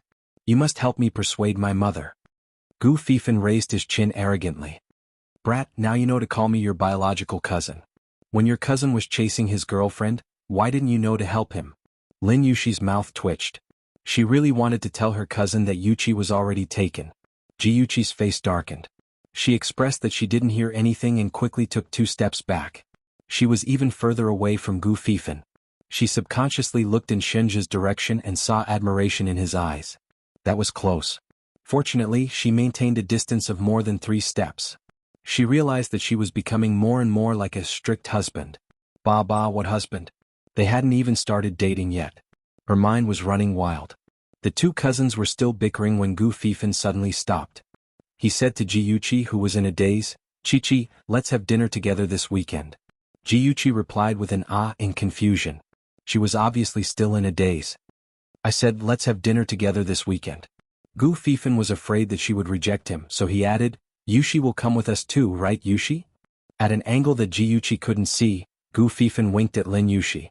Lin Yushi was speechless. She couldn't keep up with her cousin's jumping thoughts. He was still bickering with her a second ago and the next second he was suddenly flirting with girls. Looking at his pleading and threatening eyes, Lin Yushi couldn't say no. But on the other side was her best friend and she couldn't betray her. Just when she was in a dilemma, Jiuchi smiled and joked, "Okay, you are now the most popular rising star in Ing City. Yushi and I should also celebrate for you." Lin Yushi smiled at her gratefully. Her lips curved and she responded with a gentle smile, but her heart was a little sad. "Gu Fifan, please forgive me for my selfishness. I only wanted to protect Shenja, so I drew Qin Tingfang's attention to you." The promised dinner for 3 turned into a date for 2 people. According to Gu Fifan, Lin Yushi had a bad cold and couldn't go out, so she missed the appointment. Jiuchi received a call from Yuchi when she was in the bathroom. She kept apologizing, saying that she had to stay at home because of her cousin's threats and promises. In the end she sighed and said, "Yuchi, I can see that my cousin really likes you." Sigh, he can only blame himself for waking up too late. "You are already taken." Jiuchi looked at herself in the mirror and said softly, "I'm sorry." She didn't know if she was talking to Lin Yushi or Gu Fifan. "Silly, it's not your fault. Okay, I won't talk to you anymore. Although it's not very nice of my cousin to do this, you should pretend that you don't know anything and have a good meal with him. In the future, I won't get involved in your affairs anymore. It makes me feel like I betrayed you and I feel terrible." Jiuchi felt depressed. In fact, she should be the one feeling guilty. She wanted to pretend to be close to Gu Fifan, but Yushi just happened to create an opportunity for her. Awesome novel Song Shu 566.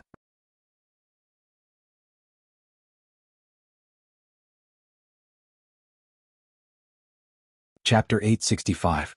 This was a high-class Western restaurant located on the top floor of the building, overlooking the entire city. When Jiyuchi returned from the washroom and stepped into the main hall, she heard a beautiful melody. A handsome man in a white suit sat next to the piano in the middle of the hall. His slender fingers danced merrily on the piano keys, and the light and mellow music flowed in the air like a gurgling stream. Gu Fifan raised his head, and his picturesque eyebrows were smiling. His sexy thin lips parted as he sang an Italian love song. His mellow and magnetic voice was like wine that had been stored in the cellar for many years, fragrant and intoxicating. His deep and charming eyes were fixed on her, and his gentle and affectionate gaze was glued to her body. He was so focused and affectionate as if she was the only one in the world. He gently poured out his love for her. Because of his bold actions, she felt uncomfortable all over, but because Xie Bing was very likely to be lurking here, she did not show it. Instead, she wore a smile and quietly met Gu Fifan's gaze. This scene did fall into Xie Bing's eyes. After a simple disguise, he sat in a corner near the wall. He obeyed Qin Tingfang's orders to follow Jiyuchi, but he did not find out which man she was in close contact with. He thought that he would return empty-handed, but he did not expect her to reveal her foxtail today and go on a date with the eldest young master of the Gu family. This was a huge discovery. In addition, the narrow-minded Shenja also saw this scene. Although he agreed with Jiyuchi's plan, he did not say that he would not supervise her date with Gu Fifan. Shenja sat near the window, and his malicious eyes stared coldly at Gu Fifan, who was playing the piano in the middle of the restaurant. His well-defined fingers clenched tightly, and the veins on the back of his hand throbbed. He could not wait to throw the man who was coveting his baby out of the window. Even the couple sitting at the table next to him could feel the tyrannical aura he was emitting. The girl whispered in her boyfriend's ear, "Look at the handsome guy at the next table. He's staring at the handsome guy who's singing. Could it be that he's jealous?" The boy whispered, "I think so too." Both of them like the girl standing at the door. The girl shook her head. "No, I think the two handsome guys are a couple." But the handsome guy playing the piano could not bear the pressure from his family and society. He decided to abandon the same-sex couple and fall in love with the girl, so the handsome guy at the next table is jealous.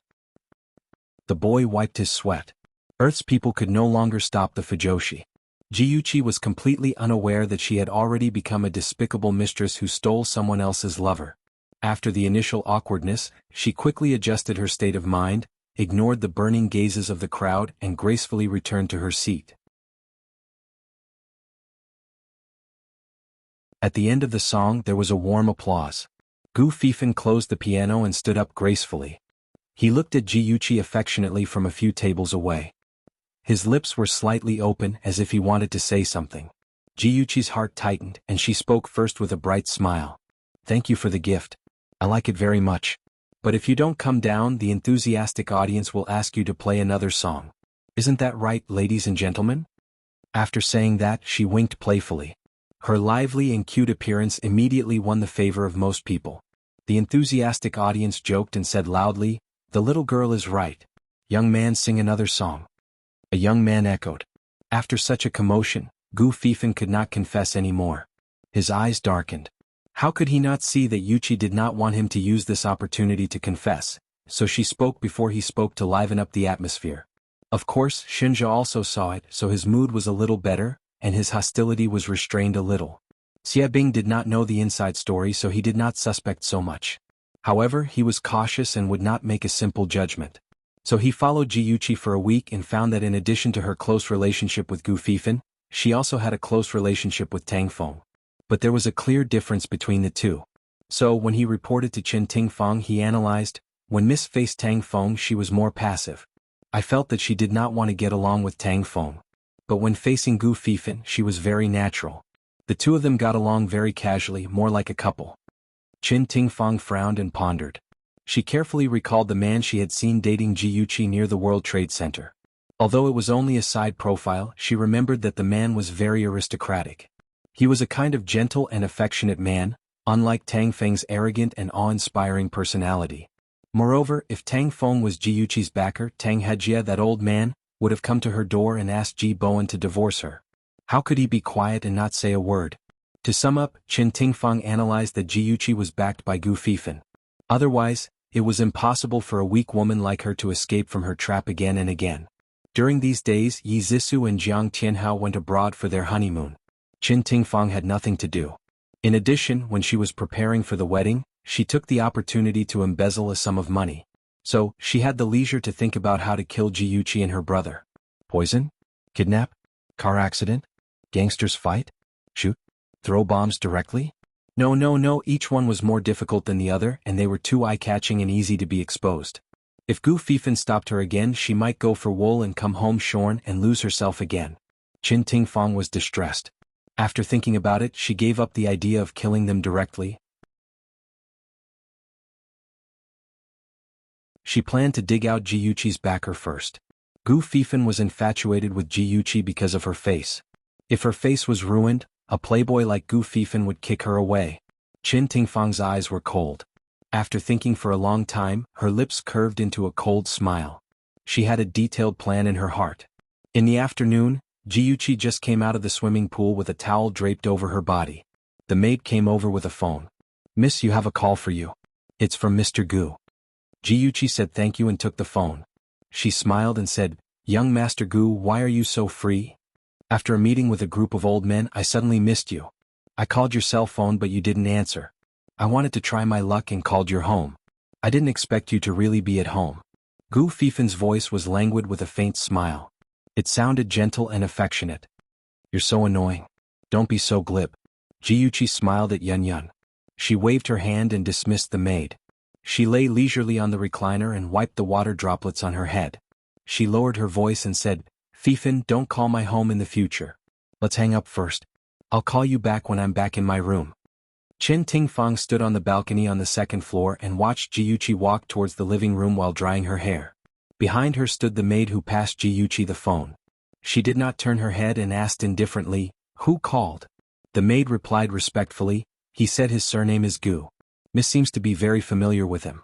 Miss also said that Mr. Gu should not call home in the future.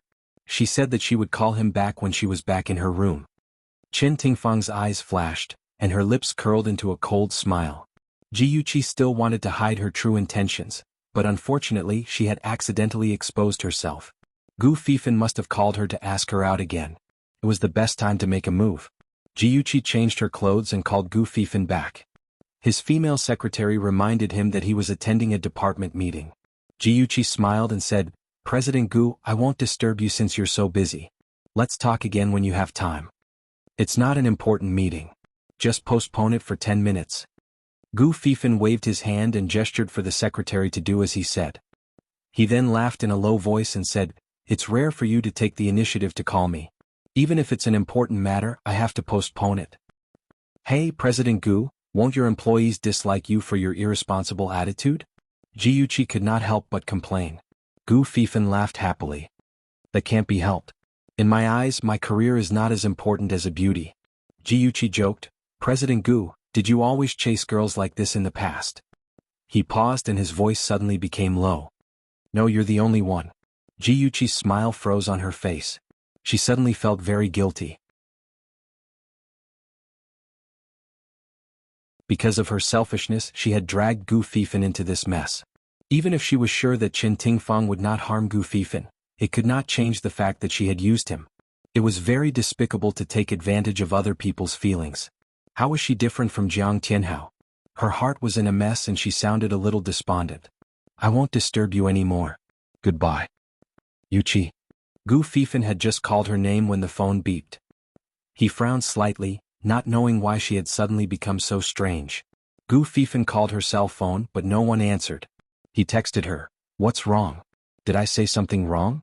Jiuqi looked at the text and her mind was in a mess. She could not help but think of all the things that had happened in her previous life. Strictly speaking, Gu Fifan was not a scumbag. He was just a playboy. In her previous life, he had hurt her because he had been schemed against. In this life, he had not done anything to hurt her. In fact, he had even helped her a lot. She could not make use of him like an enemy. She had not thought of how to reply when he sent another text. "Did my words bother you?"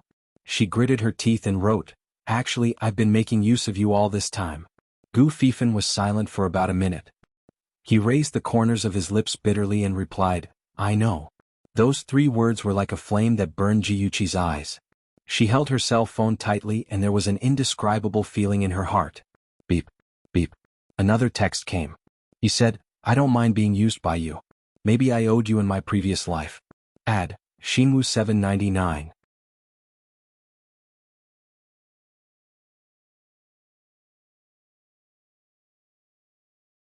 Chapter 866. Jiuqi felt a lump in her throat. His words made her want to cry.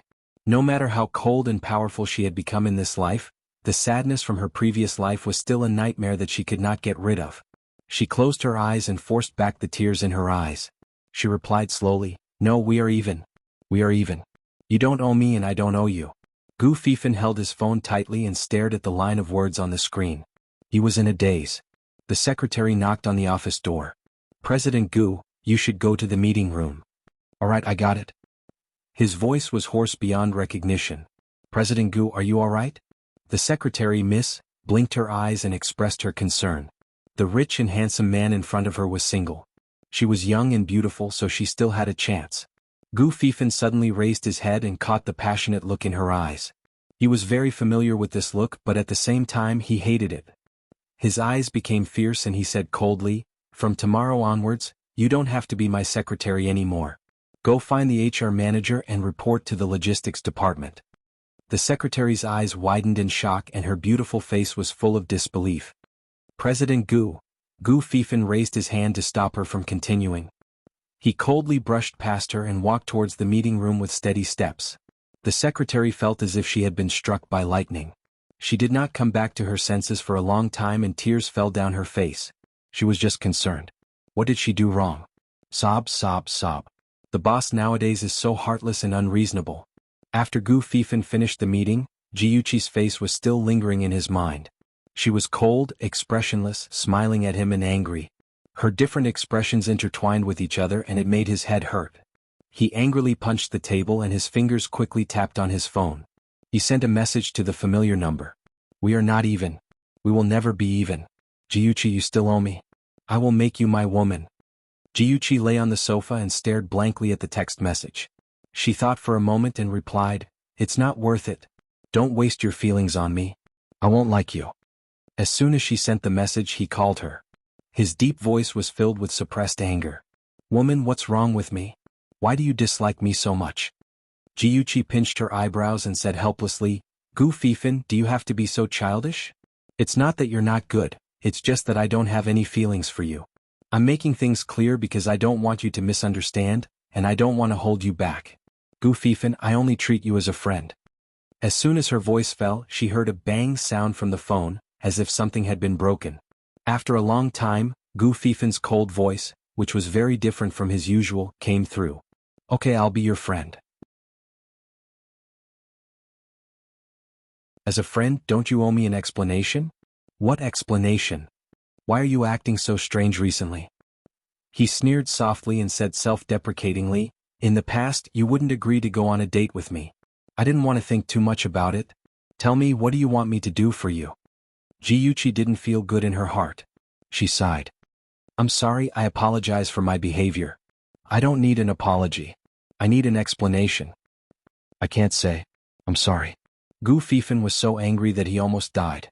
His heart felt as if it was pierced by a sharp sword, and it was so painful that it was bleeding. He gritted his teeth and roared, I'm really King Cheap. The women who love me can line up from here to East Street. I just had to fall in love with a heartless woman. I'm sorry? Other than these 3 words, she really didn't know what else to say. Forget it. You didn't do anything wrong. You just didn't reject my date. I'm the one who's cheap. What does it have to do with you? His voice sounded hoarse and lonely, which made Jiuqi feel very uncomfortable and guilty. However, there was no love. She had given all her love to Shinja. The conversation ended unhappily. Jiuqi lay on the soft cushion. She felt very depressed and restlessly rolled around. She didn't know that there was another person who was also very depressed, and that was young Master Shin. Shinja regretted being soft-hearted and listening to Yuchi's plan to let her get close to Gu Fifan. Every time they went on a date, he would secretly monitor them. Jealousy surged in his chest. He was already sullen enough that he couldn't see her during this period of time, but he still had to watch her smile at another man. It was simply cutting his heart with a knife. As a man, he couldn't protect his woman and had to let her protect herself. This was simply a kind of humiliation. Shinja made up his mind. Even if Yuchi didn't like him interfering in her affairs, he would still interfere. He couldn't let her do whatever she wanted. This time the date was at Mystery Park. Mystery Park was a large amusement park. There was a fountain in the leisure area. Sparkling water sprayed out from the statue of a goddess and gathered at the bottom of the fountain to form a lake. Many young couples threw coins into the pool to make a wish. There were also people taking photos as souvenirs. It was very lively. Jiuchi wore jeans and a white long-sleeved shirt that was tied at her waist. She wore a sun hat on her head. Her casual outfit made her look even more youthful and beautiful. She carried a small backpack and stood beside the fountain, waiting for her date.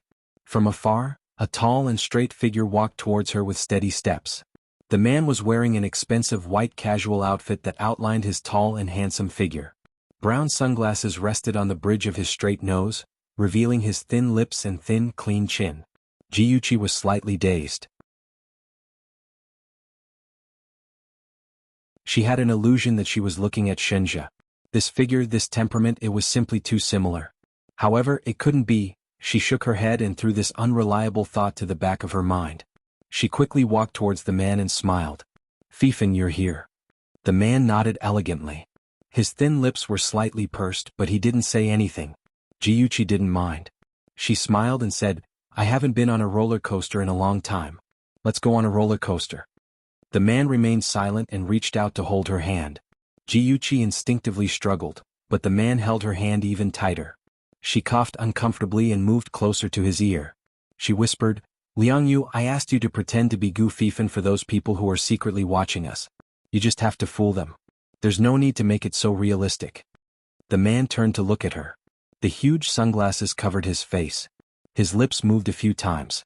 Jiuchi thought he was going to say something, but she didn't expect him to purse his lips again. His lips and chin were becoming more and more like Shinja's. Jiuchi blinked suspiciously. She reached out to take the sunglasses off his face, but he nimbly avoided her. His deep voice was like cold spring water. "Miss Ji, please have some self-respect." Jiuchi's lips twitched. Who should have self-respect? He was the one who held her hand first, okay? Okay, I'll have some self-respect. Can you please let go of my hand? If Shinja found out that another man had touched her hand, he would definitely be jealous. Liangyu spat out two words as if they were gold, acting. Jiuchi was speechless. Fine, she had no choice but to beg this man to pretend to be Gu Fifen. He was addicted to it. "Let's go. We'll take the roller coaster." Liangyu held her hand and led her forward. The two of them sat on the roller coaster. The staff reminded Liangyu to take off his sunglasses to avoid danger. Before Liangyu could say anything, Jiuchi hurriedly said, "I'm sorry, we won't be taking the roller coaster. I suddenly remembered that I have high blood pressure and can't take the roller coaster." If Liangyu took off his sunglasses, the people who were secretly watching him would realize that he wasn't Gu Fifen. Jiuchi was annoyed by her own carelessness. The staff was helpless. Some passengers felt that they were being delayed and complained softly. Jiuchi smiled apologetically. I'm sorry. I hope everyone has a good time." The roller coaster finally started moving. Seeing the train speeding along the winding track, the passengers screamed. Jiuchi couldn't help but look envious. Liangyu turned to look at her and said in a deep voice, "Do you like it that much?" Jiuchi's eyes dimmed and she said indifferently, "I've only been on the roller coaster once. It was when I was 13 years old. I was with my parents in Ahan. Our family of 4 was happy. I only found out later that the day before that day my mother had a checkup and found out that she had cancer. She wanted to spend her last days with us siblings happily." Liangyu was silent for a moment and said slowly, "I'm very sorry." Jiuchi smiled. "Soke Aja. Can you ride with me next time?" Liangyu's body stiffened. His thin lips twitched and he sounded a little uncomfortable. "You saw through me?" Jiuchi hugged his arm with a smile and sniffed him with her little nose. Her voice was soft. "I'm not a fool. Do you think that you can fool me by changing your clothes, wearing a pair of sunglasses and imitating Liangyu? When we sat together just now, I smelled a familiar scent on you. I only suspected it at first, but I'm sure now." The fake Liangyu, who was the real Shinja, hugged her waist naturally. He didn't care that they were in public and kissed her hair gently. He whispered, "It's not good for my wife to be too smart. I wanted to give you a surprise, but it's a pity. I'm your wife? Jiuchi snorted. Surprise? It's more like a shock. You're so worried about me. I already said that I only treat Gu Fifan as a friend. Liang Yu too. He actually betrayed me. I'll teach him a lesson. Don't be too harsh on him. It's not easy for Liang Yu either. Shen just shamelessly sent his subordinate to her to vent her anger. If Liang Yu hears this, he'll definitely cry. I've never seen such an unkind boss like you. Jiuchi poked his chest rudely. Shen's lips curved. Even though his sunglasses covered his eyes, Jiuchi could feel that he was looking at her affectionately. Her cheeks couldn't help but heat up and she secretly held his hand. Beauty novel Hongcha 866, that you're tuning in to the Han Li's Wuxia Adventures YouTube channel. We're so grateful for your support and don't forget to subscribe to join us on this incredible journey through captivating stories. Your generosity through donations truly makes a world of difference, as it's the primary source of revenue that allows me to expand and enhance this channel for you. Thank you from the bottom of my heart for being a part of this adventure.